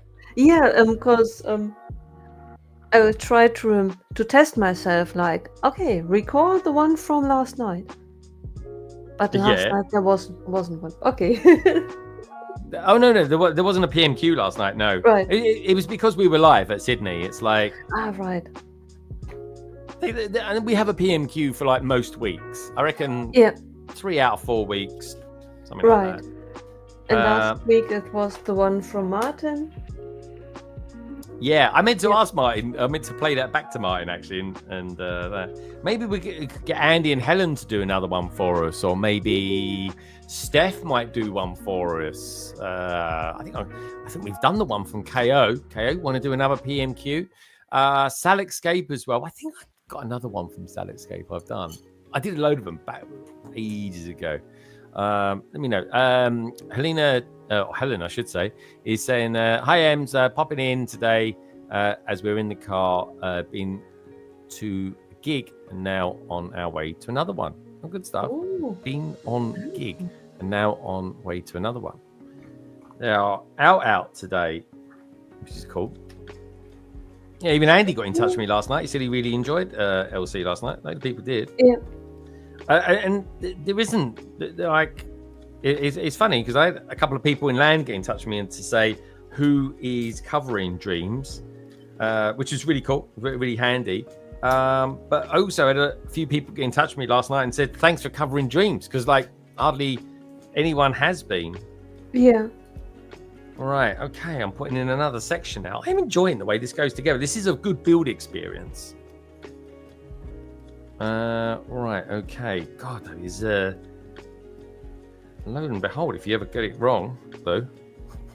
Right, that's got to go in there. Oh god, this has got a few different joints that this has got to hit.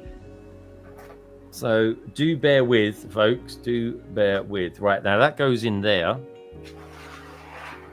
like that. At least it may just sit there. It's a bit like sculpture work. Yeah. A bit like what sort of work? Sculpturing. If you work with clay and build. Oh, sculpturing. Okay, I got it. No, I got that. I just... Right, that's in. That's going in. No profanity, I promise. Wow. Well, that strengthened it up quite nicely. Look at that. Let's make that a little bit bigger. Okay, let's switch to just for a bit. Let's see if we can switch to this view. There we go. That's a bit easier on the build. Look at that. I mean, it's really coming together, isn't it? Yeah. Wow. Do you know what would look really good at this? Godzilla. Something like that. I'd like to see a Godzilla version of this. I think that could be cool. It looks fantastic. I got another PMQ, but internet cut out by Builder yesterday, so I cannot send you any video. Oh, so you've actually videoed it already. Good stuff. Thanks, man. Thanks, dude. Yeah, please do. Folks, if you want to do a PMQ, I'd super appreciate it. I really do. I know I do reach out to people, but I always like it when people come up to me as well and sort of say, oh, can I do a PMQ? I appreciate that. Yeah.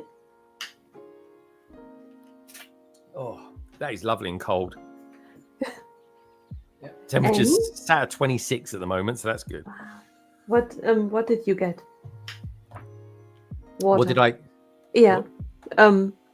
Is it something Coke?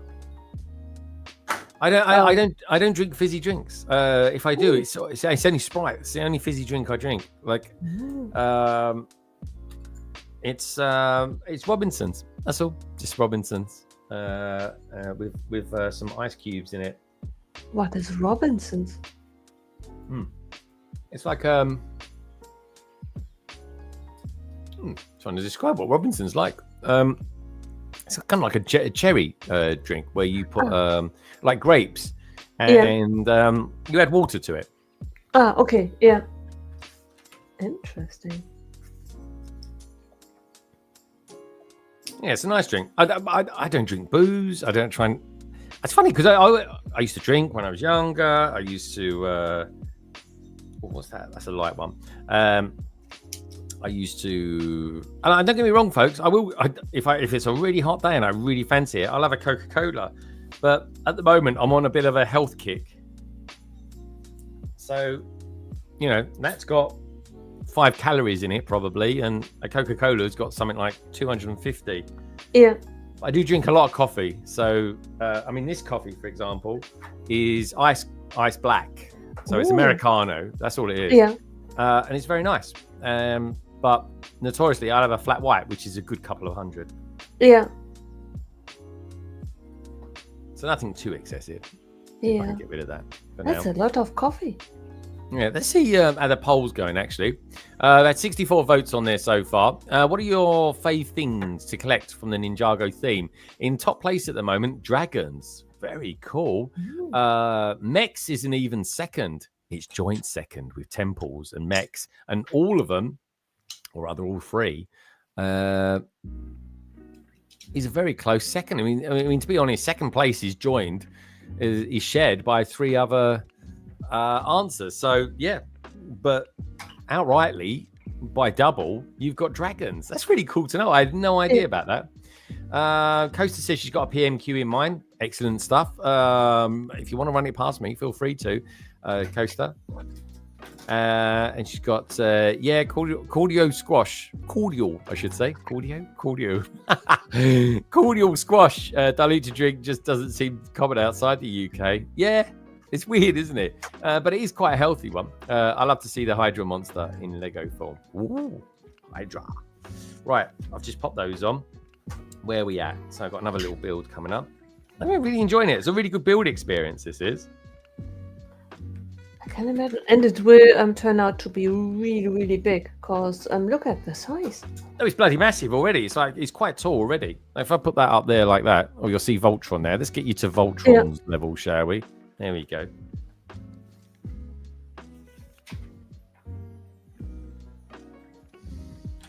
But it is it's blooming intricate, that's for sure. But kind of fun. I've never built anything like this.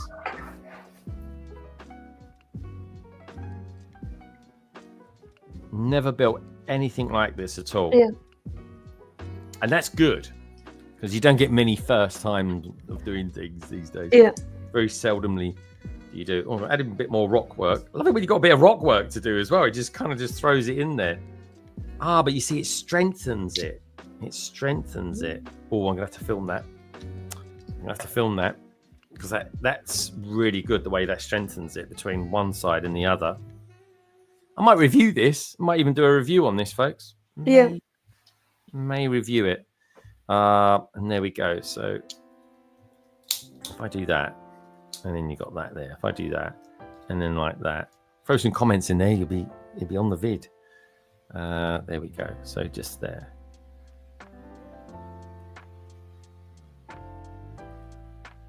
That goes in there like that, and then that piece goes in there like so.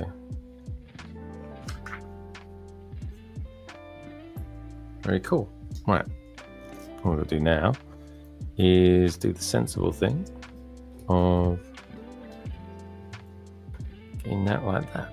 There we go. So if I just do that, let's get that shot in there. Nice. There we go. Very, very cool.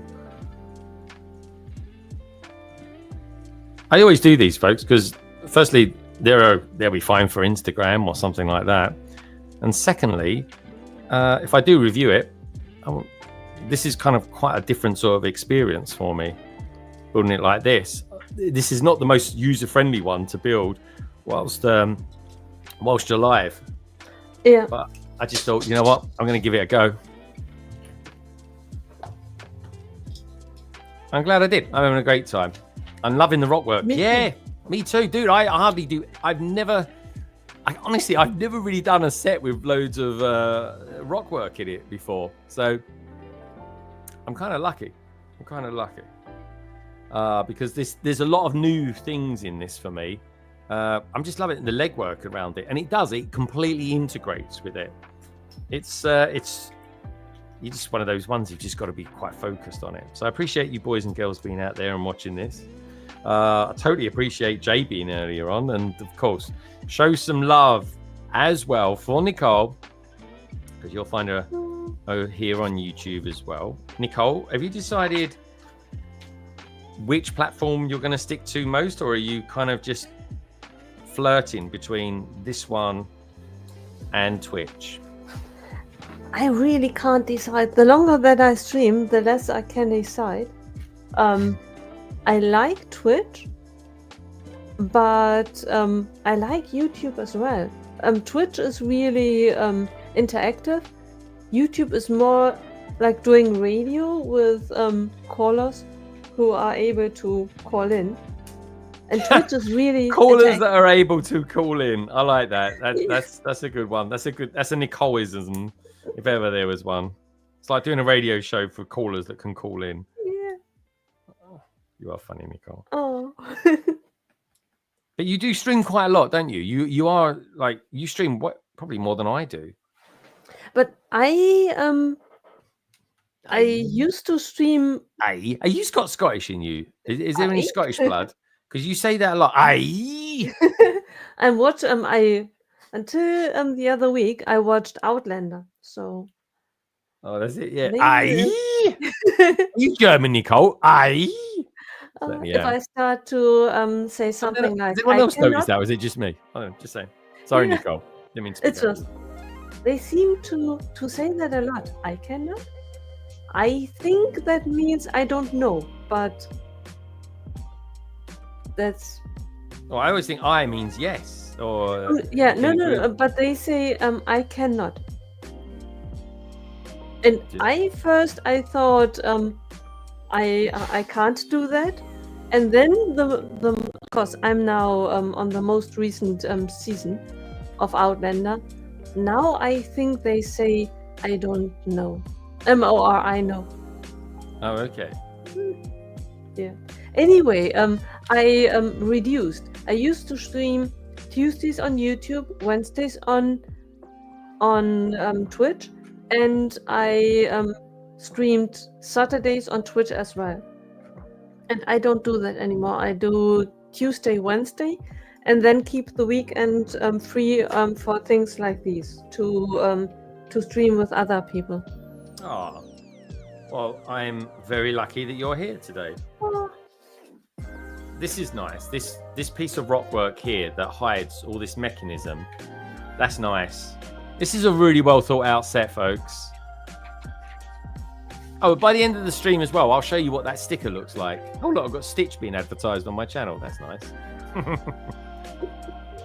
This is the monitor I use just to make sure I'm live. I've got this one and I've got one down here as well. Wow. We've got the other claw to go in now. Claw going on. Oh, I tell you what, I was glad Gemma brought that cold drink down for me. Needed that. There we go. How does that look? I'm putting it on blind. There we are. It's quite twisty in the body. There is a twist in it. Like it completely twists there, but you can see the Lego there that's been put in way. But look at it. It's really different, isn't it? I'll keep it down just a bit so you can see what's what. But look at that. It's good, isn't it? It's quite the set. Oof. Right. Okay. That's on. So bag 7 now.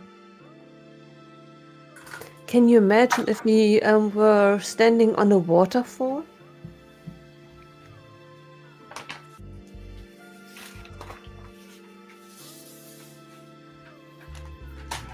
Oh, this has got some interesting parts on it, Nicole. Where am I? There we are. Very cool.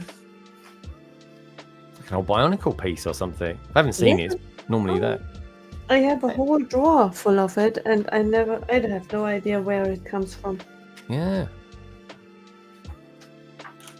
Keep the thumbs up coming, folks. Thank you, everybody who is out there as well. I do appreciate it. Saturdays are very, very dear to people. So I appreciate you being here and sharing this experience with me.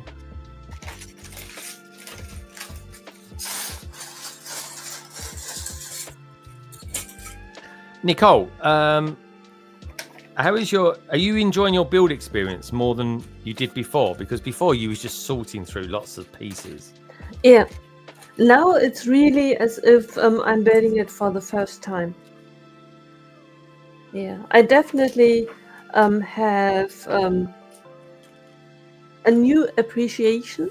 And if I were to disassemble sets, I would do it differently. I wouldn't dump everything in one or multiple bags. Yeah. But I told Martin, I think I told Martin before about a theory that I have. The perfect way to disassemble a set is a two-man job, or woman, or mixed man-woman. But or mixed. It's got to be one or the other, Nicole. Okay. Unless you are fluent. Anyway, imagine you have two people sitting at a table. In front of you is a set.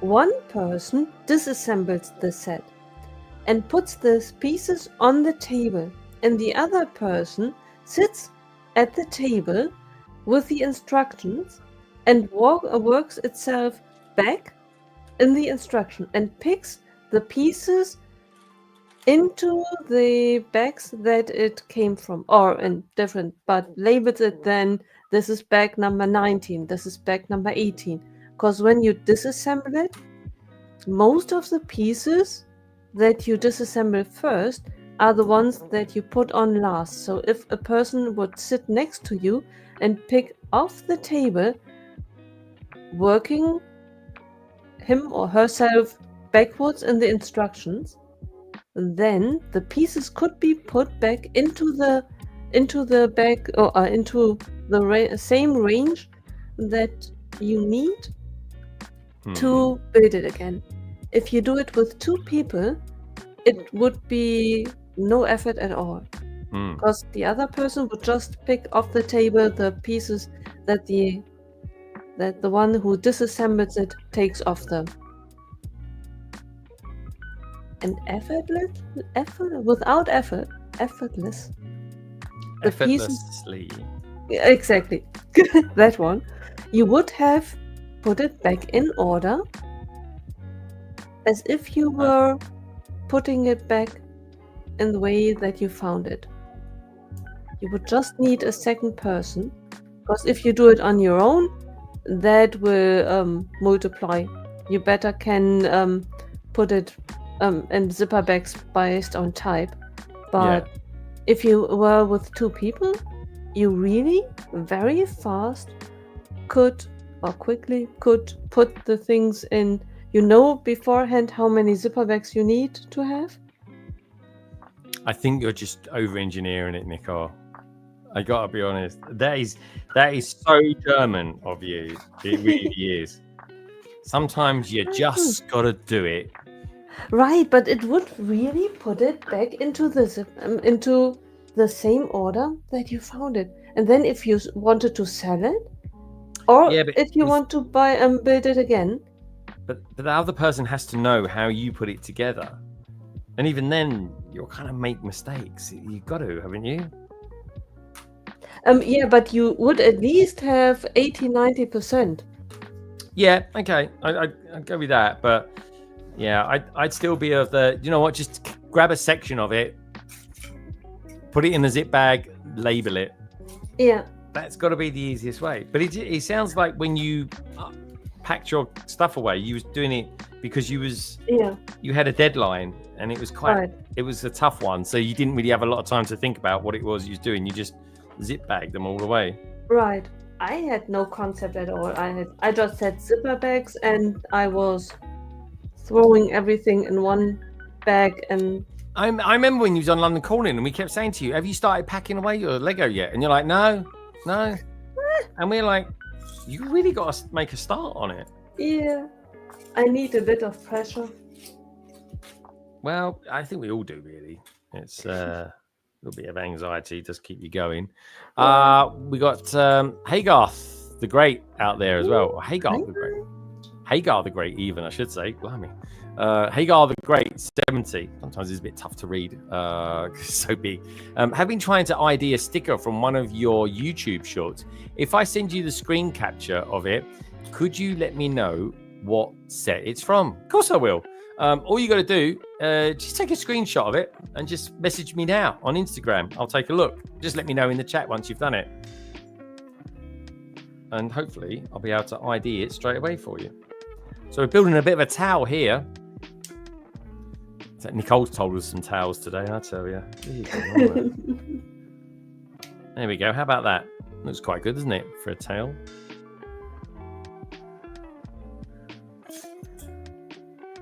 Articulation. Yeah, and I was reading something someone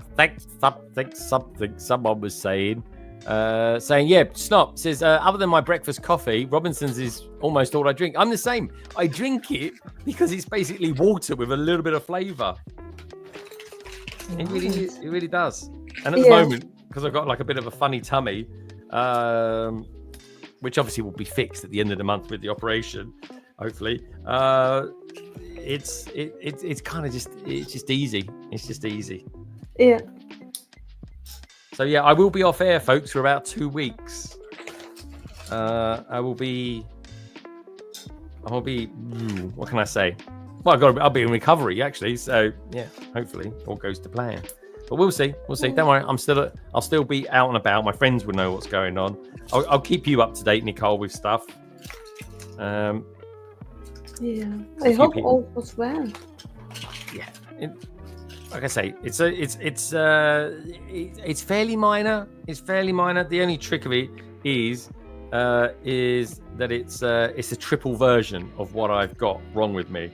So it's a bit of a double whammy. It's almost like it's 2 operations in one I'm having, and it's in the scheme of things, folks, it's pretty minor what I'm having done. It's just going to be a bit painful. That's all. I'll be okay. But that's not reassuring. Well, I don't want to. I don't want to worry anybody. It's a hernia. I've got a triple hernia. I've got one above my belly button. This is nothing horrible, by the way, folks. I'm not going to gross you out. I've got one above my belly button. I've got 2 below, and I'm in constant pain with it. And hence I've got to lose a little bit of weight, which I am doing. It's going quite nicely, and I got that operation at the end of the month, 27th of June. So yeah, and the complication is I've got 3 instead of just the usual 1 that you would have. But that's it. So I'm just looking forward to hopefully in about 6 weeks' time of not being in any pain anymore, because I'll be honest, it is a bit wearing after a while. I can imagine.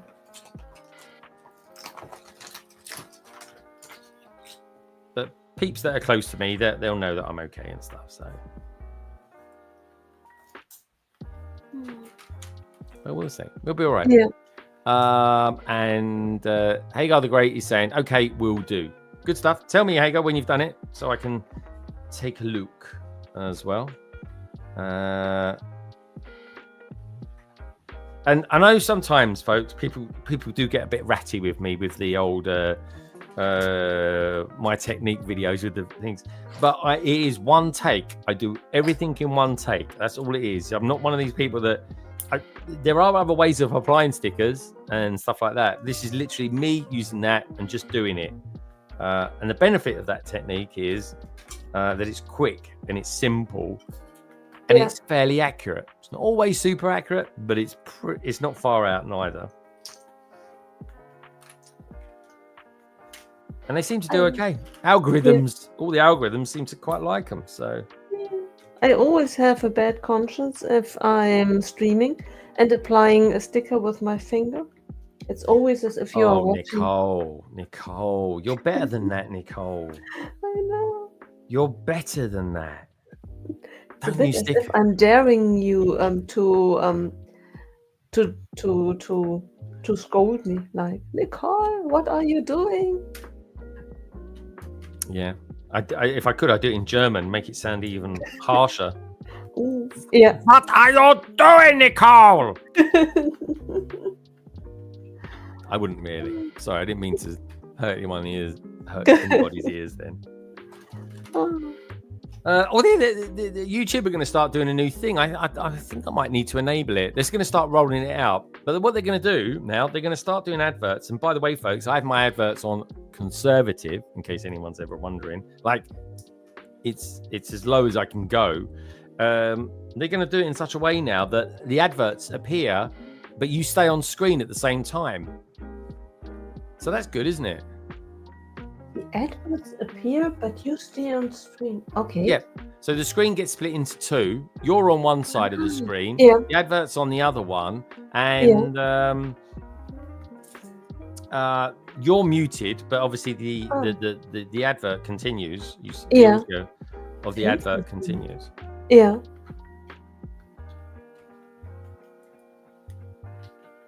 Which I think is a great idea. I think it's so much better. Right. So it's what I do that I am sometimes not steady enough to use the separator. Breathe out. Exhale. That's the secret to it. I kind of mention that sometimes in my Instagram. Instagram loves those videos. It really does. Like I did the one I did 2 weeks ago has had like 250,000 views. Wow. And the ones on Instagram aren't always in order. But they are numbered, but they're not in order. Yeah. But yeah. Hey, guys, you sent me the picture? Let me know when you've sent it. I'm intrigued now. I'll test my ability to remember what set it came from. Yeah. Or better still, Hagar, tell me what number it is, and I'll take a look. If you can't send me the screenshot, just tell me what was the number of the technique. Oh, this towel is quite the thing. Look at that. It's getting there. Look at this. Ooh, that's a tail. It is a tail, isn't it? Having that.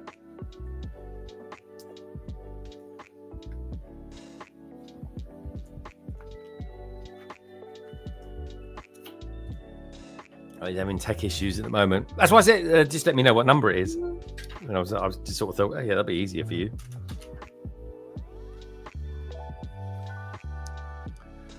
Oh, it's the destroyer who's worked it out already. Yeah, is it the clear one? It's a clear sticker with the Star Destroyers on it. Yeah, that is. So if that is the one that's got the image of the Star Destroyers on it, it is from the playset, the Star Destroyer that I built a couple of weeks ago. Yeah, it'll be something like 55, something like that. That will be. I know the one. Yep. If it's got an image of a Star Destroyer on it, that is from the Star Destroyer playset. I built that live a couple of weeks ago with Madlib.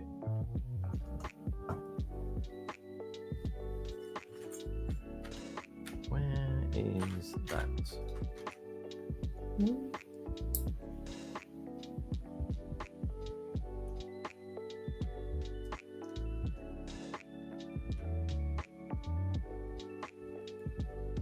Oh, you right there, Nicole? Yeah, I'm learning how to hang a turkey. How to hang a turkey? Yeah. A turkey. Not a real turkey. Yeah. Yeah, that's set. Oh, go on. Go on, show us this. Oh, I didn't see you holding up a turkey. You literally are holding up a turkey. I love it. Yeah. Hagar, that's a really good set. Really, really, really good set. Check out the survey, folks. If you just tuned in, do me a favor, give the stream a thumbs up. I should just do play a video set of me saying that.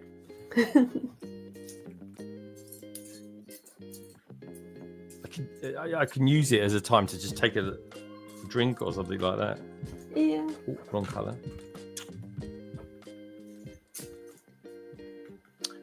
Where is it? No, it's not. Bum, bum, bum, bum, bum. Are you liking the playlist, Nicole? Is it okay? Yeah, I love it. Good stuff. Because you've heard it about 2 times already today, so it's kind of not too samey. No. Super. Love it.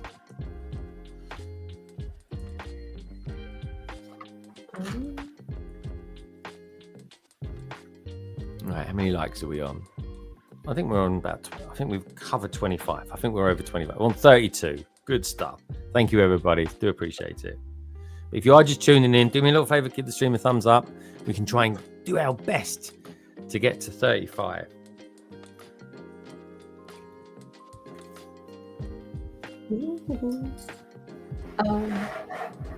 Oh, look at that.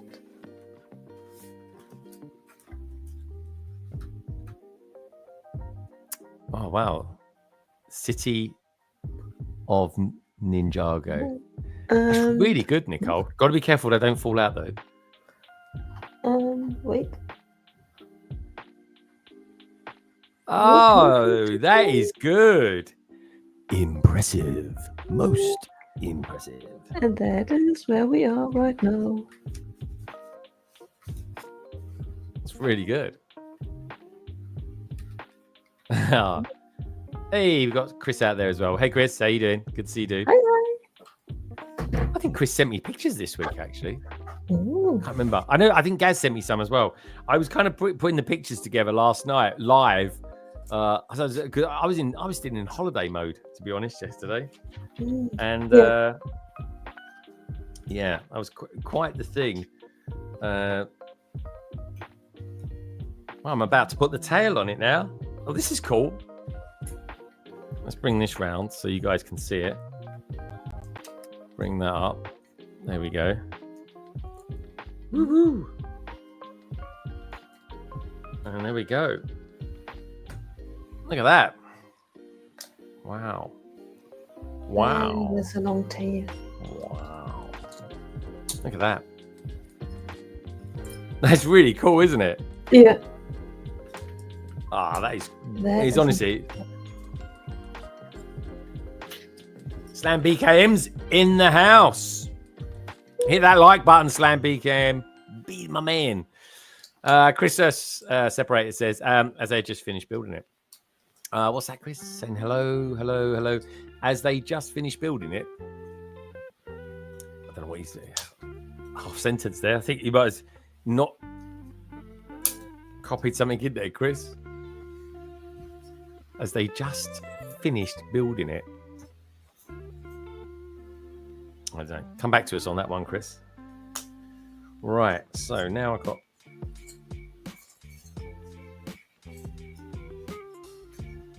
Oh, it's actually dropped a 0.1 of a degree. See, it's getting colder. No. Cold is the wrong word. It's maximized. Oh, this is so cool. This is very, very cool. Look at those there. That there clips in place into these here.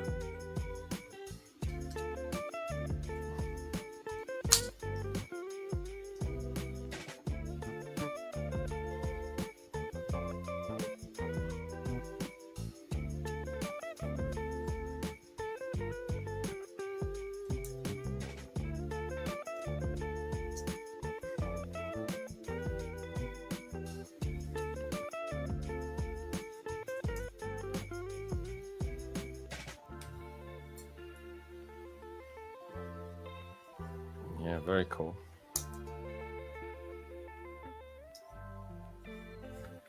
Very, very cool indeed. What do you boys and girls out there think about it? The base of the dragon is really nice.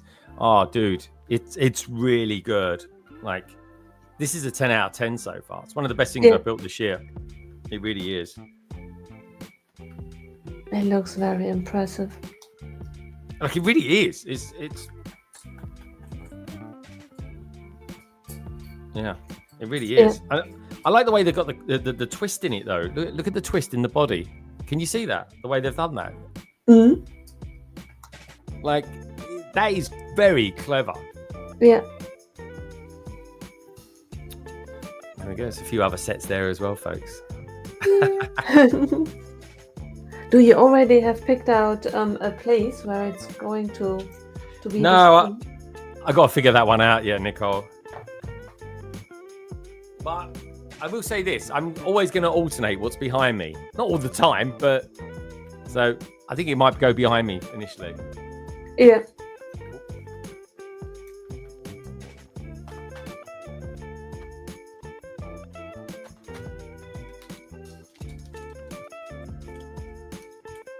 Chris is talking about Gandalf and... Mm-hmm.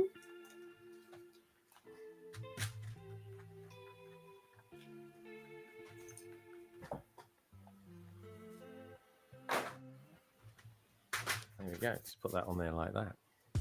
Looking good. Let's pop that there so you can see it. Wow, it's warm. Thank you, everybody, for still being out there. Honestly, this is a humdinger of a hot day. But I do appreciate it as well. This shirt, I'm wearing this shirt. I got it in the week. I got it from River Island. Brand new shirt, Tokyo. Stubot actually mentioned earlier on what it actually says. But it's I got this really cool image of a dragon behind me. Look, if I show you, it's a good excuse to stand up as well. There we go. Not that I'm a fashion guru at all, folks. There we go. What do you reckon, Nicole? It looks sensational. Very cool. There we go.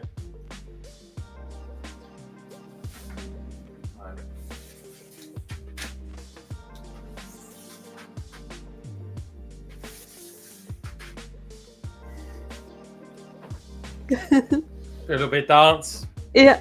Shake out the stiffness. See, that's an advantage of Twitch, because then you get every once in a while a stretch. I am seriously thinking of doing it. Don't worry. I got an idea. I've got an idea. I tell you what, right? There's how many of us out there at the moment? 23. So it's quite intimate at the moment, which is nice. That's why I like doing these sort of builds. God, we had nearly over 30 in earlier on, but it goes up and down, folks. It's a Saturday. It always does it. It's ups and downs. So just say I started building some alternative brands. Mm-hmm. Okay. I could use Twitch as the platform that I do that. And I'm still going to do videos and stuff like that, but I could use Twitch. If I actually enjoy building these alternative Lego construction builds, or alternatives to Lego, I could use Twitch as the platform whereby I do that. Yeah. Does that sound, is that logical? Or should I build Fantasy on YouTube as well? That said, folks, I'm going to build it, but I might not even enjoy it or something like that. We'll see. Time will tell. But yeah, what do you think, Nicole? What do you think of that idea, or do you think I should just stick to doing it on YouTube and doing the live streams on YouTube? It depends on what you enjoy most. If you had asked me 2 years ago, I would have told you do it on Twitch. Separate it, because if you there would have been a certain degree of risk of alienating. No, I know what you mean. Alienating. Yeah, but nowadays I don't think there is a need to do it. If you want to do it, you can do it, but 2 different platforms is double the work. Mm-hmm. Because in order for people to tune in, It's helpful if you do it on a regular basis, not only once a year. Okay, yeah.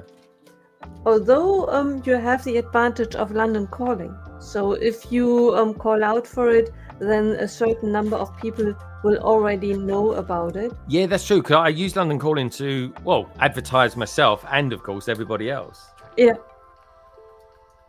So both would work, but it's still a platform. You need to maintain everything.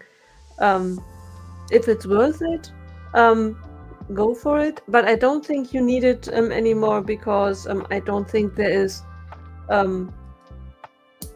a risk with it anymore. I can remember when I did it, when I built blue bricks, and I mentioned that I put a Lego piece at a blue brick set.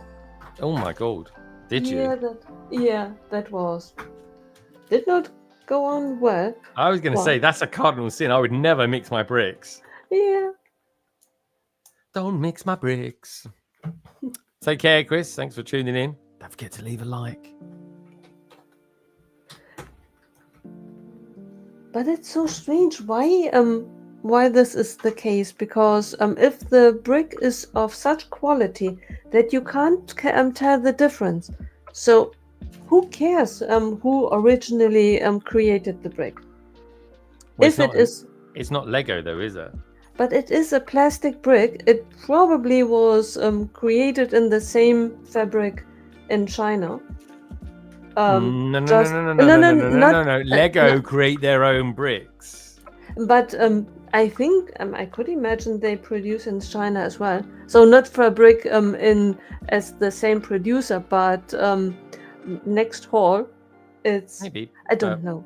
Yeah, that is pure speculation. And I don't know if they do. I know they've got a factory in Czechoslovakia.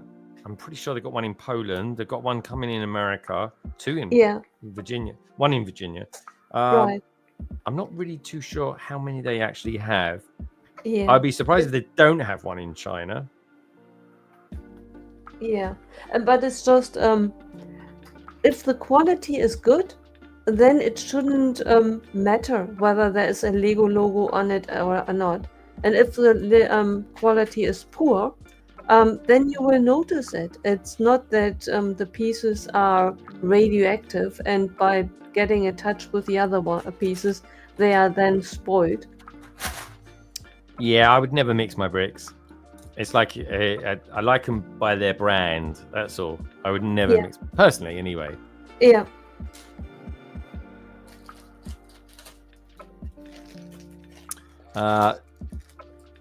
Pabu says, not me, who has Zuru Max pieces in his Lego Animal Crossing airport. Do you? I've never even heard of that, mate. Oh, we've got a funny bird in the garden. It's just a bird just walked past. I'm like, I can't tell you what that bird was. Yeah.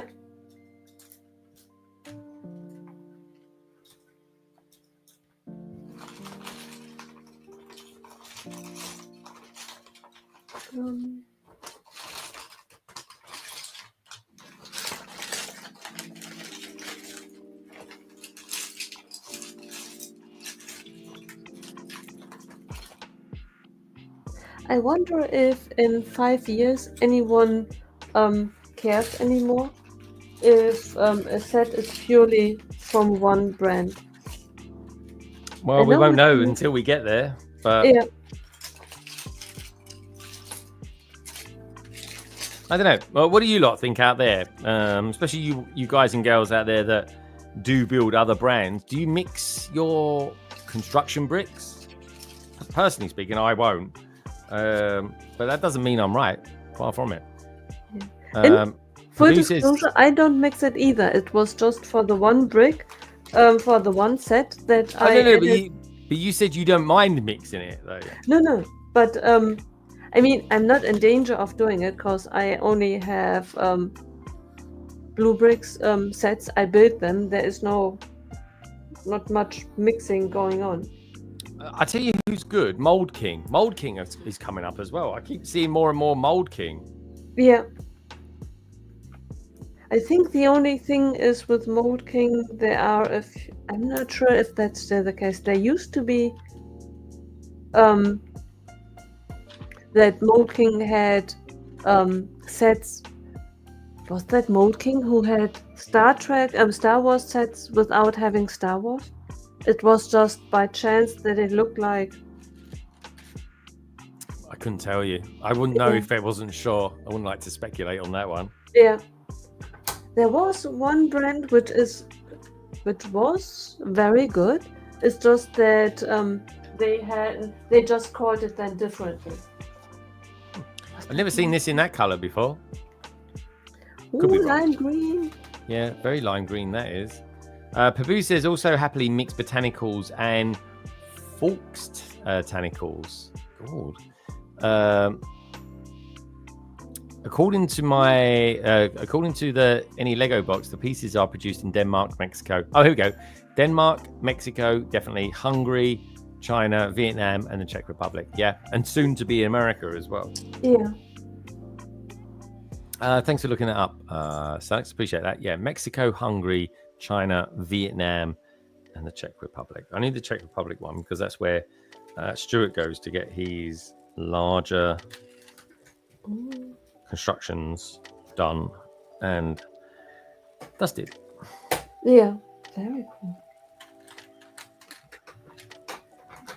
Lepin was the copycat brand that stole Lego IP. Yeah, that was really bad. That was a blooming nightmare for him. That was.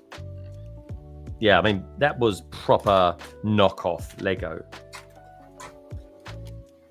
Could be. It wasn't good though. Yeah. I think that's who you mean, Nicole Lepin. Could be, yeah. I'm always, I buy 98% Lego anyway. But I make sure that when I then buy something else, like, for example, when I bought Blue Bricks, they had the license. Yeah, that's always a good thing. Officially. Yeah.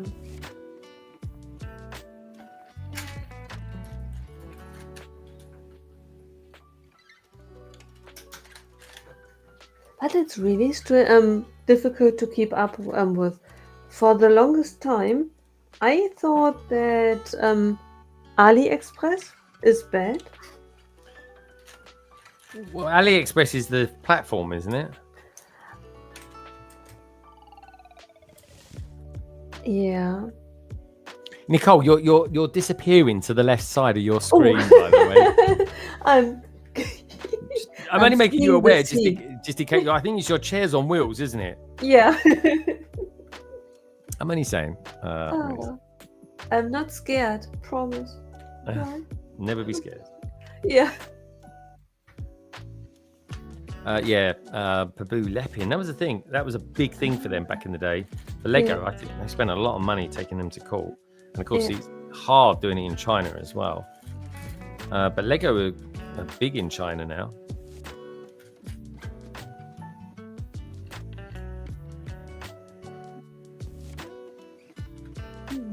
I'm going to say it. This is one of the best things I've built this year, to be honest. It really is. Yeah. Quite fabulous. It really is. It's very cool. Oh, doing a bit of Technic now. As soon as I've said that, I'm starting to build a bit of Technic. Yes, they are cheaper on Amazon, or they are cheaper on Amazon. Yeah, I never bought any Lepin stuff. I'd like to have, just to see what it was like, but that was proper knockoff. They were nicking all their IP stuff. I mean, it was bang out of order. That's what it was.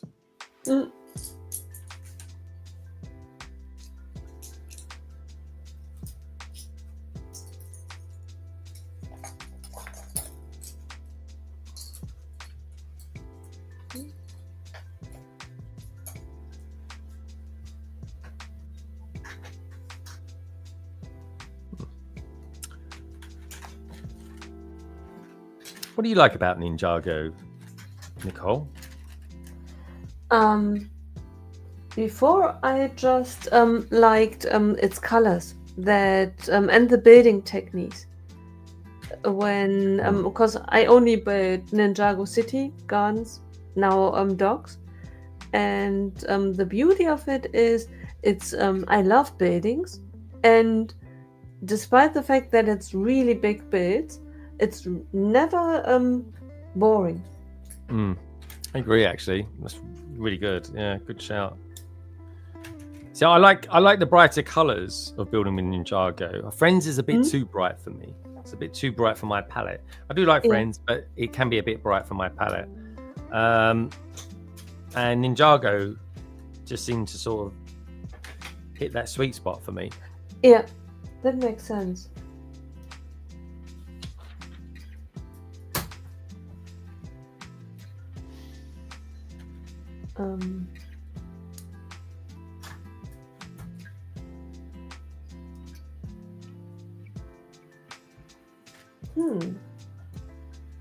I think I made a mistake. Okay. Well, we can't see it. What do you think you've done? So talk us through it, Nicole. Talk us through it. I have oh yeah, I placed the wrong length of a piece of a tile, and I ran out of bricks to put it on. I always have the opposite effect for me. I always find I've got bricks left over, and I'm like, oh no, where does that go? But that is brilliant. You can just pretend and think to yourself, that's overdose. Well, I don't know where that 2x3 was meant to have gone today. I mean, if it was something internal, but I'm pretty sure I didn't miss it. But who knows? Anyway, we'll never know now. Right. As long as it's stable, everything is good. Exactly. It's definitely a piece that you don't see. But anyway, like I say, I checked back through it, folks. It was all right. Likewise, because by now I definitely would have run into problems. That's for sure. Right. I mean, the beauty of it is you recorded it live. Theoretically, you could go back in time and watch exactly step by step which pieces you put in, and then compare it with the instructions. Do you watch yourself back? Do you watch your streams back, Nicole? Not really. Just sporadically, every once in a while, just to check how the audio was and whether I can detect something. But I hate listening to my own voice. Do you? Oh, yeah. Why is that? I sound terrible. You don't know. You don't sound terrible. Oh, thank you. I don't know why it is. It's every time when I listen to myself by checking, I think to myself, I really, really have to announce better, speak up, speak clearer. But that's because you're not natively English. I think Tiago sometimes feels that too, because he's got quite an accent. But for me, that's part of the charm of, liking his stuff. By the way, he's done a very honest account of that new Gumball set that's come out. Yeah, he said himself. He said it's kind of overpriced. Interesting. Yeah, I hope that many think that the set is overpriced, because then we have a chance that the price drops like with the football table. I absolutely love the table, but I was very lucky that I got it discounted. If everyone would have agreed with me, the price never would have dropped.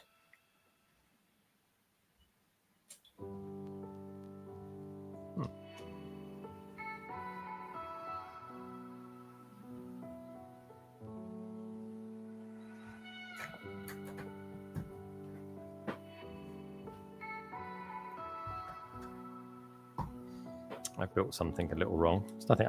It's just something ran the wrong way.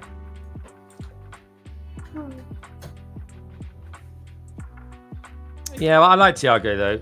As a human being, he's a really nice guy. Yeah. As someone who's in LAN, I completely trust him, and I just think he's a good guy. I just think he's a really good guy. Yeah. I still love Jang. Jang's still one of my go-to people. Right. Are you still a member of Jang's? Are you still on his Patreon? Yes. Yeah, me too. Yeah. He works hard. He's a grafter, his old Jang. Yeah. He's changed his times a little bit recently, hasn't he? When he streams for the members. Oh, has he? I didn't notice. Yeah, I can't always make it because he's really good at emails out when he's going live and stuff like that. He's really good. Yeah. Like he's, you know. Right. He's good values. Yeah. Is he streaming earlier or later? No, it's quite late. He's like doesn't stream till about 11 o'clock UK time, which should be midnight your time. Maybe that's why I missed it. Yeah, he does. He does like 2 streams on a Saturday, doesn't he? Yeah.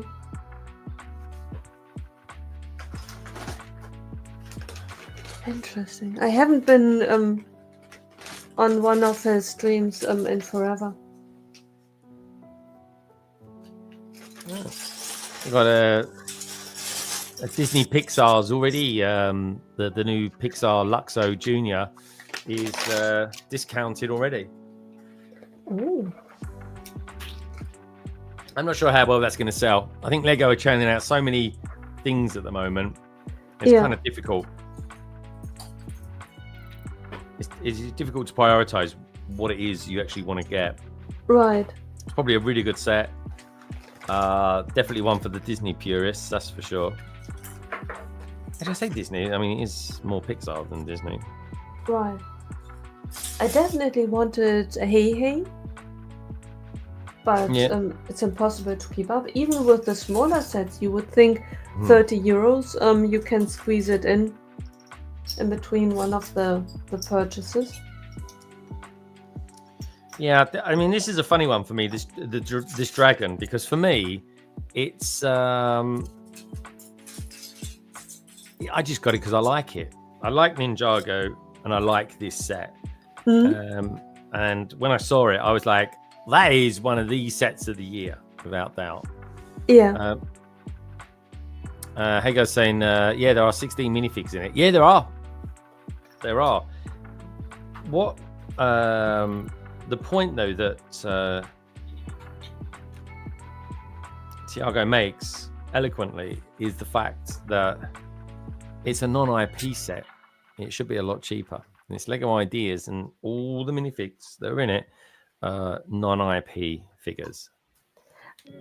Plus, it depends on how many pieces are in there, because theoretically, CMF costs officially 4 euros. So it could be 64 euros at a maximum assigned to the figures, right? Because it costs them a maximum of 4 euros. £3.5 they sell for here in the UK. So that would be, 3.5 times 16. So you're looking at pretty much like £52, something like that. And it's a lot more than that. I think those trans clear pieces, those really big pieces for the bottle, are what drive the cost up. Otherwise, it's big and red. Right. Hey, Mr. Stud City. Christo, where are you in Egypt still or something? What's going on? I saw something about you being in Egypt earlier on today. I was like, what's he doing out there? He's meant to be in Chicago in a couple of weeks. Are you going to Chicago, Christo?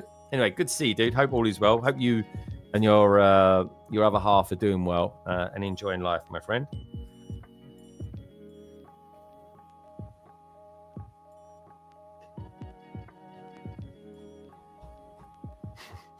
I'm losing where I was then. Nice surprise to see Christo out there.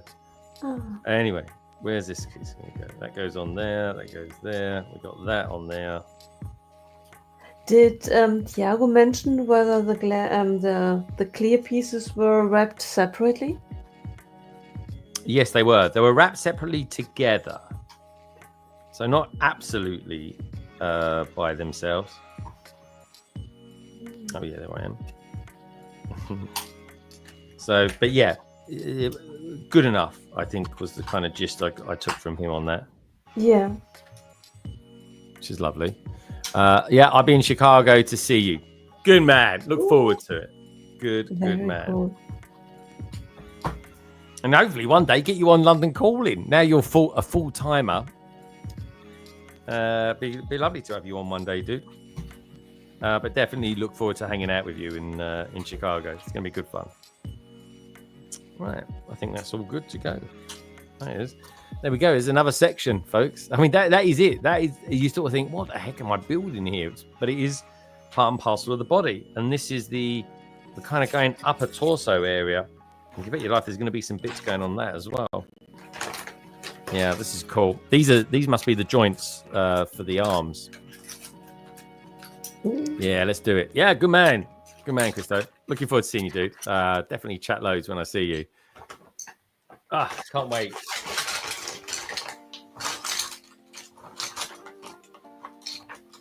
There we go. Another twist in the tail. Look, see how that goes. It's like literally as a S shape. So curvaceous.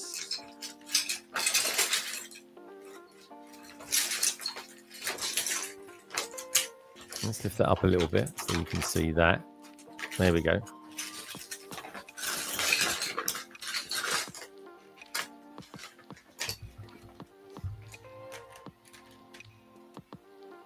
Right, where are we at? Here we go. Popping those on there.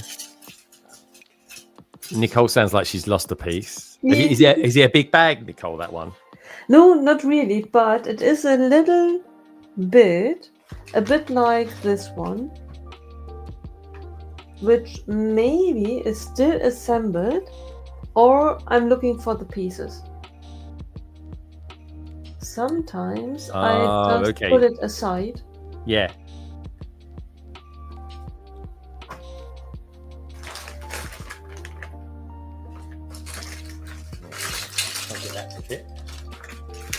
There we go. That's got it.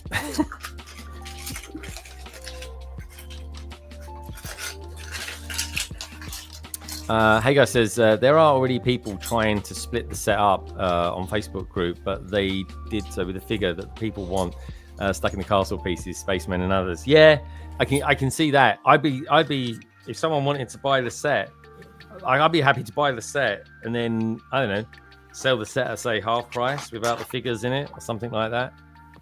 And I could imagine that works really, really well, because there are people out there like me who plan to put other stuff in it, like sweets, and put it on the counter and have children get their sweets out of it.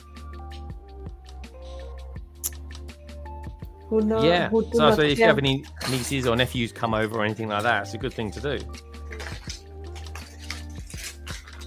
Maybe get another set and take it to the office.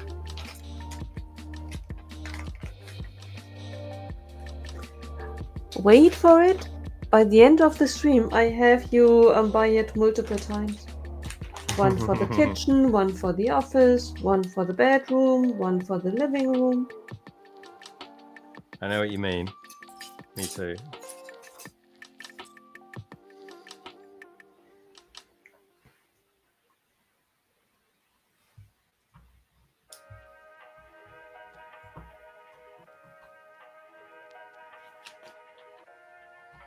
A couple of other little builds coming up here. So what are we doing first? Starting off with that then goes into there.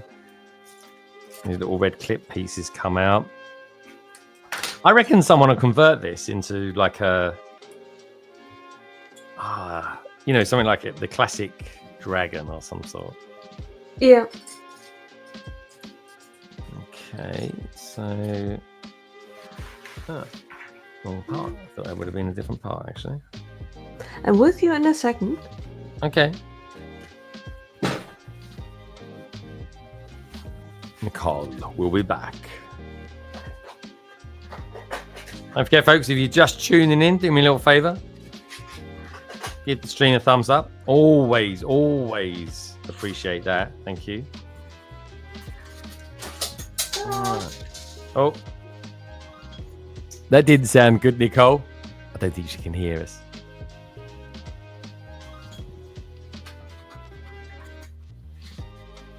Sounds to me like she's checking out her parts, her spare parts. Oh, here she comes.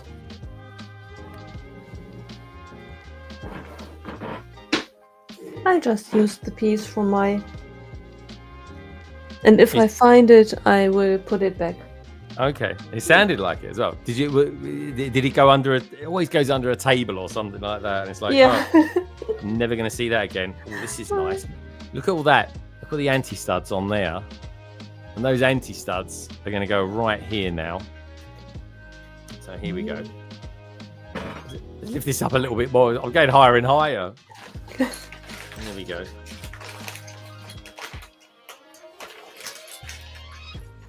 There it is. Oh, that is quite something.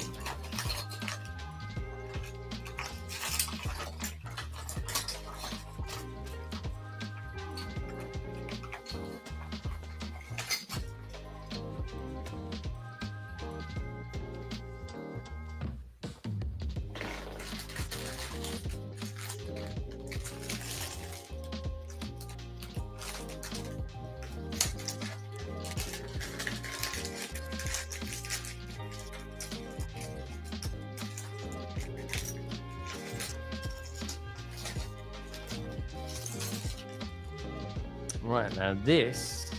there we go. I was just wondering, how is that going to connect in there?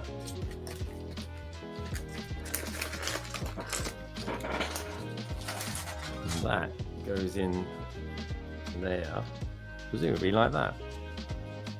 Very cool.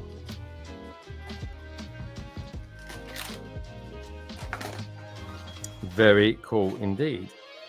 And that goes there. That is there.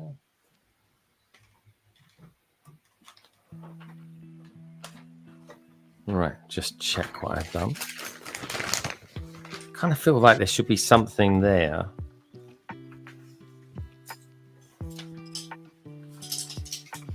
Two of those. Oh yeah, definitely should be something else there.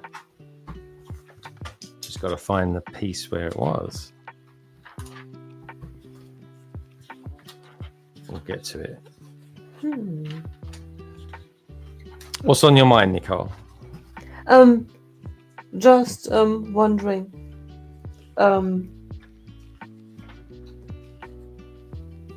Why it took me so long to rebuild this set.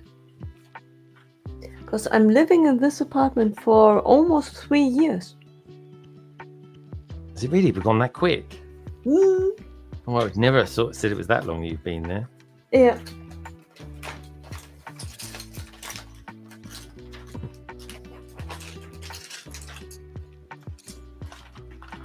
Time flies by so fast. Well, it really has. I would never have said you've lived there that long. Yeah.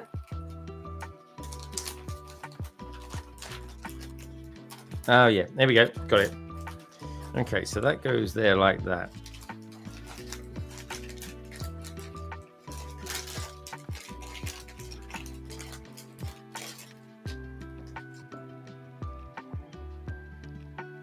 Yes. Lovely. Love it. Look at that. Okay, Nicole. I'm on bag 9 now. 9 of 11. So we're doing very well. Very cool. We're doing very well indeed. I don't think that I will finish on stream. Well, I don't think you will either, Nicole. That's a big set. Now, just give me a minute. I'm just gonna raise my table. Ooh, so we'll get rid of that, and it's just you and I. Yeah. And then we'll just do that. And I'm just gonna. I don't want to leave you on screen by yourself. So let me just stop the cam like that. There we go. You have the comm, Nicole. Everybody out there in the chat, be nice to Nicole. Nice. Yeah. Guys, let me know. What do you want to talk about? Now is your chance. All questions will be answered. Ask now. While we wait and you think of the most fascinating questions ever, I'm going to show you what we are building. Oh, okay, just getting everything on screen. Turning it. Trying not to drop it while Greg isn't here. If I drop it, you guys need to be my witness. What do you guys think? Slowly taking up shape, right?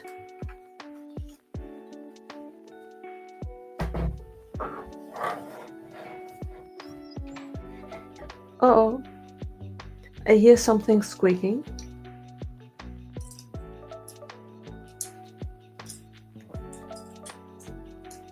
What are you guys up to? Oh. Personally, I'm not really.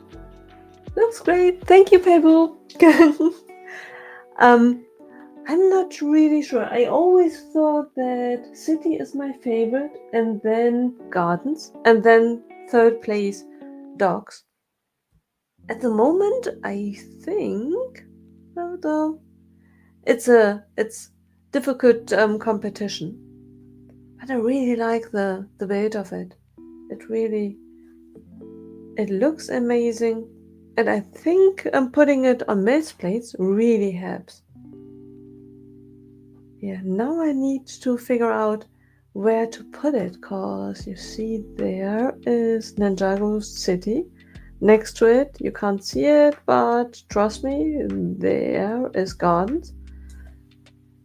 But based on that, the shelf is full. Now I could go one deeper, take off the Chinese restaurant and the X-Mansion. Question is where I would put these, and then based on the height, maybe put there then. They could put their Ninjago dogs as well as markets, and then maybe one level deeper than workshops, plus the hopefully eventually released next set. Which would mean that you would be able to see market as well as dogs, but you wouldn't be able to see workshops and the potential next set.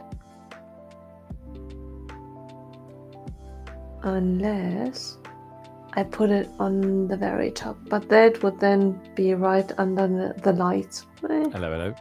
Hi. How are we doing? Very well. I'm just theorizing. Theorizing and in conversation with the chat. Yeah. Tell us what's on your mind then. What are you thinking about? These are where to put my stuff. Why do you know why I love streaming? Because you can't be bothered to make videos. And that's true as well. But the other thing is, when I stream, I can talk about a topic as long as I want, because the chat is powerless. Theoretically, they could ask me whatever they want, and if I'm not done with the topic, I keep on talking. In a normal conversation, that is impossible, because sooner or later, someone punches you in the face. Someone pinches you in the face? Or hopefully oh, my accent really works in my favor. I thought of punching, but pinching is probably better. I think pinching sounds a little bit less harmful, shall we say? Yeah. Let's go for pinching.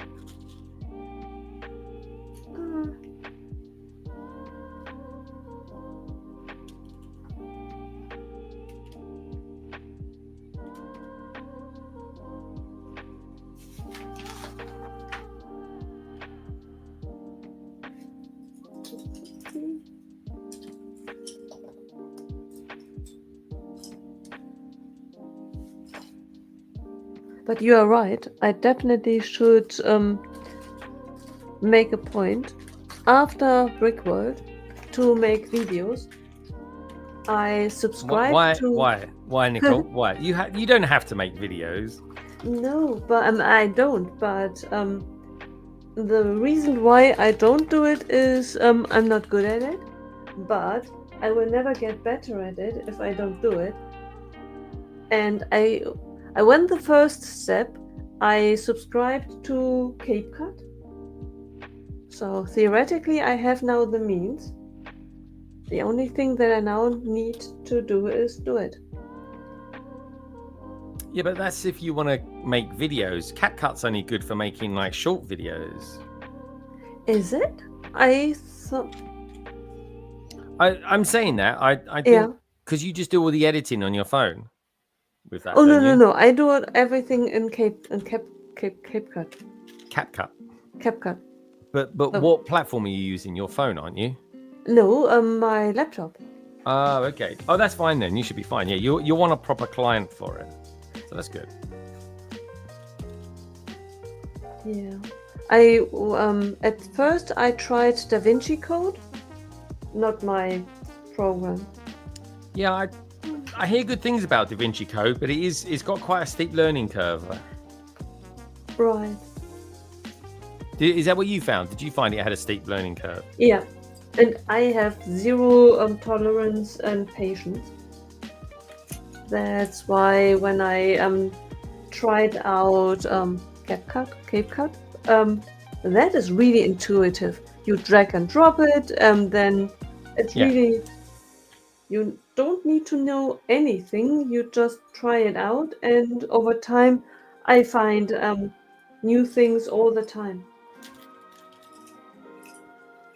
That I can, when, for example, one thing that I figured out is I added different levels to it so that I can have effects on it.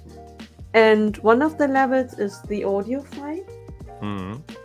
And at one point I realized that it is possible, really, really easy, to lower the volume at the beginning or at the end.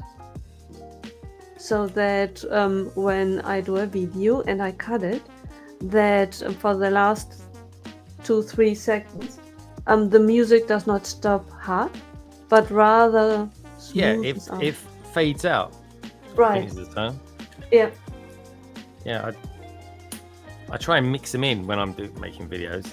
The music, there's so many different things when creating a video that you've got to take into account. And by the way, folks, there will be a Bricktastic vlog coming out, because I tell you what, that is going to be a humdinger of a video. But again, that's something else I can do when I'm recovering from my op. So yeah, I've got a few tasks to do, which I'm really looking forward to doing. So watch this space, folks. It was going to be weird because obviously the vlog for Chicago is going to come out before it does Bricktastic, but bear with me on that one, folks. Bear with me on that. I got a new idea that I want to run on that one.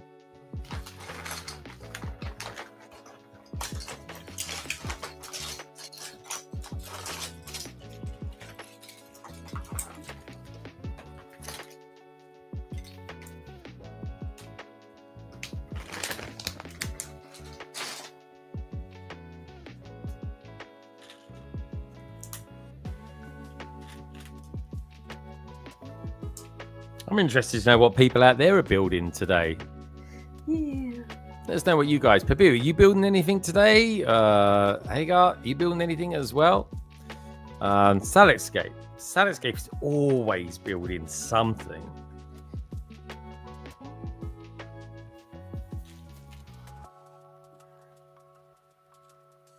Did you disassemble Legonden?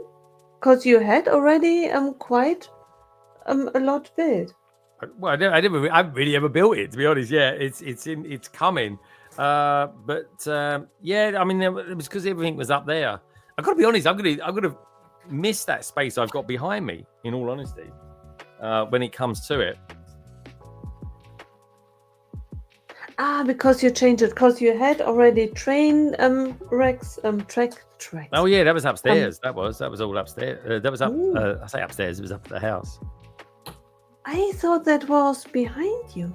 I had some parts behind me for a while. Yeah. I've kind of changed it all around now. So yeah, it's all taken apart. A lot of London is around here. There's all buildings around here, and I could simply lay houses down on the table, run a train through it, and say that's my city. And I could do that. I could probably do that in a day. But I want the city to be a bit more sophisticated than that, to be honest. Yeah. So see, and that then requires planning. When I saw the Animal Crossing island with all the paths and everything tiled, I built mine far too quickly.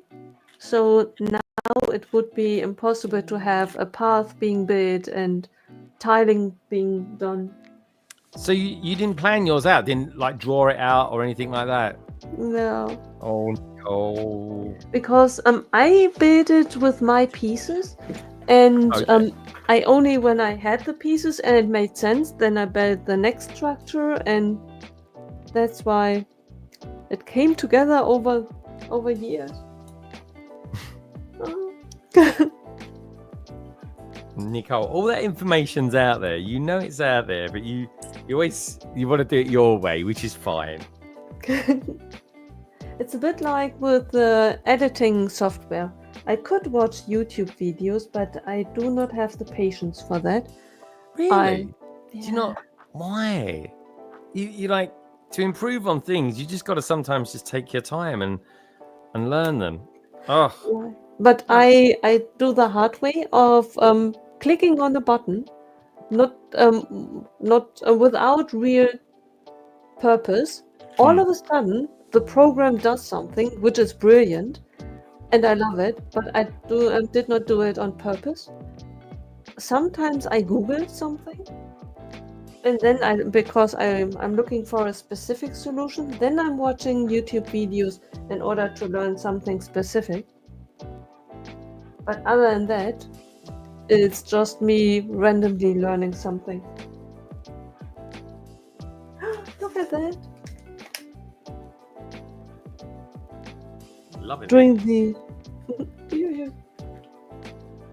I love this arm. This arm is my mic's up there because I'm taking a picture. Hey Andy, good to see you, dude. I can apply a sticker because during the last bit I forgot to apply a sticker. Did you? Yeah. Sticker application.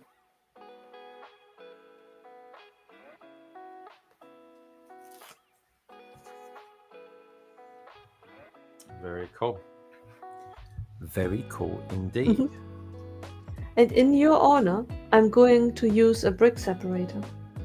Hey, this way to Nicole, show us what you're doing. Come on. Show us what you're doing. And then I can put a little thing on I can put a little post on Instagram. Oh. Take your time though, Nicole. Take your time. And breathing. Breathe.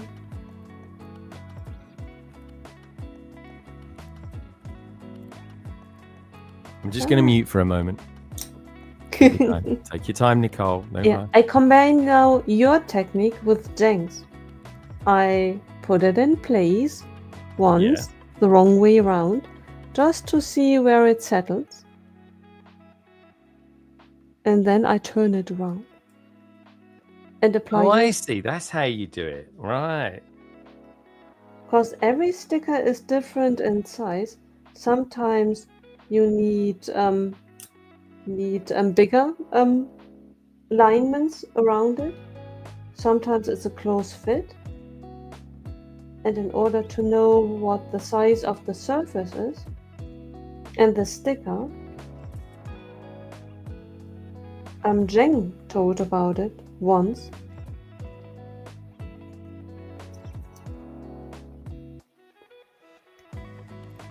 Look at that. Straight and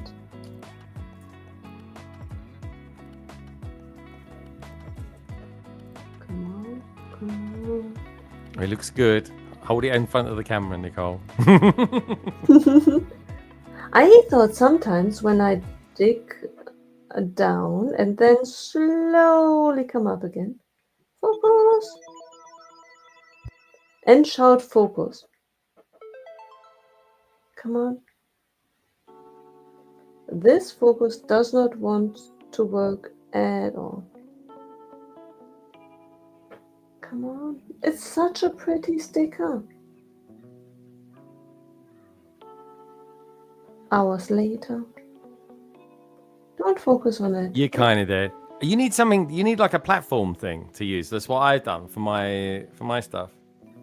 I kind of have built one for my minifigures. Don't know where I put it.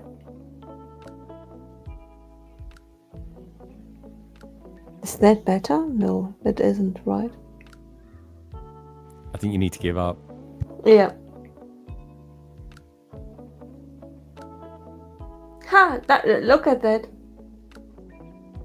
There you go. That works. That's pretty cool. Well, that's a really good sticker. Oh, nicely applied as well, Nicole. Yeah. And I did not have alcohol yet. Not shaking at all. Well, that is a really good... So you never applied the stickers first time round on your set? No, I forgot about it, and now I'm all blurry. Oh, There you go. yeah. That was a good effect. I like that. I'm so glad that, yeah, it's as if I were in witness protection. That's a very German line, that is. Oh, Oh, that's funny. That is great. That is a nice arm, isn't it? it is.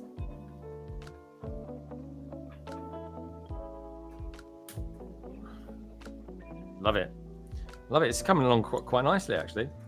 I'm going to be, I reckon, yeah, I think 1 more hour. Is that work? Does that work for you, Nicole? Is that okay? Yep, perfect. Good stuff.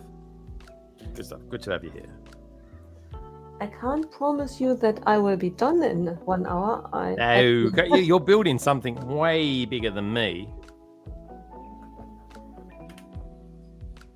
Well, your set's like twice this at least. How many pieces is that set, Nicole? I think 3.5. Yeah, that would be. I'd want to enjoy that. I mean, I could do 3,500 in 12 to 15 hours, but those sort of streams, man, they make you feel terrible the next day. They really do. I'd rather do them over two streams. Yeah. Like, I'm okay. I'm totally fine doing 12-hour streams, right? Maybe a little bit more. It's just really tiring. I just find it really tiring. I think I put a lot of energy into it. Good to see you out there, Andy. Sorry if I didn't say hello earlier on. I'm building the new one. It doesn't come out until tomorrow officially. It's the Guardian Dragon. And Nicole is building Ninjago City Docks. And we just saw her doing my technique and a little bit of Jang's technique. So I like the idea of that. I think it was Martin mentioned it to me. So turn it over and then apply it. So turn it over, see how it kind of lines up, and then do it. Might have to try that.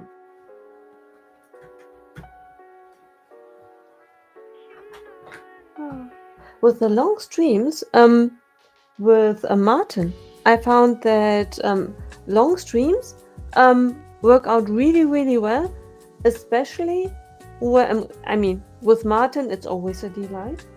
Plus, he's a top guy to stream with. Is that Martin?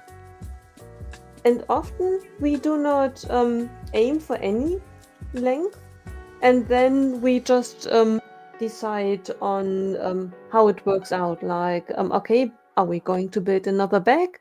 If we are all both for it, and all of a sudden 12 hours passed by and we built the whole set. I like. Don't get me wrong. I love a long stream. I'm growing. It's Lauren that got me into them. She just wanted to do some marathon streams, and I'm like, okay, I'll give it a go. And then I was like, the nice thing about doing a really long stream, like you and Martin like to do, is it just gets it done and dusted. You've built it, and then the next day you've kind of got a bit of recovery time, and you can get on and do your daily stuff, and maybe do some posts about what you built and things like that. Right. So Yeah, I can definitely see the appeal of doing it. Why do you like doing long streams as well? Why do you like doing very long streams? I like them because I enjoy the time with Martin. Me on my own, I can never tell how long I'm streaming. It depends on, sometimes I stream 4 or 5 hours, and all of a sudden I look up and realize, okay, it's past midnight, I skipped dinner. What am I now going to do? Do I go to bed and hope for breakfast, or am I still eating something? And sometimes I stream, and after 2 hours I'm done. It's I can never on my own plan. Yeah. You don't do like little snacks for yourself or anything like that as you're streaming? Not really. Nowadays. Why though, Nicole? You shouldn't go hungry or anything like that.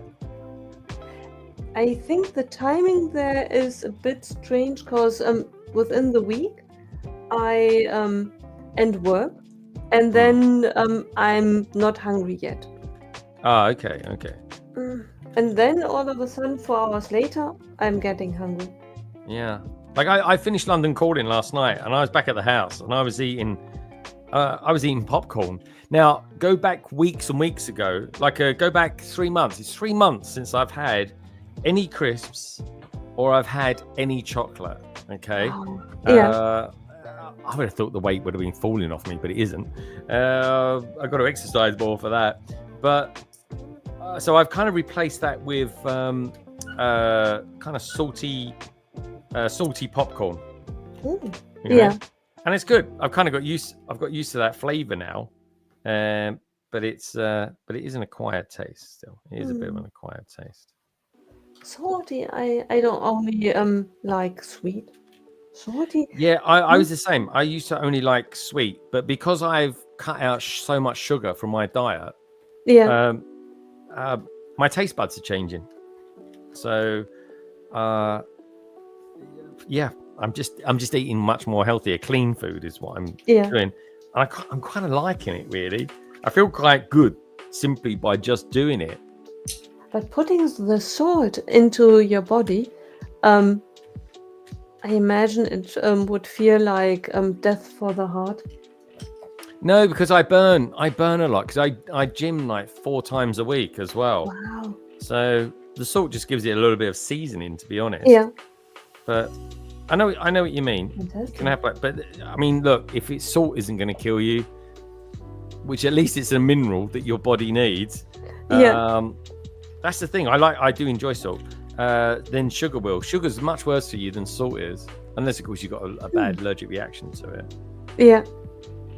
But interesting. Yeah. So it's too bad that you don't drink, because in the past people said that for men the easiest way to drop weight is to stop drinking beer. Well, I used to drink, and I just haven't had a drink for like 4 years. That's all it's been. I mean, don't get me wrong. I would quite happy to have a drink. Like if people were out having I don't know, cocktails or something like that, and I was in the mood for it, I'd be like, oh yeah, I'll have a cocktail as well then. But I've just gone so long now without drinking that I'm just kind of like, I kind of like the thought of not having drunk for so long. Yeah.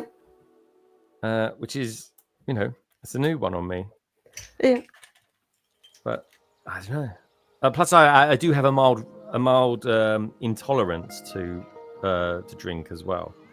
Like whenever I have a drink, I get really nasally, and I sound bunged up, and it's because I just have a very mild reaction to it, and it's strange because I just don't miss that. So I don't miss that anymore, Yeah. But yeah, I used to. But I like being in pubs. I like going out and drinking with my friends and stuff like that. I'm the guy that drinks lemonade. Yeah. And it's it doesn't make a difference what you drink. Yeah, no, definitely it does. Yeah. But it's interesting what alcohol can do. I knew a person who, when they drank alcohol, the face flushed, so they got as if they were sunburned. Or all right. Did you ever look into apple cider vinegar? Because that's quite healthy for you. Ooh. Someone was it you who told me? Someone told me about it. I mentioned it to you. I said, you might want to look into it because it's comes with good health properties. That's all. Does anyone in the chat ever drink it? It is an acquired taste, but again, because my taste buds have changed, you know what? It goes really well with Robinson. It really does. It just makes it taste a little bit lemony, which is great. So next time when I am in the UK, I will try Robinson.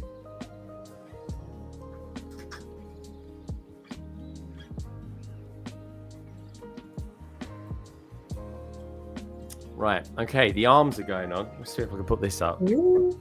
Well, I'm going to put it on a single screen. That's as high as the camera will go. Here we go. Let's make it big like that. Apologies for the light over there. Actually, let me see if I can turn that down a little bit. So that's not too bad. I think that's okay. That's not too bright for you, is it, Nicole? No. Okay. Good stuff. So there's the arm. We're going to put an arm on there. So arm going in. Okay. So the arm's on now. But I've also got these as well. To pop in there. So look, let's put shoulder pads on the dragon like that. How cool is that? Do the same for this side as well. Go around like that. And this is where we're at so far with it. Looking good, eh? Yeah. Looking... It looks a bit as if it were dancing. Yeah, if I bring it down there, look at that. It's gorgeous. Like it's just gorgeous. Oh, it's very cool. It's the best thing I built this year. It's the best thing I built this year. Is it looks very elegant. It is just like me.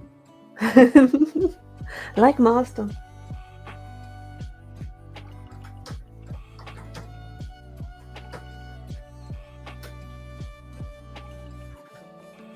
Yeah, it's intricate.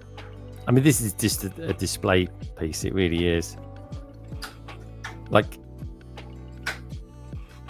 yeah, it's there's nothing to play with this.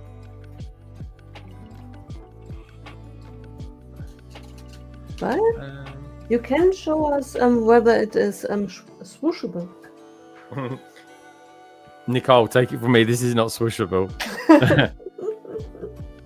He would literally fall off his perch. Oh. There we are. I don't want to kill it. I'm enjoying it though, I have to say. Yeah, it's really enjoyable. Like, it's just really intricate. Right.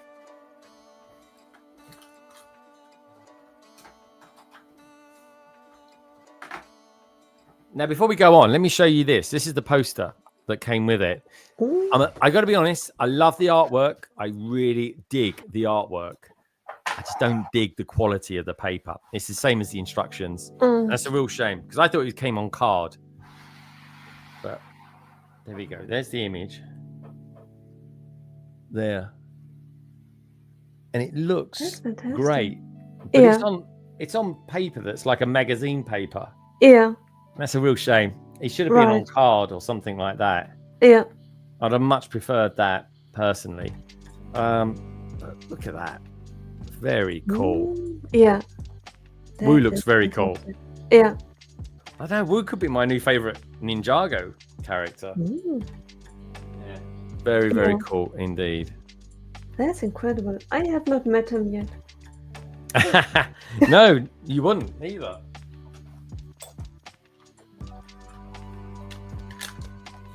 At least not for long. I think he's shown very, very briefly. Okay. Angie says, Saletscape, Matthias. I'm all good, my friend. Bricktastic seems like a lifetime away from when we met. Andy. It's good times, man. Good times. And definitely come next year as well. We definitely need to chat more. And anyway, what am I building now? Ooh, this is different. We're coming away from the dragon a little bit, I think, in this one.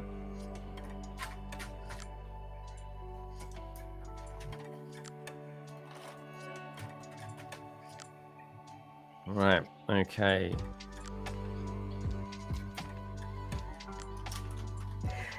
Looking back to all the years of streaming, do you feel sad sometimes of the changes? Like, for example, there were times when there were Darren solo breaks, Sai on a regular basis. No, I don't feel sad. I enjoy them. I always enjoy the moments. I'm sure one day Madlib will come to me and say, Greg, you know, I can't always do Fridays anymore, or and things like that. You know, Gaz, the Brickbods. You know, I always enjoy everybody's company while it's there. Nothing lasts forever, Nicole. I learned that a long time ago. Yeah. And because of that, I enjoy it while it's there. Yeah. That's wise.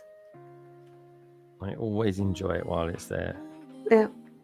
You know, and I'm a pretty simple guy, in all honesty. I just like the simple things in life, man. I'm like the other morning, getting up early, seeing that beautiful sunrise on that beautiful beach with my beautiful wife, and then those dolphins going past. And I'm like, yeah, this is what it's all about. And this is what we live for. Right. And, you know, it's, that's it, really, just stuff like that, you know. I'm just, I like the simple pleasures.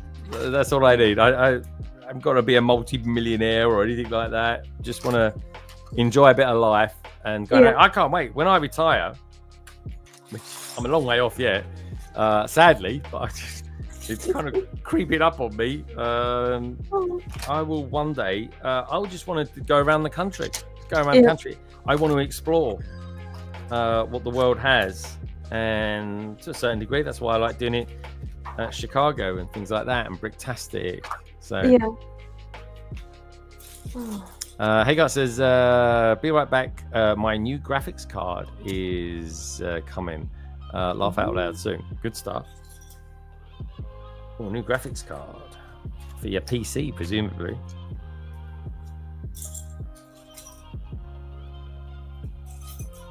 How does that go there? So that's going. That goes there. That goes there. Interesting. Right, that goes there.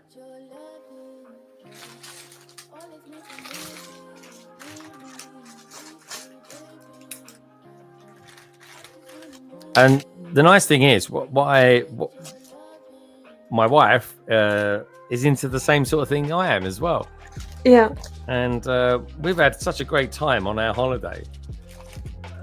I will miss those moments, but equally, I'm planning to do them again at another time, you know? Yeah. Oh. See? That's a perfect match. Nicole, the best way of getting over the holiday blues is to book yourself up another holiday. It really is. Yeah.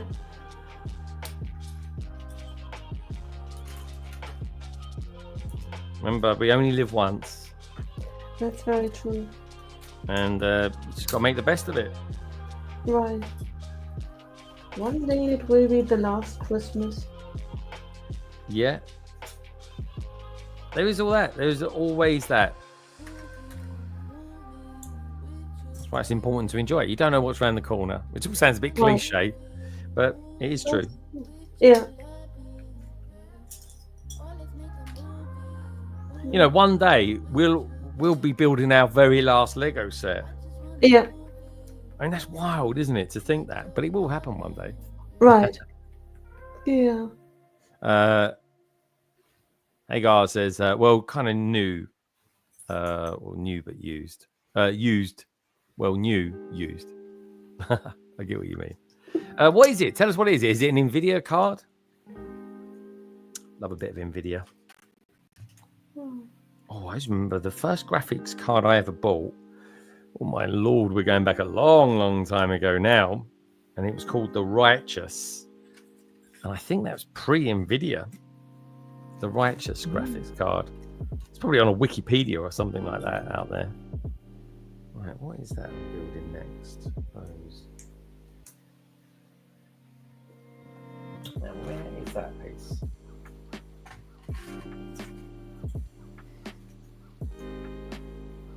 Oh.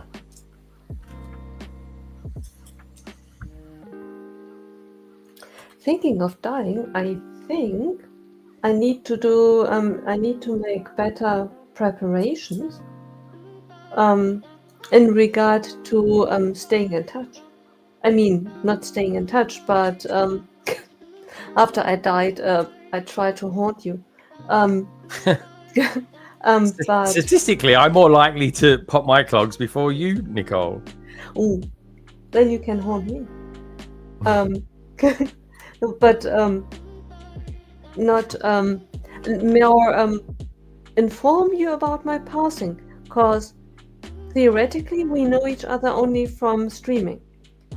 If that's true, actually. Good point. Dead tonight, the only way you would notice of me going missing is me not streaming anymore.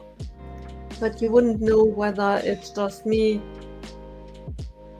buggered off to Germany, somewhere else in Germany. Yeah, right. That's a good point. Mate, we should chat about that at Chicago. I spoke about that with Shy last year in my sitting on a stoop. Steph did mention something about sitting on a stoop earlier on as well. Sorry, Steph, I forgot to get back to you on that. I agree, it does sound a bit weird. But yeah, so he said, like, you know, we're good friends online, but if something happened to him, we'd never know. And he said to me, he said, how would you find out? And I said, I'd ask Claire or something like that, some of your close friends and Sans. Yeah. But it is true. We need we almost need like some levels of communication whereby if something is wrong with our friends, we know about it. Right. In former times, I'm not really sure if that's internationally done as well. In Germany, it is still done to some degree. There is an advertisement in the paper. Oh, yeah, obituaries.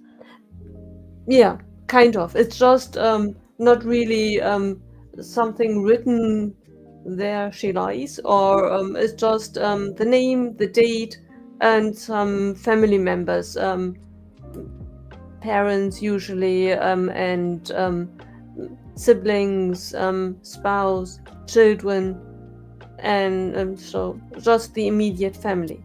But that wouldn't help you much.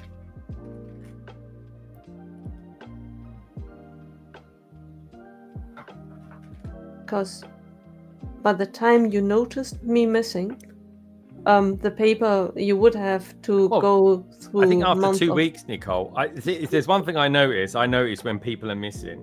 Yeah. Because I just notice the odd thing like that.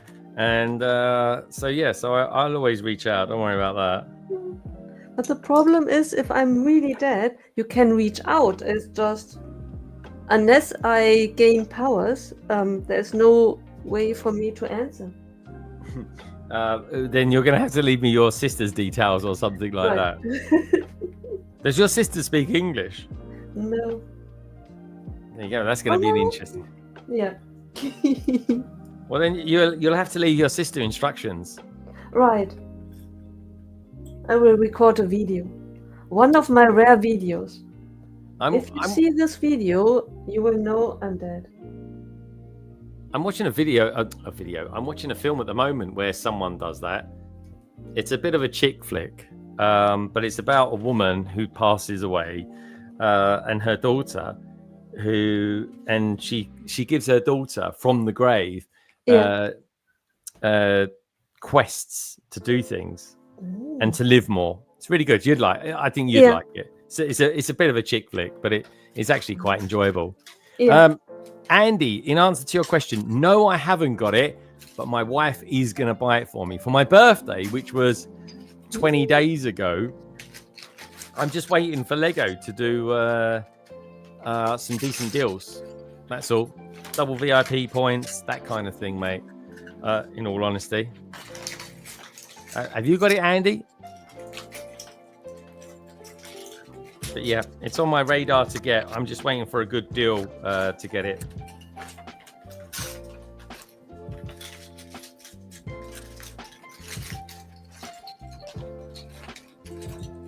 Because I'm not in no big rush to get it. Let's face it. I've got a lot of other things to build. Nicole, you haven't got the Lion Knight's castle, have you? Were you saying earlier on you haven't got it? I was briefly very tempted when I saw it at Bricktastic, but there wouldn't have been any chance for me to bring it home, so I walked away. Yeah, I wish I'd got one of those cheaper sets. Blimey, I did pretty well though. I got the Birch books. I got that for £100. Ooh. So I can't complain. That was a really good deal. Yeah. Andy's saying, I will tell you now, Greg, it will be the best build yet. Yeah, I mean, it's got some big uns to get around, dude. It has. My favorite building to date is Ninjago City, then followed by the modular construction site from the Bricklink designer program. But I hear from a lot of people, dude, that it is an absolute humdinger of a brilliant set. Oh, I tell you why I want it as well. Because in the Bricklink designer program, the last series, I bought the Siege encampment, and that is an add-on to that set. Ooh. Andy, I'm presuming you got it as well. Let me know if you did or not. Because you're going to want that, because it goes with it. It's an extension pack for it. Oh, that's interesting. So that goes in.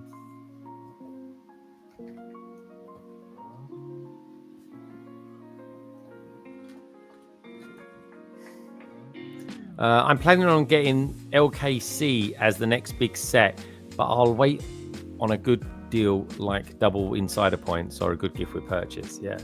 LKC. What's LKC, Nicole? Is it Lion Knight's castle? You got it. Oh, yeah, I see. Then it's spot on. Your English is so much better than you think it is. Oh, thank you.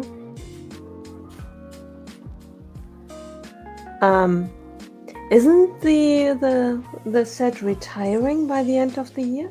Yes, it is. That's why I'm just waiting for double VIP points across everything. And Lego are being a bit crappy about that recently. And I've only noticed it because I'm waiting for it. I mean, Lego doesn't really do quadruple points or anything like that. But yeah, I'm the same. A humdinger of a gift with purchase or a really good deal on double VIP points, because I'll get it online as well. So I'll save some money with Rakuten, and so this is interesting. Part of the head is half mold, half brick built. Now that's new to me. That is a new one on me. It's a hybrid. So the bottom jaw is constructed from Lego, and the top part of the jaw is a mold, and a bloody good mold as well, actually. I'm going to put that on separately. Andy says, Brickspace 9 is saying Lion Knight's castle is awesome. Yeah, would you want me to build that live, guys? Like, I could make a video out of it or something like that, or whatever. But is there something you would like to see me do live? Because that's a big set, so that'll take me a while. Oh, and here's the thing, just so everybody knows, one day I will work on a mock, which will be medieval, and it will be the medieval version of London Bridge. That will be a thing. I give you my word on that. So I am buying medieval sets. I just don't really disclose it to everybody. Yeah. Very cool. Yeah, that might have to be some 12-hour streams or something like that over the course of a couple of weeks. Yeah. Which, it's the Lion Knight's Castle, Nicole. It's been out for ages, so I don't think people will be too worried about it. What are they saying out there? Yeah, Lion Knight's Castle is awesome. Andy then goes on to say, yes, I do have it, and it is the best build I have done today. I also have built the Ninjago city and still prefer the castle. Ooh. Good to know. Good to know, Andy. Makes me want it a little bit more now. Actually, any Lego castle is awesome. I've got a really good one here. I don't think you can see it though. If I bring that down, can you see it? No. Next to Voltron, I've got the Bricklink Designer Program. Well, actually, it was the AFOL Designer Program when it first came out, and it's the Castle in a Forest. Google it, folks. It is beautiful. I've got it right here next to Voltron. And it is a wonderful castle. It's the only castle I've ever built. Andy says, yeah, I would something you to build it live. Oh, I would love you to build it live and see your reaction to it. Yeah, I'd like to, because it's a classic Lego set. I want to put the Lion Knight's Castle on a hill and put a red-haired minifig next to it. Love it. I'm curious then. Okay, medieval guys and girls we got out there. I mean, this is some construction, this is. Tell me this, right? Which is the better set, Rivendell or Lion Knight's Castle? I could get Rivendell as well. What? Well, one or both, obviously. One or t'other. How about that for a mold? So there's the bottom section of the jaw. And there's the top section. And this just goes into that, like so. I mean, if I'm honest, it totally goes. It absolutely works. It really does. Yeah. That's fine. It looks okay, doesn't it, Nicole? Yeah, it looks fantastic. Yeah, that works absolutely. So what one, folks? What should it be? Rivendell? And I'm not going to go down the rabbit hole of buying loads of Lord of the Rings. Rivendell is just meant to be one of the best sets. Tell me which one you only would want to buy one, I definitely would go with Rivendell as well. Really? Yeah. Okay. So, do you know what? So I was at Craig's house last week on Saturday. It was literally this time last week. I just literally left Craig's probably like an hour ago or something like that. And he's got it. And even Gemma, my wife, said that is a lovely set. And he's got a lot of castle, I tell you. Yeah. It's got a lot of everything. It's epic. And he says he would like it if I did it live. But yeah, Rivendell says Brickspace 9. I haven't built it yet, but he has Rivendell. I would like to build Rivendell. Yeah, that's the thing. I'm like, oh, Rivendell. But Castle, I think it will be the Lion Knight's Castle because it just works. Oh God, look, you can't even see it. It's so big. It's so tall now. I might as well just go, just use this camera. But here we go. This is it. So there's the head. Ooh, no, it looks a bit like a snake. Ooh. Just to give you some scale. Very cool. Yeah. Wow. Damn. Yeah. It has a long neck. It has. And you know what they say about dragons with long necks, Nicole? Oh. They have big collars. Right. Oh, yeah. Right. Okay, onwards and upwards. Oh. But I think Rivendell is more elegant and Castle is more a primal build, more rough. Yeah. Oh, I agree. Yeah, I'd probably say the same. It's more rugged, isn't it? Yeah.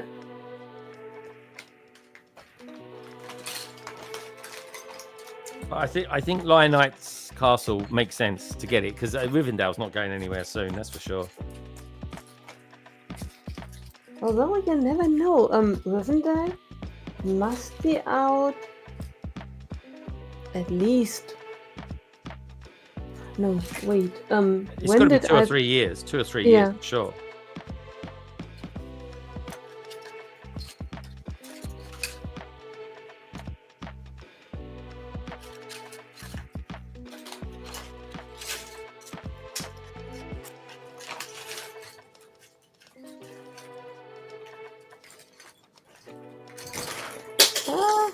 Oh, that didn't sound good. Are you okay? Yes. Why does everything have to fall down? Well, it's that gravity thing, Nicole. Science.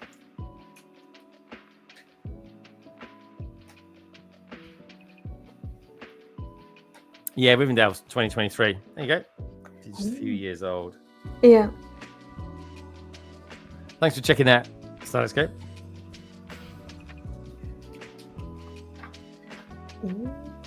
By the way, do you know about Matteo's app that he's creating? No, don't know anything about it. Matteos, would you like to tell us about your app? It's fantastic. I'm all ears. Tell us a little bit about it then, Salix. It's funny how you call him Mateus. I always call him Salix. My superhero name. Ooh. Salix. That's where the name comes from.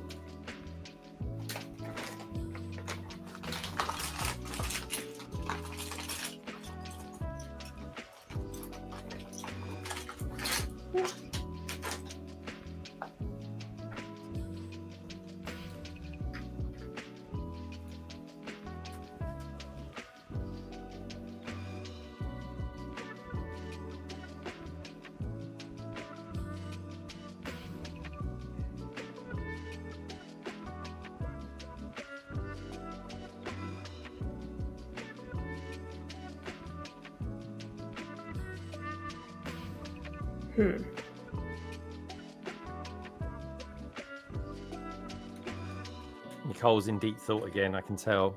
Yeah. I haven't even got to look, I can just tell. I'm not really sure what I'm supposed to do here. Does that look right? Potentially. Is that a crab? Is the crab run the right way? Yeah. So it's a little bit of Ninjago humor. Hasn't caught a fish, she's caught a crab. Oh.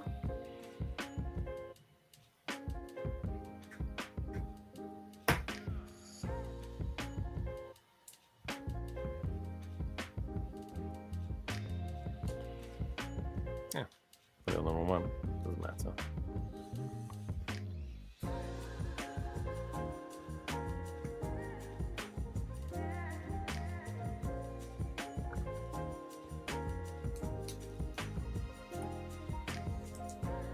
Oh, she's like building Godzilla, this is. Yeah. A green one.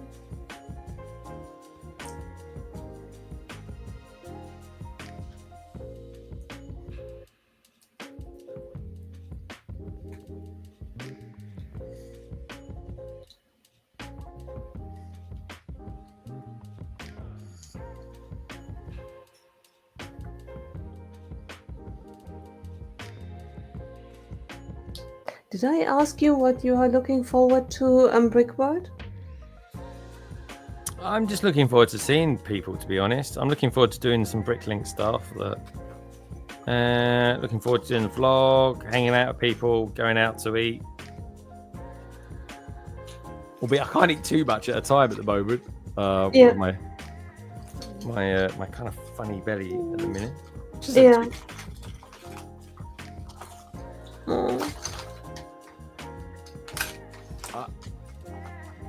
Right, let's put that in there. Okay, our dragon now kind of has horns.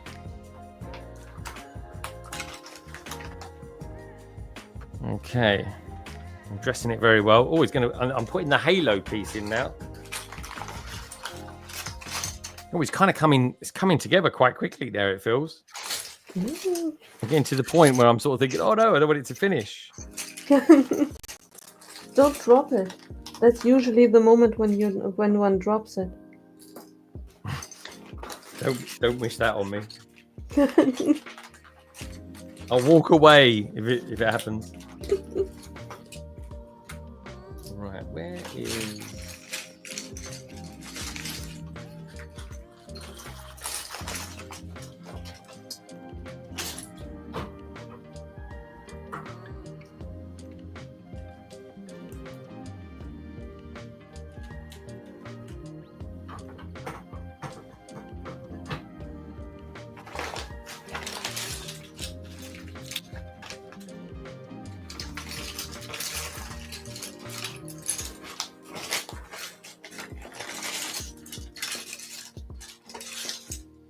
By the way, do you know that on Saturday, in Chicago, not next Saturday, but the Saturday of Brickworld, that there is a special occasion at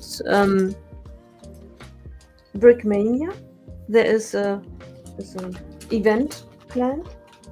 Oh, is there? Oh, that's cool. Trevor mentioned it. Well, Trevor's going to be on London Calling next week, so he'll be able to tell us a little bit more about that. Yeah. Oh, well, give us a preview of it, Nicole. I just know that there's an event planned, and that if it works out, it could be interesting to go and spend some time at the store. I 100% definitely want to try and get around. As long as other people, if I can get there by transport with people, that's great. Right. But I will be going to Brickmania. There's no doubt about it. So if it happens that they've got an event on at the same time, then that's great because that kind of kills two birds with one stone. Yeah. Salex is saying, yeah, I'm making an app. I mean, inventory your Lego pieces. You can look up pieces, sets of minifigs. Save and organize inventory locations. It's still work in progress. Great idea, dude. Great idea. I also integrated Brickcognize so you can take a picture of a piece and save it to your inventory or look it up. That I would find bloody useful. The name of parts, especially. It uses the Rebrickle API to get the data. Very cool, man. I didn't know you was a software engineer. Very, very cool. Let me show you this so far, where we're at. Just because I've just literally finished the head. There we are. Look at that. Wow, that looks glorious. Yeah. Very impressive. Yeah. Wow. It's good, isn't it? Yeah. I'll put it over there. I'm scared it's going to fall. Because it's obviously a little bit wobbly, but then it's sort of slim and sort of fragile in that sense.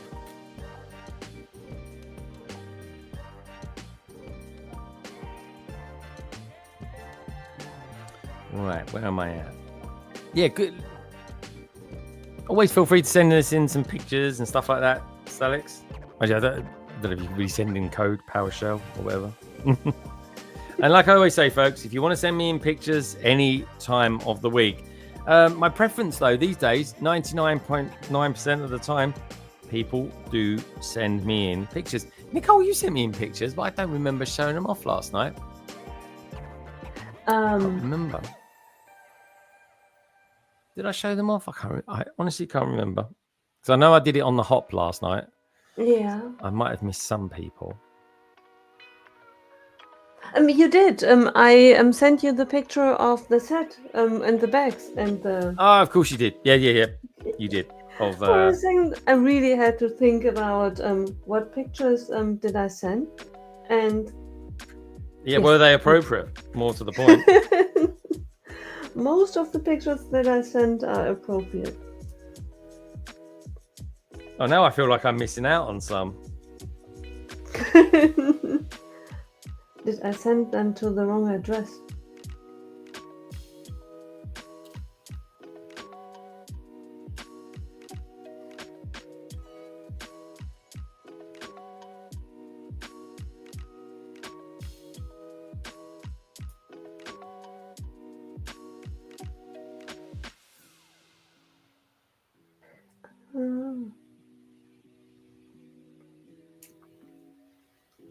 Look at that.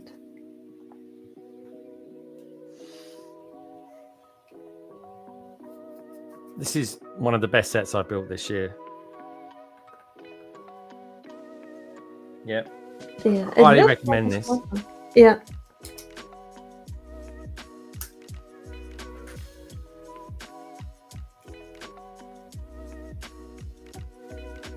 Sometimes there are sets which are really hard to place, a bit like this set and the Dragonstone. They could have been into the art section as well. Well, I think Lego is art, full stop anyway. But the art sets are very good. The botanical sets are blazing. They really are. They're very, very good. Right.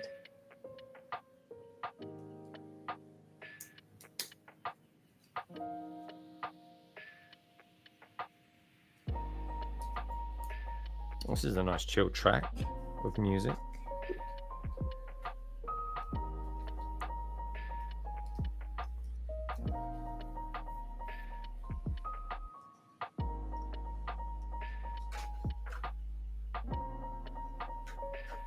So I'm just putting in my first part of the tree.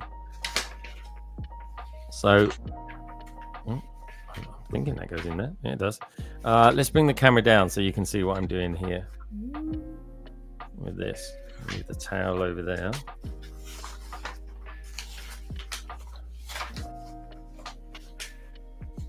There we go. Actually, I'm going to switch to this one, Nicole, only because I'm on the ground again.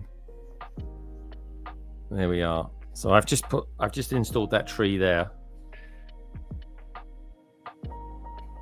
Which looks jolly good.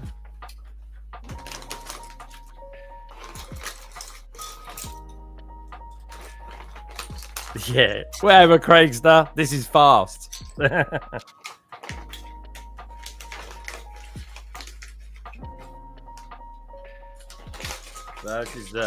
is all right, Craigster. You're going to love this set. It's one of the best sets I've built this year. In fact, I've never built anything like it, in all honesty. Right, where does this go? Right, let's stop turning it around now. Bring it back to here. Of course, it goes there. Where else would it go?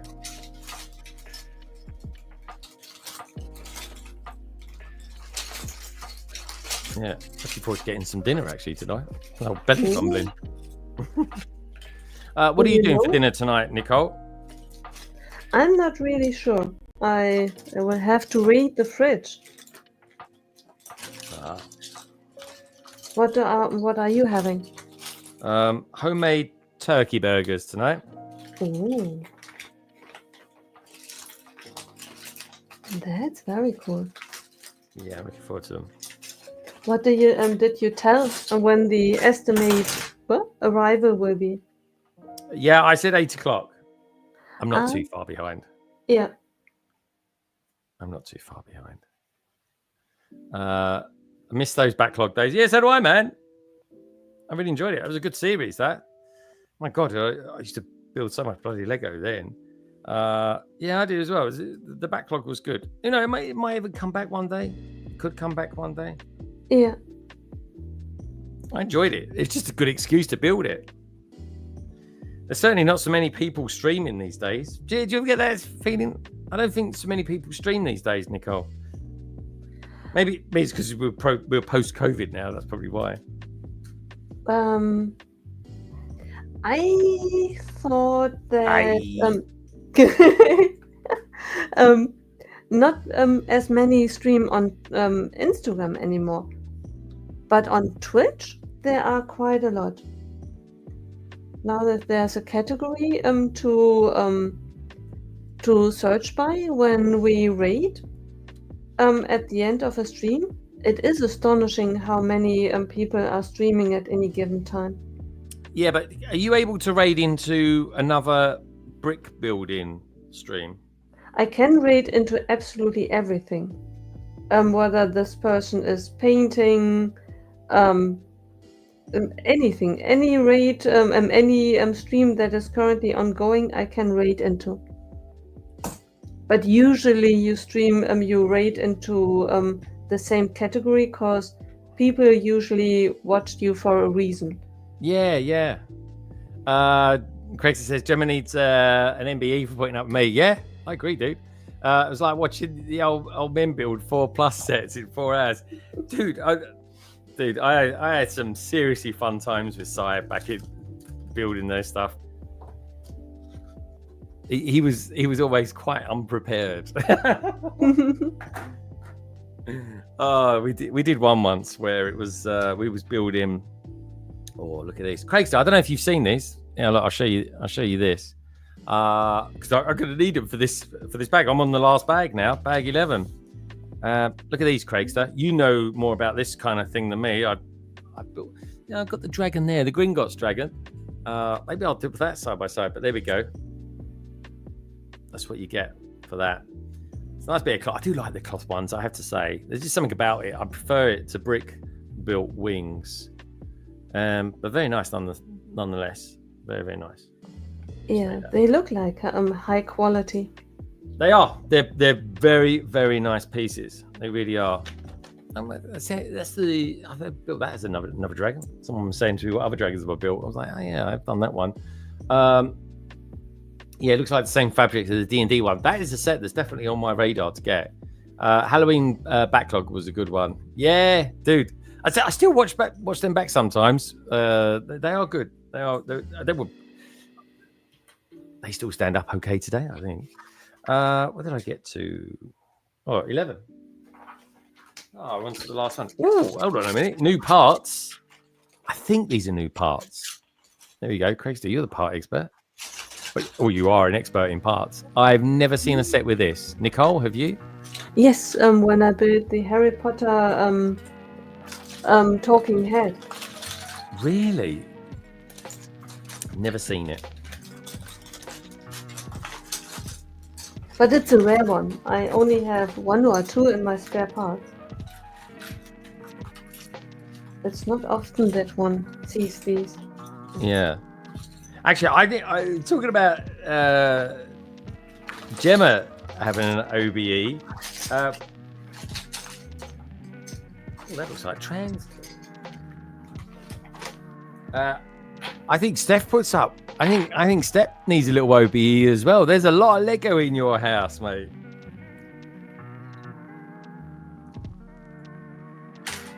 Very nice too. It is.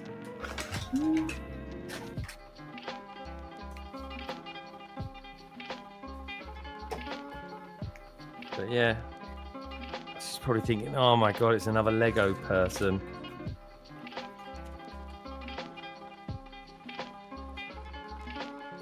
Been a while around those. Use them as dragon horns and get used to trees by Lego designers. Yeah, trees. That's always a bit of a thing. That is.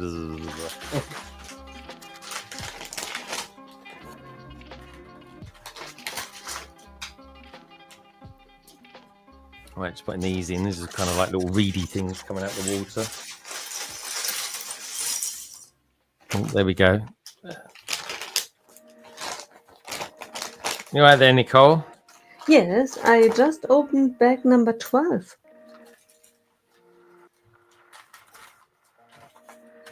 No, you're kind of racing through it quite nicely. Yeah, there are overall 19 bags. Yeah. Hey, we got Ben's Bricks Designs out there as well. Saying afternoon, all. She forces me to buy it. Sadiscape is saying, yeah, it's a tip of the talking sorting hat. Ah, okay. This has got 2 in it. I bet it hasn't got 2 in it. Good to see you, Ben's Brick Designs. Anybody just tuning in, do me a little favor, check out the survey, give the stream a thumbs up. And if you happen to be new around here, why not think about subscribing? Become a big part of the LBB family. Right, so I've got 2 of those that go there, and 2 of those that go there and there. Right, so bringing this round here. Oh, okay, so it goes like that. I gotcha. By the way, speaking of streams that we missed, we didn't have a transatlantic stream in quite some time as well. I know, and that definitely has not gone away or anything like that. We're just both been really busy. Yeah. Yeah. It's not gone away, hasn't gone, disappeared. We're getting low on our average per year at the minute. We are. 2023, that part. Yeah, time flies. Everyone's got your light blue class torso yet? Not yet. I think a lot of people are going to be. Right, where are we going with you? So you're there. Okay, so kind of continuing the building of the lanterns. Now, people love collecting these classic space parts. Got to get to the BAM. I'm going to be in London this week, so I could do that. I'll just buy those. Oh, this is lovely. I love this red. It's such a nice red. Torso, Holy Keyboard, Batman. Classic space torso. Sorry. No, I know what you meant.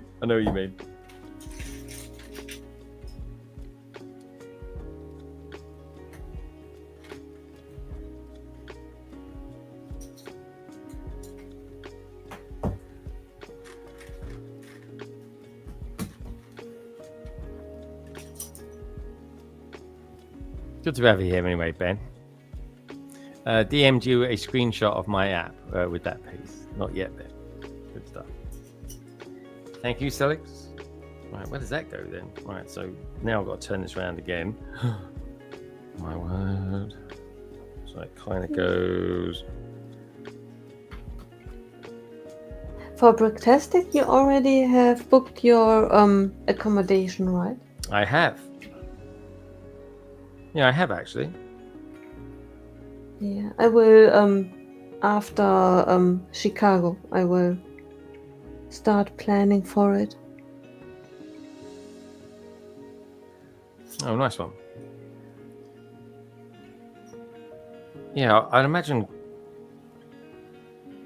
Craig would have done the same as well.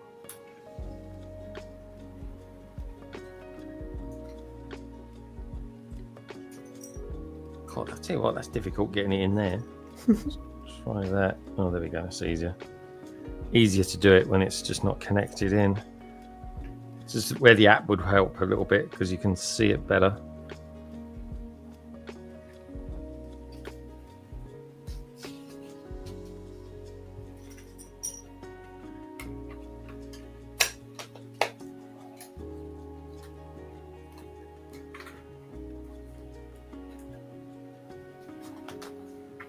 Right there.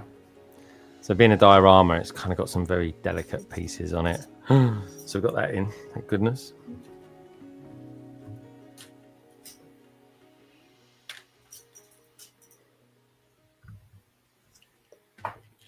Craig's is saying that part lookup reminded me to update my brick set list. Take up the town hall off. That is true. I have started building that as well, Craigster. I've nearly finished the bottom section of it. It's a really good, really nice build.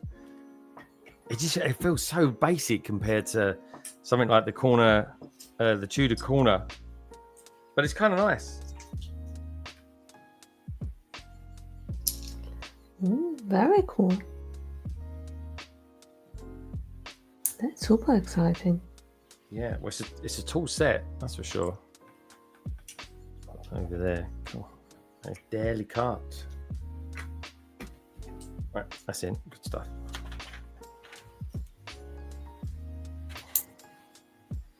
This whole, I think I'm building like a tree section now. So this is like the absolute kryptonite of my building abilities is trees because they're so delicate. Oh, I'll be like, okay, the stream's over now. Yeah. If we ever wanted to prank you, we would hire you as a Lego employee, and your first task would be building trees.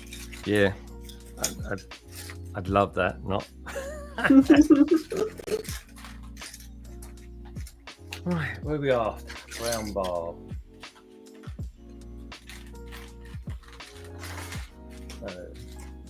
I didn't have one for a moment there.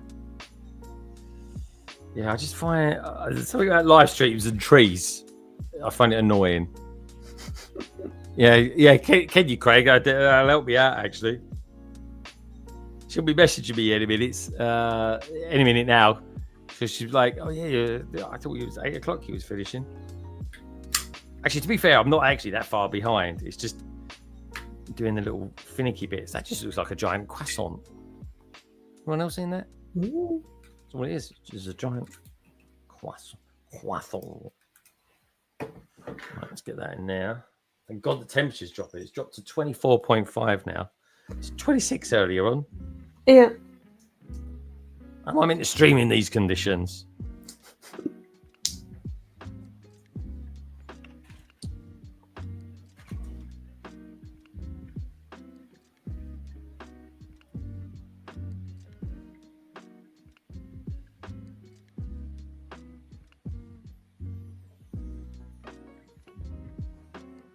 Going okay at the moment. It's hard to tell what time of year it is based on that. I'm going to go autumn, middle of the way, or the fall, as our American cousins like to call it. It's always quite cool. I always quite like the term the fall.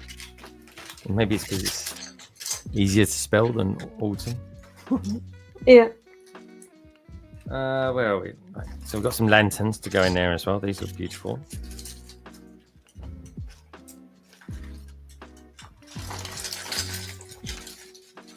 I don't know why, but for some reason the set looks bigger to me than I had memorized it.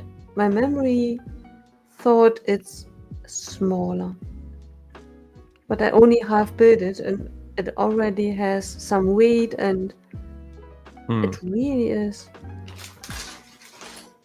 I like it even better. Now I like it even better.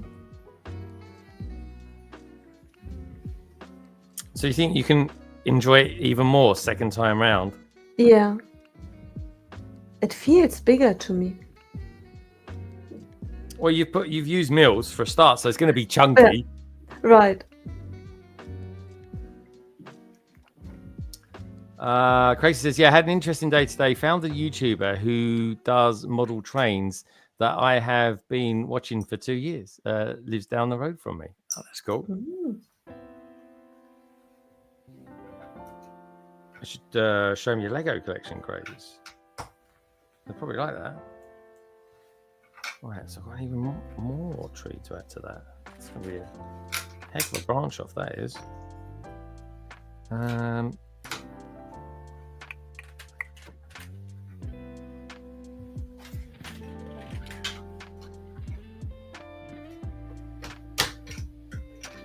Yeah, that's pretty cool.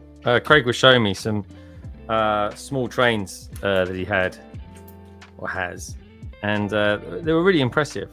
TT gauge, and it's called that because it's a tiny gauge of train that you can use to just basically set up a whole kind of track route all around the table. Oh, very cool. Yeah, it was really good actually.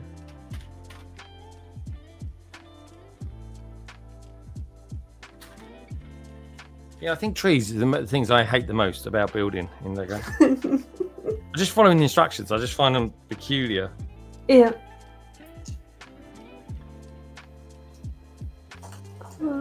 But it's it's strange to hear it. Usually, it's more common to put in context what you like. Like, I hate trees most. Yeah, I think I do. I just find them tedious. Is anyone else like that? I'm just finding trees tedious. Oh, poor trees.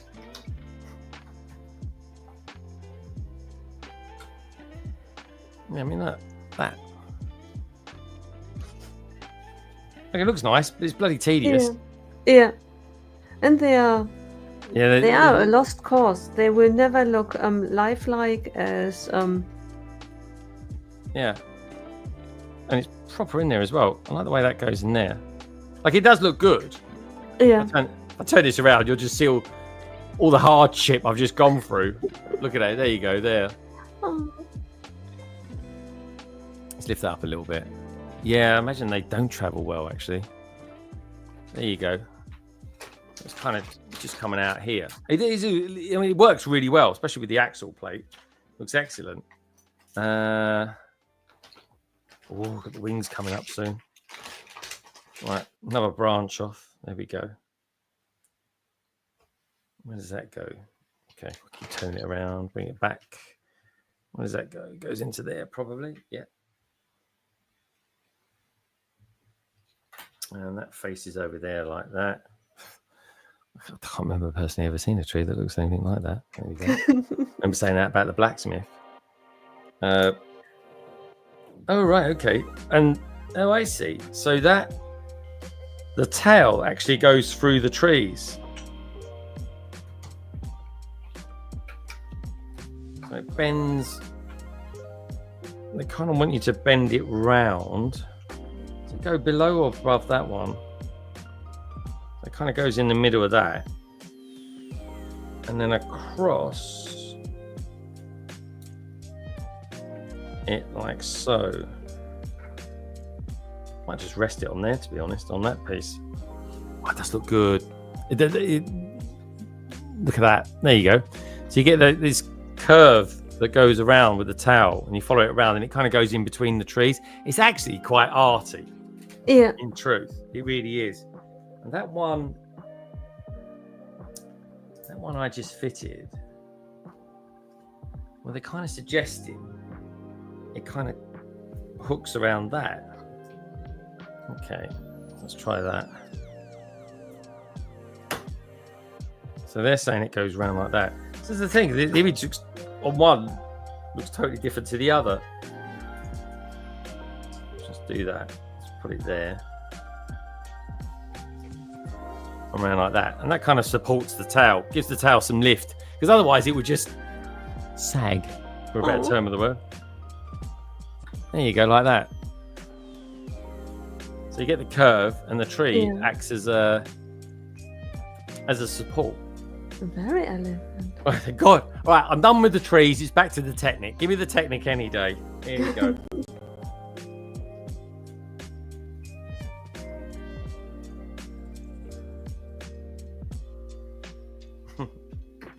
Yeah, I suppose that's a gauge of how much I don't like trees. Because afterwards, after the stream, like tomorrow, because I'll be sick of this by the end of the stream. I'll be like, I need food. I need something to eat. And then once I sit on the sofa, I'll be like, well, I'm not going to move now.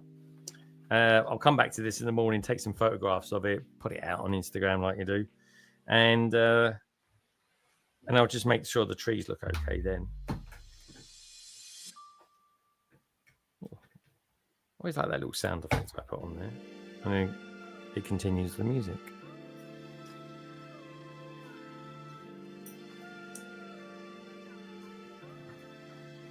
Okay, so surprise, got to turn it around again. Oh God, when the wings go on this, it's going to look bloody awesome. Like, it's really going to look good.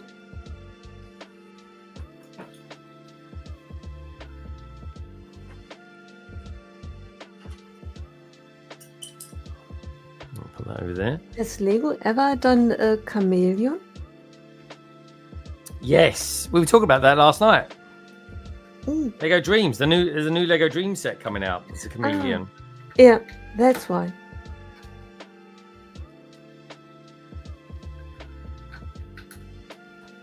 So starting to put in the little balls there. Mix all joints.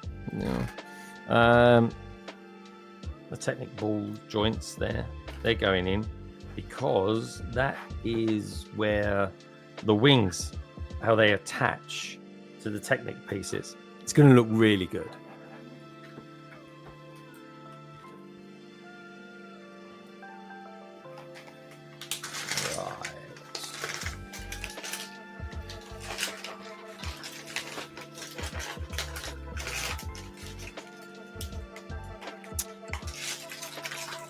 Yeah, don't like a saggy towel. I know what you mean, mate. Gracie, are you building anything today? Are you having a bit of a tidy up? What are you up to? I'm always doing one or the other, it feels like. In between making videos and getting ready for live streams. Yeah, it never ends. It doesn't really. If I've got nothing to do, I'm always thinking, oh, what can I do that's, you know, channel related? Right. I'm quite happy with the old thumbnails these days. I'm quite happy the way I did that. Yeah. It feels like it's taken years to get to that point, but... I'm nowadays using for my thumbnails, oh, what's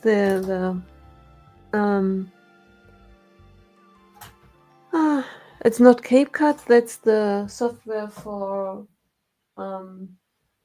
Does it begin with C? I think so.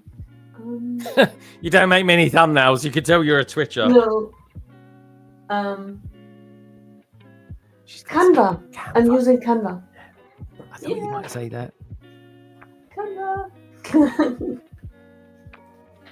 Canva.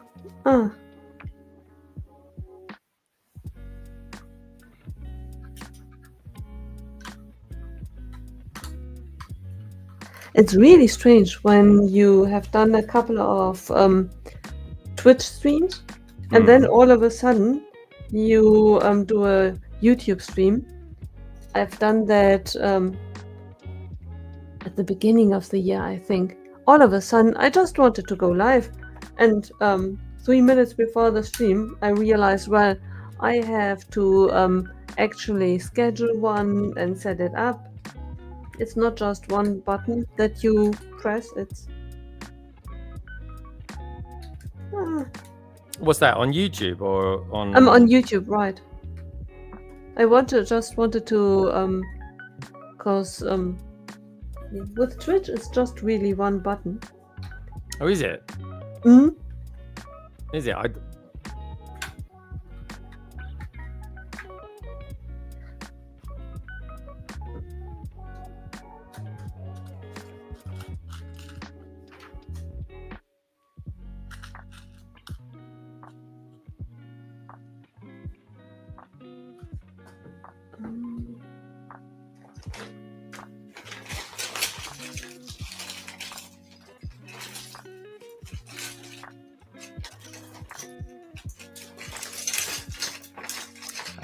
Now I get it.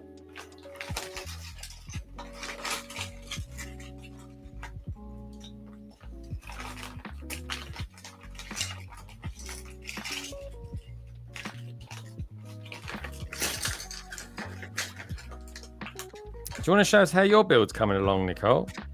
Yeah, one moment. I will just add the section to it and then... Okay.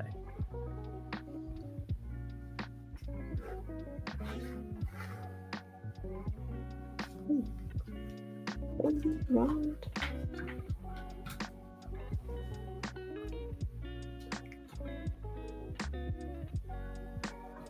Right, let's go on there like that.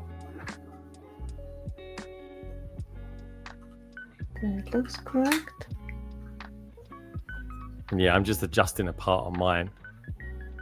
There was a little clip that I didn't have where I need it to be. Whoop. But it's easy to do. So you've got to pull out a little cheese slope and then just put a clip on the bottom of it. Easy peasy, lemon squeezy. And then put that on there like that. And then we're back in business. That's where we was. Oh, you right there, Nicole? Yeah, I just wonder what I've done that I have 2 tiles left. You just got to flick through it. Craig saying, no, not built for weeks. Still need to tidy up. Was meant to do more before puppy comes, but just so busy these days. Yeah, I know, mate. Life is busy. Yeah, let us know. Let us know when you get it, mate. It's going to be amazing. 3 dogs. My God, Craig. Craig, have you ever had 3 dogs?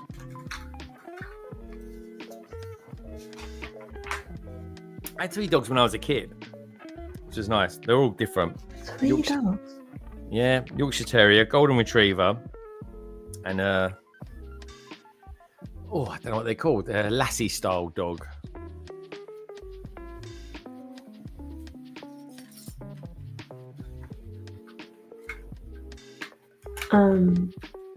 Collie. I think it's Collie. Yeah.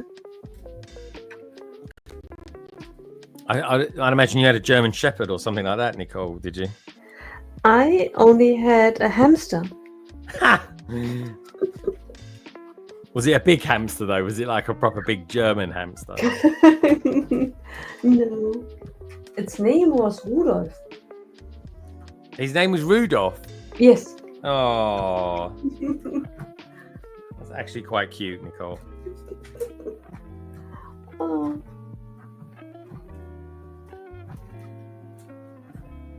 Yeah, Craig's is saying when he grew up, he had 3 dogs. It's a nice thing to have because dogs are pack animals, aren't they? So Gemma and I were talking over the weekend and sort of saying maybe when we retire, we'll get a couple of dogs. You know, I mean, it's going to be years yet, folks. But you never know.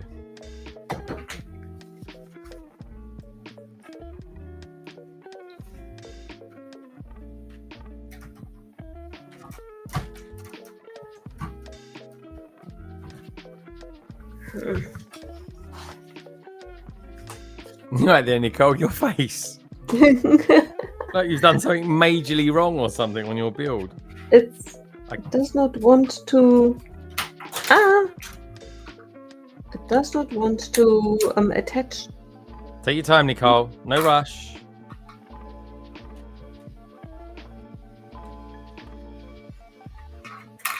Why?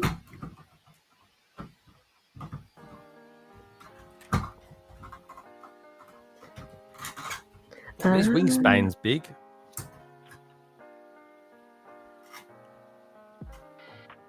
What's going on his? Yeah, this is definitely this is nothing more than a display set, which is not a bad thing. But other than moving the arms around and the tail and the head, he won't do much else, which is fine. Yeah, I think. Oh, you're good to go, Nicole. Yeah, for 12 out of 19 bags. Oh, Nicole, you've done loads. Good stuff. It's not as tall, is it, this one? Like Ninjago City?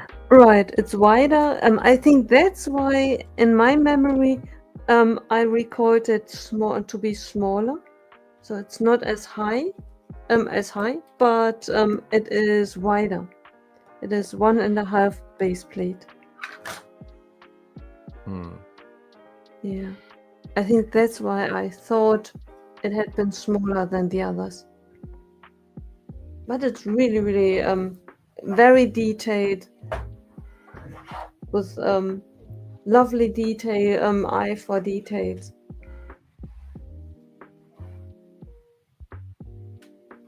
Well, tell us what sort of details do you like about it, Nicole? Show us around it.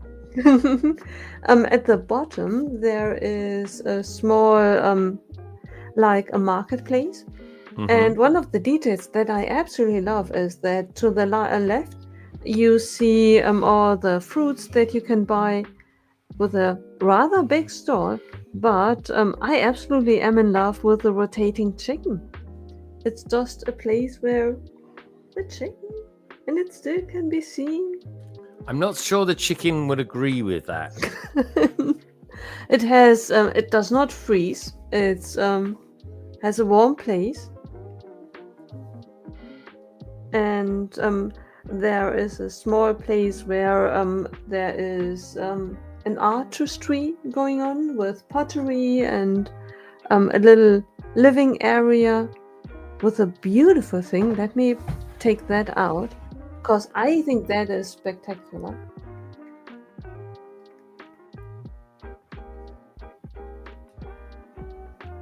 Oh, it's a globe. Yes. I never have seen a globe like that. I have a small minifig head. Last one I looked at was round. What? No. Fake news. It's flat. Only in Ninjago land it's round. Very good. I've got to put one of the wings on now, Nicole. Ooh, wings. Let's give it a go, eh? But I like that, guys, when you look up the globe in this set, it is amazing that a print like that is possible.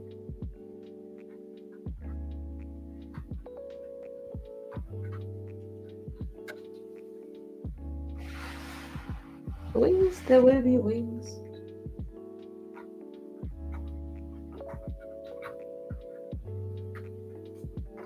Be very careful with it. Well, fairly careful. It's Don't tear it. exactly that's exactly what I'm trying not to do, Nicole. Isn't it awful if someone says something just in order to be able to say, "I told you so"? Yeah, I don't think they'd be quite my friends. I told you not to tear it.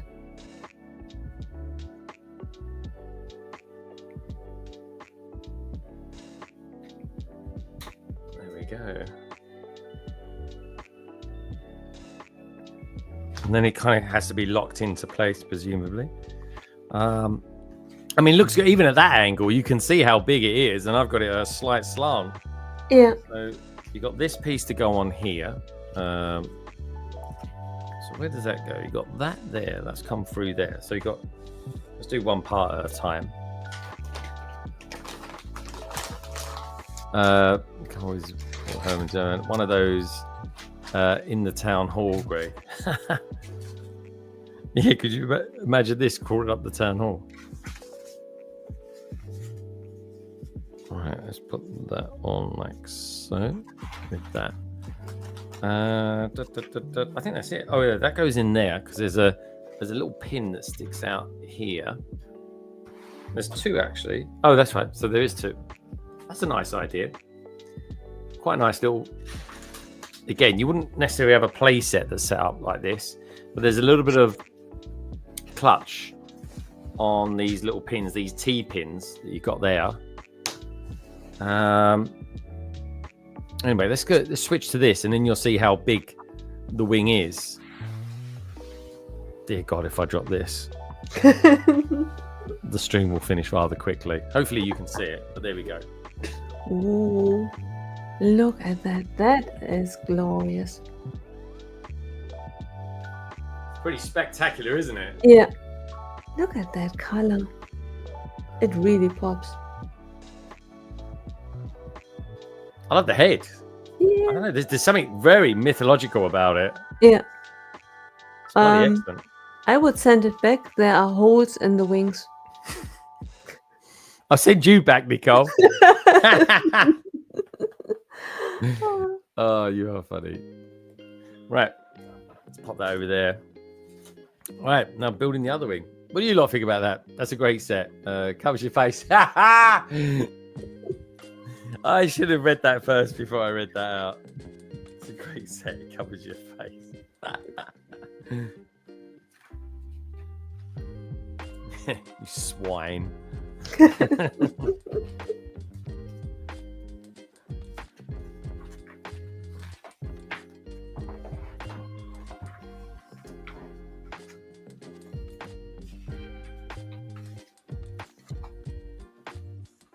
Right, let's just.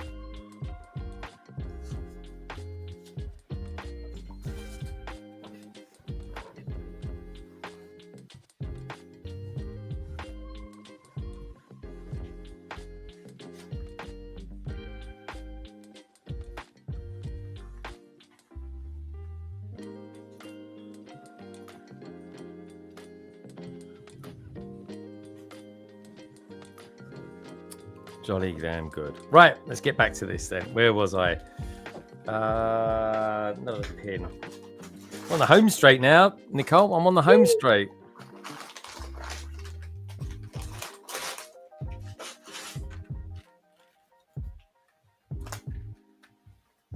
Right, where is that?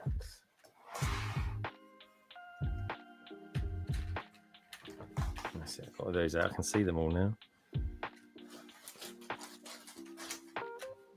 Nicole, did you enjoy London Calling last night? Seeing what was going on out there in Australia? For as much as I saw, I loved it. What were you saying, Nicole? Did you fall asleep or something? No. It's just shaking cameras is does not agree with my stomach. That's why I always. Yeah, I remember you saying. Yeah. It's really weird. Can you not sort of trick yourself into watching it or something like that? I'm not really sure what it would be like if I knew beforehand and I would take motion sickness medication. That's so wild. I know people that do suffer with that as well, not just yourself. Yeah. Yeah. There are a number of things. Things on the mobile when the camera chain shakes. At the movies, it's the same. If someone runs and it's a first person shot and the camera shakes as well, I can't stand that. It's the same with video games. If it's a shooter game and the person is running in the game, I can't stand that either. Oh no. So you didn't play many video games when you was a kid then? No. Or did you always have it? Was you always motion sickness from a young age? Right. As a kid, I did not have video games, but in cars, trains, I was always sick. Oh. Yeah. I bet your parents loved taking you in the car on holidays when you were younger. Yeah, they. Go on, Craig. Nowadays, I look back to these times and think of it as torture. But because when you look back and imagine you have a child, the child cannot escape. It's just you don't know what's happening. You only know that whenever you enter the car, you throw up. And that's the only connection that you can make. Car, not good. So did your parents think it was the car and not actually the motion of it? I'm not really sure if they made the connection. I think they just thought it's like a law of nature. It's nothing that one can do against it. Yeah, I kind of can see that. But they were lovingly. It's to a point that that even was hurting. Cause can you imagine? Even because it's not always the case that I was suffering. And when you then are in a car and you wait for it to happen, and someone with great concern and great love asks you, "Are you feeling sick yet?" I'm trying to ignore it. Yeah. It kind of makes it worse. Did your sisters suffer with it as well? No, not at all. They are fine. Weird, isn't it? I think it's all concentrated on me. And I always am astonished when I travel, and even with motion sickness medication, there is limits what I can do. And then there are people on the train or on the plane with me, and these people can read. Sometimes on a train, they sit against the direction that the train goes, and they are reading. It's but it's weird that you find that weird that you get ill from that. Yeah.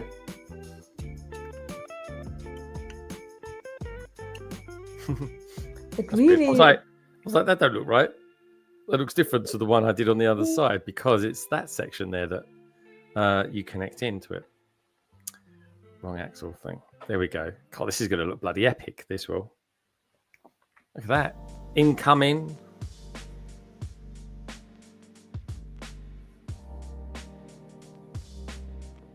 And the fabric reminds me of a superhero, like Green Lantern or something. Yeah, good shout. I thought he was going to say something like the Flash. I was like, oh, the Flash is red. Yeah. Oh, unless it's yellow.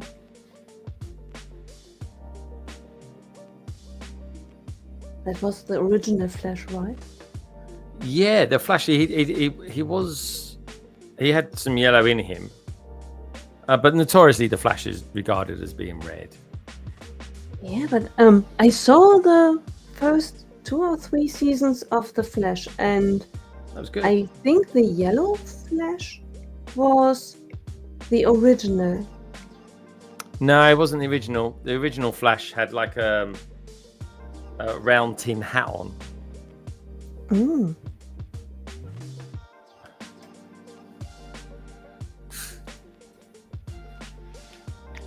He had like the Mercury, kind of Mercury look about him. The god Mercury, that is. Oof, look at this. I wanted to do research because in the TV show The Flash, the actor who plays the father, I think he used to be in another show. I heard Probably. something. Yeah, and I think it was Flash related as well. It sounded as if he was in another show, The Flash, as well. I always wanted to do research on the actor. Are you looking forward to the new Superman movie? Because you might get motion sickness watching that. Oh no. The good thing is when I am at the movies, I mean, I know it's not the point, but I'm just closing my eyes. I suppose you can do when they're flying and stuff like that, but yeah, can you take like motion sickness medication? Yeah. Before you go when in? I know beforehand, I would probably do that. If the sequence is just very short, then it's okay. For example, when I watch Lord of the Rings at the movies, there are these flying scenes, which are amazing, and they are only 10 seconds long, if at all. That's then, I think my stomach needs a bit of time to react. So if it's just 5 seconds, I'm fine. But it's not your stomach that's reacting to it. It's your mind that's processing it, isn't it? Yeah. I think it's a reaction of my brain realizing that I'm not moving, but the visual impact suggests that I'm moving, and then the brain thinks that I'm poisoned, and that's why the world is shaking. Yeah. No, I get that. I had that a couple of years ago when I was in Croatia. I got water in my ears, and it gave me I was like really quite ill on it. Yeah. But I knew it would pass. I was eating and everything like that, and but I knew it would pass in the end. It was just a case I just had to wait a couple of days for the water to sort of kind of come out of my ears.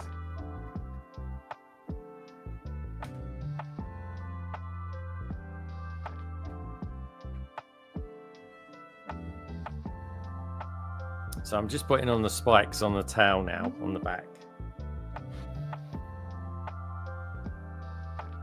And so 2 of those.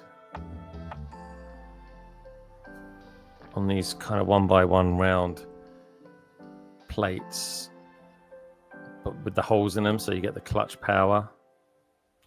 They always feel a little bit more rubbery to me.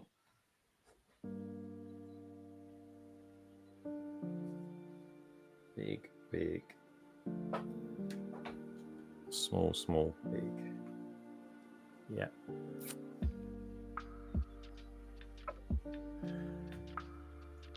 All right. Okay.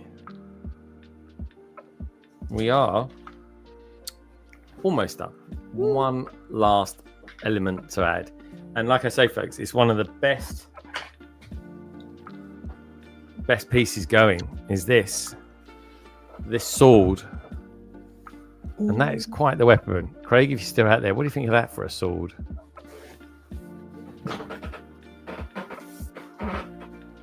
That's quite something. Let me just put it over here. Might be able to see it a little bit better. There we go. That is amazing. That's what's dual molded, right? Yeah, yeah. I mean, it's beautiful. Very cool. Look at that. That's what you call a sword. That's not a sword, mate. This is a sword. And where does it go? It comes round at the front. And well, it's kind of weird because it comes out of the water.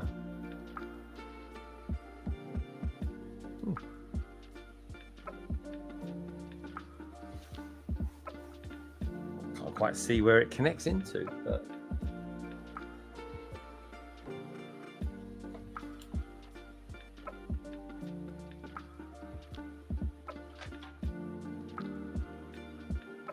well, I'll come into that.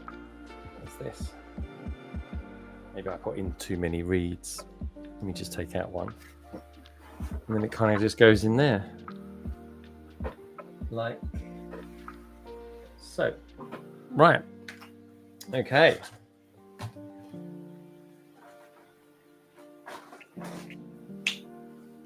My word, what a stream. Look at that. Just like Ninjago City as well, the instructions. You get that. Wow. Nice bit of artwork there. Yeah, it looks fantastic. We're there. Blimey, we've done all that. Wow. Not bad, eh? Not bad. Yeah. But anyway, for the final time today, let's just... I love the arms are very posable. They are. Let's bring it round and show you boys and girls this. Yeah, I agree. I never really play Final Fantasy, but I watch the adverts for it on YouTube. They had a Peter Gabriel track on there once as well, called Curtains. I remember that. Final Fantasy VII, that was. If you know, like I said, never played it. Just remember back in the day. There we go. Wow. What do you reckon of that, Nicole? It's pretty special, isn't it? That is a look. Yeah. It looks glorious. You are massive. Anyway, let's go. You can see the fan, the wings are picking up the airflow from the fan, but it gives an amazing look. Now that, boys and girls, is what you call a dragon. That is the Ninjago Guardian Dragon. Does the dragon have a name? Yeah, the Guardian Dragon, Nicole. But it needs a name like small. What's the name? Oh, I call him Steve. That is his name, the Guardian Dragon. Or maybe we'll call him Gordon. I don't know. Let's call him Craig. Yeah, Craig. Craig the old dragon. That's it. This is very Final Fantasy style sword. And he says, yeah, impressive. But I think they both are that. And the mech. Yeah, dude. The mech is definitely one I'm going to want to get. That I almost wanted to get that one.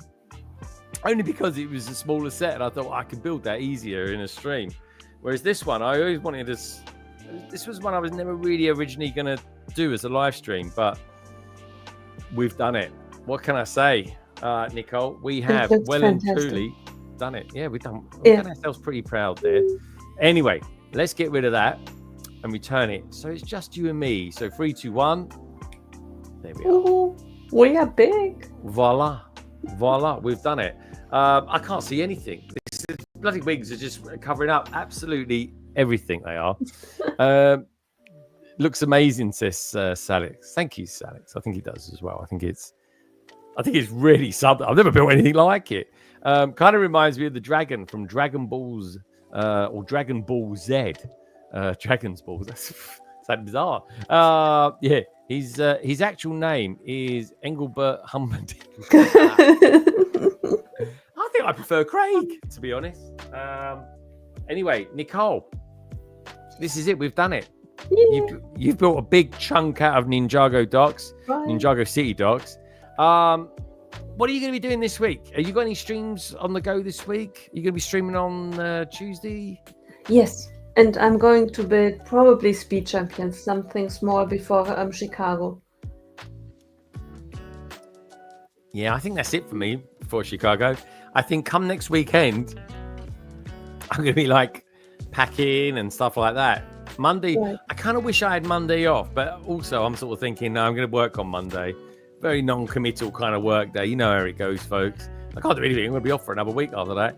And then I'm back for 10 days and then having the op. So that's that. So anyway, Nicole, so remind us again, what day this coming week are you going to be streaming, and what is it you're going to be building potentially?